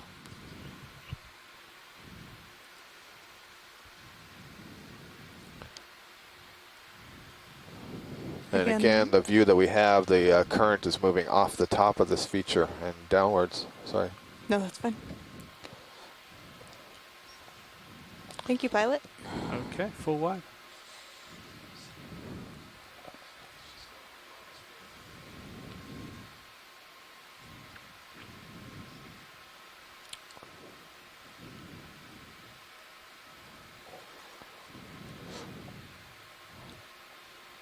Got better eyes than me. I don't see it.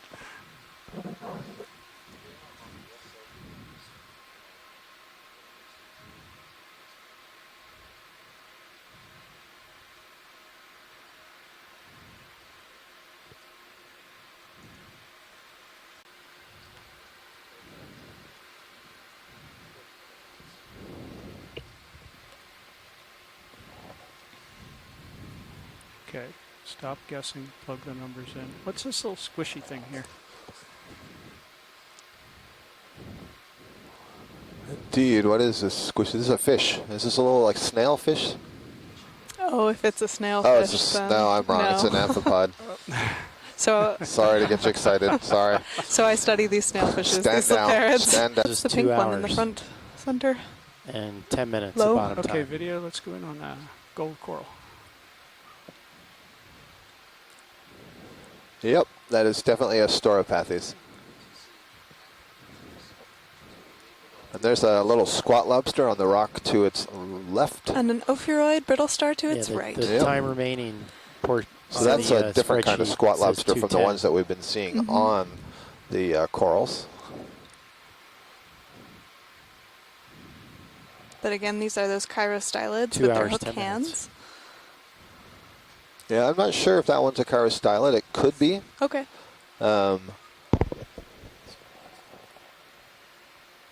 It's definitely a galatheid. We saw fewer of these yellow stauropathes on the other cone. Yep. Just lost my Oh, grip. there's that might have been the shrimp that was swimming by. Full wide, please, video. I lost my grip. Except I called it an amphipod. There's another coralliid, the pink coral. You want to go back on the gold coral, or? No, we can move around towards the back right if we can, if you've got enough tether. Sure. Thanks. I just slipped off my pedestal there. We've made 3 geological collections today and 1 biological. Yeah, so it'd be nice to find a very interesting biological as we roam around up here. So right now I'm seeing there seems to be a good concentration of things on this side of this feature, and it's the north side actually. Wait a second. It's so the it east like side. I'm sorry. It's going to take around We're 12 looking minutes due or west. so. 12 minutes to do what? To get to, I don't know, roughly where the bathy's showing the peak is. Copy that. I mean, you can see him. He's basically on it. D2 is. Oh. If you look at You can see little sediments here, which may Yeah. be a reason why some of the corals are So having he's- such success. We're pretty close. We can. They have no hindrances to What is them that, 10 attaching to the meters rocks. from him to I think in the distance there on the upper right, that's another one of the coralliids. It's pink in color. just looking at high pack in the little picture of D2.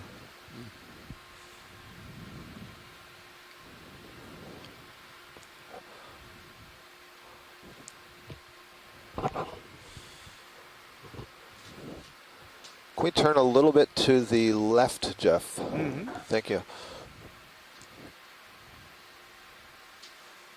What I'm thinking about as I look at the high-pack screen, I'm thinking about the margins of this upper summit and where we might see some things. So I wonder, is this another one of these black corals, these stauropathes? We might Or take is a this quick something look at different? that sponge Want too. to see that state down there? That's a polychelid lobster. Oh, is it? Okay, that's great. So right in the... It's a lobster. Yeah, that's what he just said. Yeah, Polychelid lobster. It's going to have very long arms with very long chelipeds, which are the claws at the end. These are rather interesting looking beasts. Looking at it from the back, it looks Okay, video. It sure is. He's got his arms tucked up there. You can kind of see the quotes elbows, some of the joints. These jointed legs, a very wide carapace, and you can see that the carapace, which is that shield-like structure that is over the thorax and then the abdomen behind it, it's much wider and heavier than most of the shrimp we've seen. So this is more like a lobster than it is a shrimp. And that tail would be just packed with muscle that can propel it backwards and away from danger.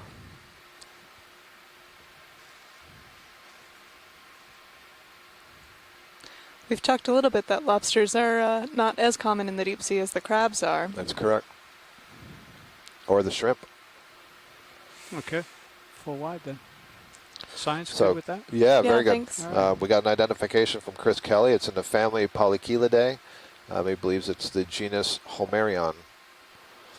Yeah, so I was interested in that yellowish fan up there. Just have to get around this. Sure looks like it to me too, Scott. I wonder if that could be Canthogorgia or something. Yeah, exactly. I think it's more in the Holexonia group. It's got that feel to it. The Holexonia group, so that would be equivalent of an order. And when you hear the name Gorgonian sea fan, it's really that group to which it's applied. And we have not seen really any true Gorgonians today. The closest thing would be those Corallium. But instead, this is a Stauropathes black coral, and that's why you need to do the zooms. We're both fooled, Chris. Is that good, Scott? That is. We've All got our right. ID. Thank you. We can continue to explore. Full wide.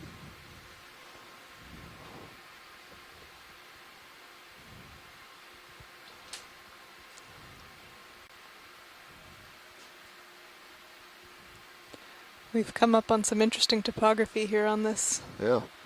cone summit.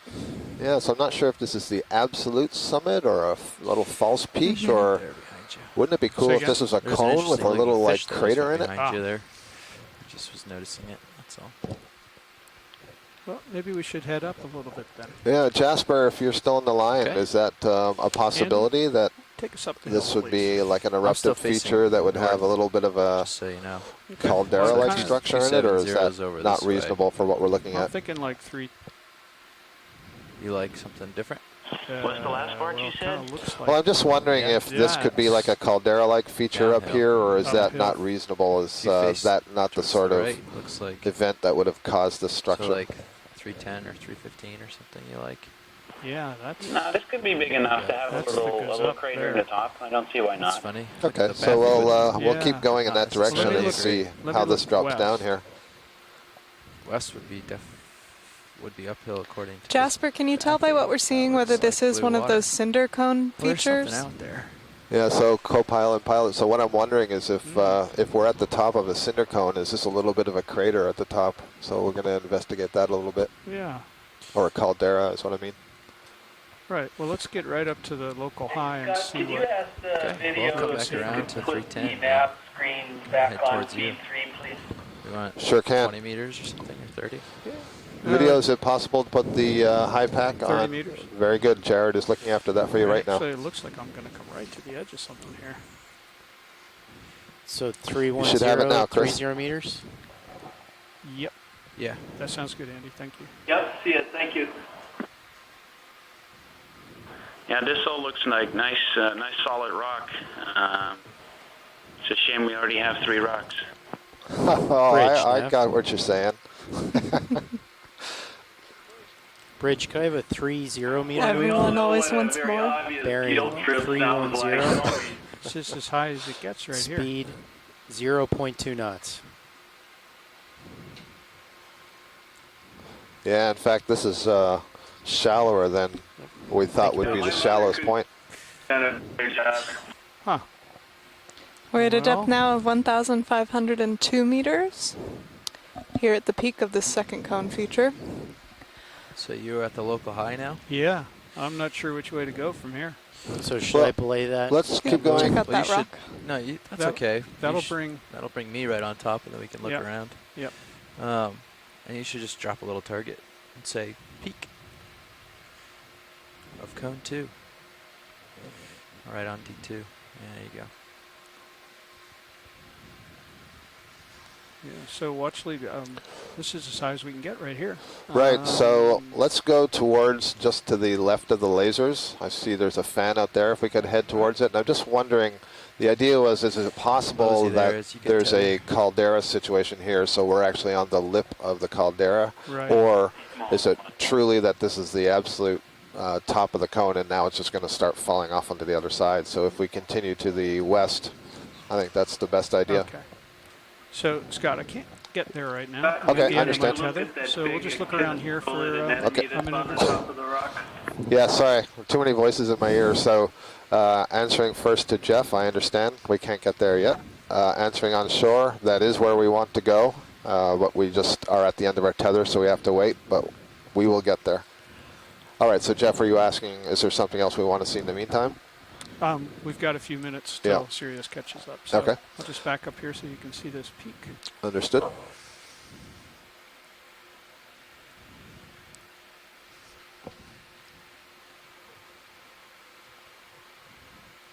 Give the geologists a real good look at it. Sure.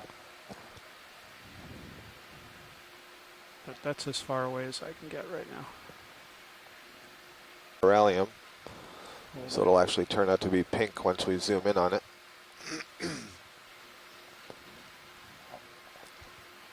And we Yeah, can a look little at the rocks as well while we're in there. Yep, this is another Hemichoralium. I see a brittle star on the rock to its right. And there's another brittle star in the branches. Actually, this is one thing that's nice here. So we've said several times that there's a difference between the brittle stars that live on the corals versus off of the corals. And you can see a nice example of that here. If you look at the size and the length of the arms and the coiling of the arms of the brittle star that is on that coral versus the one that is not on the coral, I think you can start to appreciate how different they are. And we had some close-ups earlier of some brittle stars, and some that were on sponges and many that were on the ground, and they were very, very spiny. And I think you'll find that this one that has its arms highly wrapped over that coral colony is not spiny. There's another, actually, brittle star tucked up on the underside of a rock, a little bit higher up to the right of the corallium. And on this coral here, you can see why they get their name from the Greek for snake-like, these ophiuroids, because they really do look like little snakes in the branches there. Yep, we found an unrolling, oh, actually, so you see the ophioid that's just on the top of the rock on the left. You can see the spine sticking out from his arms. Yeah, and collecting some of these corals with the ophioids, unwrapping those arms, we can see that the arms can extend all the way across the colony and something like that. And there's a little crab tucked under the rock as well. Yeah, look at the spiny nature of that one. So you'll see some, some ophioids like that on coral colonies. They just can't wrap their arms the way these other ones do. Jeff, you starting to move towards me there? Absolutely. All right. I've got right up to you.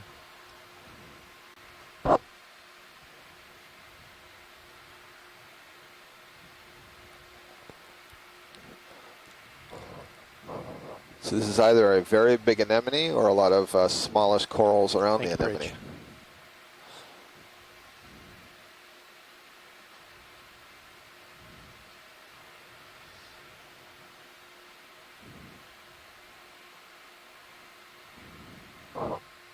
Do we know how large these anemones can get?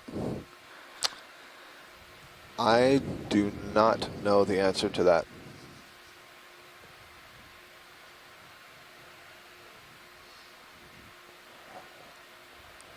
We were seeing one earlier today that was impressive in diameter. Well over Can we just get the lasers on before we go in? They're on. Oh, wow. Okay. Just lost out in the distance for now. Yeah. You can start to see them.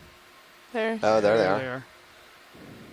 That's a good 30 centimeters. Okay, this goes in the large anemone category, not the small coral category. All right, so they get at least this big. Excellent. That's empirical science right there. That's empiricism. Thank you. That's impressive. That's. They get at least this big. That's right. Look at that. Okay. Let's zoom in on that. And I think we can lose the lasers. And Jeff, if you would... So I noticed that the column isn't nearly as warty as the hormathiid that we were looking at before. Huh, it's got polychaetes all over it, I think. Yeah. I've got your tilt. Yeah, look at that. Those look like scale worms. I think I saw 4 or 5 of them, being the family Polynoidae.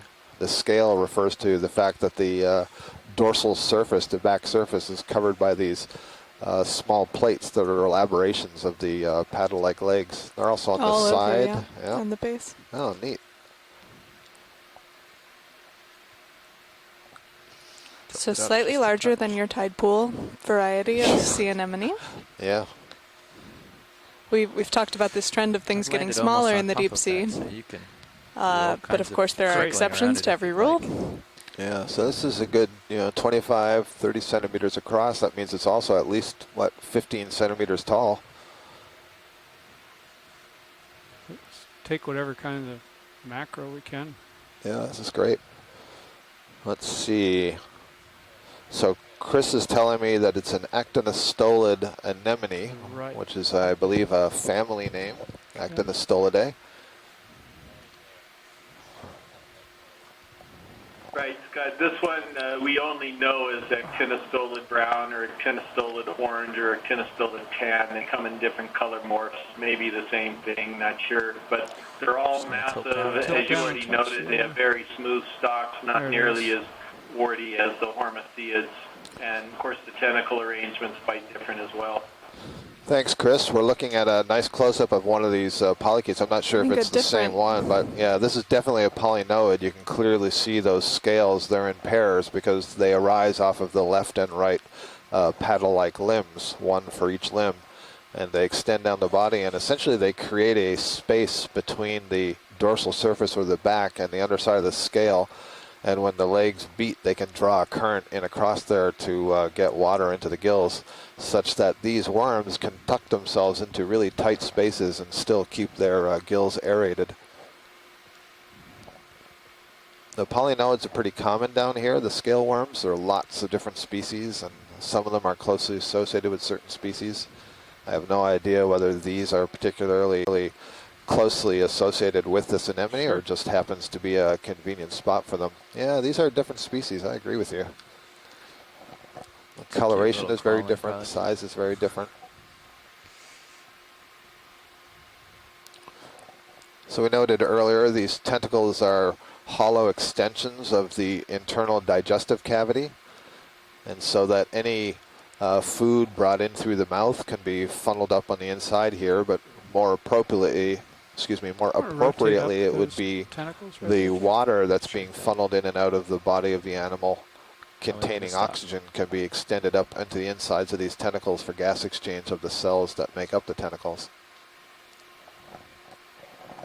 One thing I don't see in this one are lots of dots throughout the tentacles, which would be indications of what we call batteries of nematocysts, the nematocysts being the stinging cells. So they probably still have those stinging cells, they're just not in such accumulations that you can see them at this resolution. Yeah.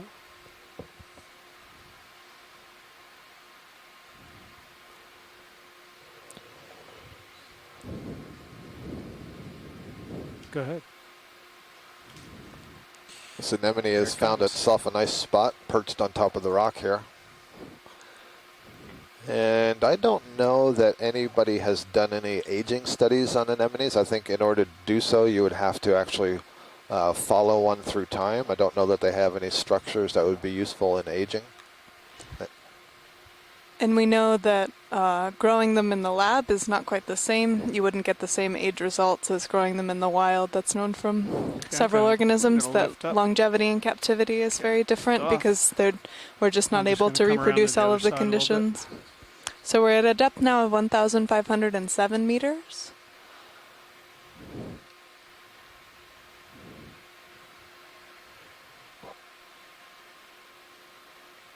Uh-oh. I think I see something pink in the center of that umbellapathes. Oh, yeah. Yeah. Are you sure? Yeah, I'm sure. I know. I am sure. Does that mean we're going to try and... Well, we had an earlier incident where we tried to collect the crab that was on it.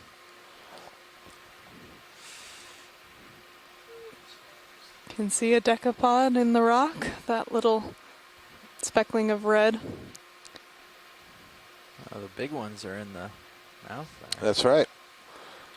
So the flat surface between the tentacles is referred to as the oral disc. There you go. It's the, if you want, the face of this anemone. And it looks like there are several of these much larger scale worms that are on this oral disc. So the mucus on these organisms often does collect particulate organic matter, so these scale worms probably have quite the feast. You can see one cruising along there in the back. Yeah, that's a good point. That mucus is really sticky, so any of the particles floating through the water have a chance of getting stuck onto this anemone, or parts of meals that aren't fed on by the anemone may get stuck to the outside, and the worms are taking advantage and cleaning up. This really is an impressive animal. So this is really nice. You can see this one scale worm using its parapodia-like paddles to push out over the surface, and that's the way a lot of these move. They don't necessarily swim with those paddles, although they can, but they sort of push over the surface. Where are you going? Oh, he's kind of probing into the mouth. He looks quite damaged. Yeah, he looks like maybe he's lost some scales, huh? He's probed in the mouth once before. Barely made it out. That's right. He's got the scars to prove it.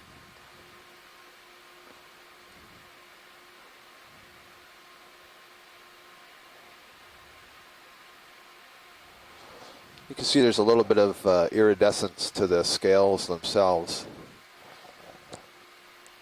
Those kind of filaments that you see sticking out of the sides of the worm are extensions of the parapodia. Again, the parapodia are, all they are is the you can imagine the skin that's on the side of the worm has been folded outwards. It's also highly vascularized, so there's a lot of blood in there, so gas exchange can occur across it. And then for some reason they have these various extensions. They're probably sensory in nature. Thanks. That's great. So yeah, I mean, we got a couple minutes. Can we look impressive. at that Umbellapathes black coral on the other side that had the pink dot on it? Full wide, please. Yeah, if we're going to grab it, we want to do it now. We're running low on time. That, or at least just to see, does it have the same crab? Because that could be informative to us on where those crabs are living, even if we can't get it. Scott, is that a telepathies behind the anemone right now? I am not seeing a telepathies. I see what you mean, but I didn't see sub-branching. I'll have a look as we come across here. In it. Can we just get a quick zoom before you go in here on that coral right in the center at the back? Go video. Thank you.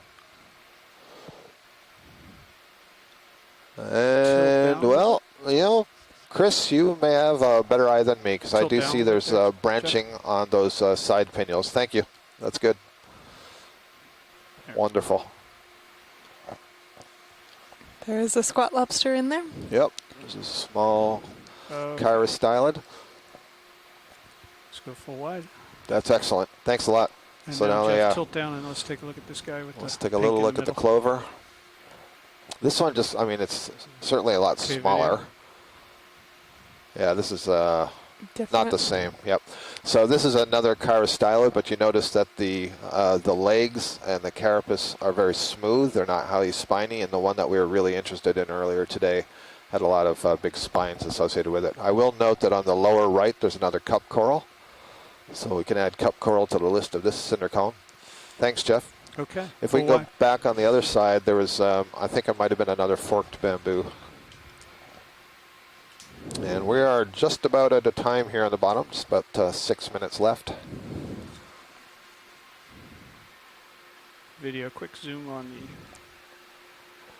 the... And that is another corallium, another hemichoralium. This one has, it seems, 3 or 4 of the Ophiuroid brittle stars.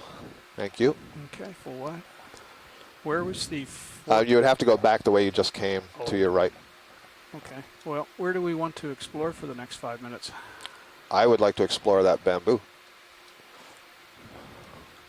You've got your camera back. Because if it's forked, I want to try to get a good look at the fork, essentially. Okay. So guide me towards it, please. Yep. Turn to your right.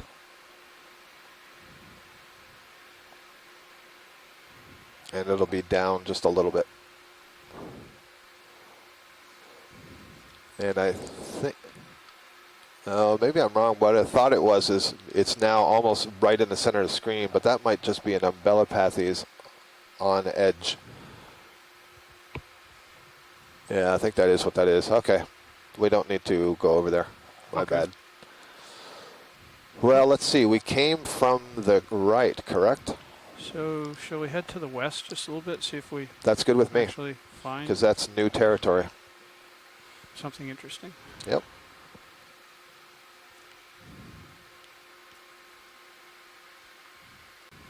Oh, there's the bamboo that I knew was going to be there.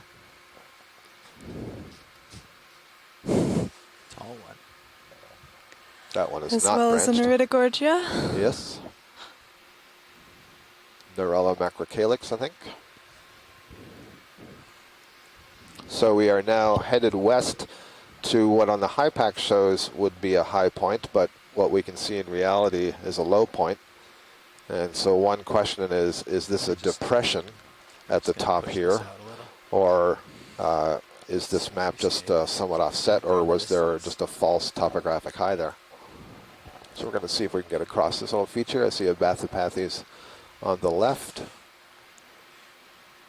I think on this dive we've had a good chance to see some of the true morphological diversity of these deep sea corals in their very different forms, from the ones that are small on the colonies to the 10-foot or more bamboo coral. So Scott, we pushed out the sonars to see if we There's a see stalk another here on the peak right. anywhere. I've got them out 80 meters each, and we don't see any other. We don't see anything higher towards the west. Great, thanks for that, Jeff. And Jeff? So I think that's it. I think we've been on the peak. Yeah. Okay, so I think we've established that where we were was the absolute peak of this cone, and that there was no sort of caldera or crater or anything like that here. So that was great. We managed to move up one cone in its entirety, and then we jumped off into the water column, came down in a saddle between two cones, and then moved up very rapidly up the second cone and managed to achieve the summit and show that on both cones there was a higher density of corals near the top. We also managed to collect rocks on both of these cones, and I'd say that's pretty successful. Yeah, and both of these cones had a peak at about 1,500 meters depth, so that'll give us a nice comparison to look at kind of crossover between some of these communities. Thank you. And again, we're hoping that these cones are representative of a lot of the things that we're seeing on this seamount, because this plateau here was absolutely littered with some of these geological cone features. One of the things that I found really interesting was the density of abyssopathes today. You know, we've seen abyssopathes on these dives, but, you know, not like the numbers we're seeing today. Just crazy. Yes, please. Can you zoom on that for me, Jeff? Sure. That tall thing in the distance? Yeah, I'm going to actually move towards it.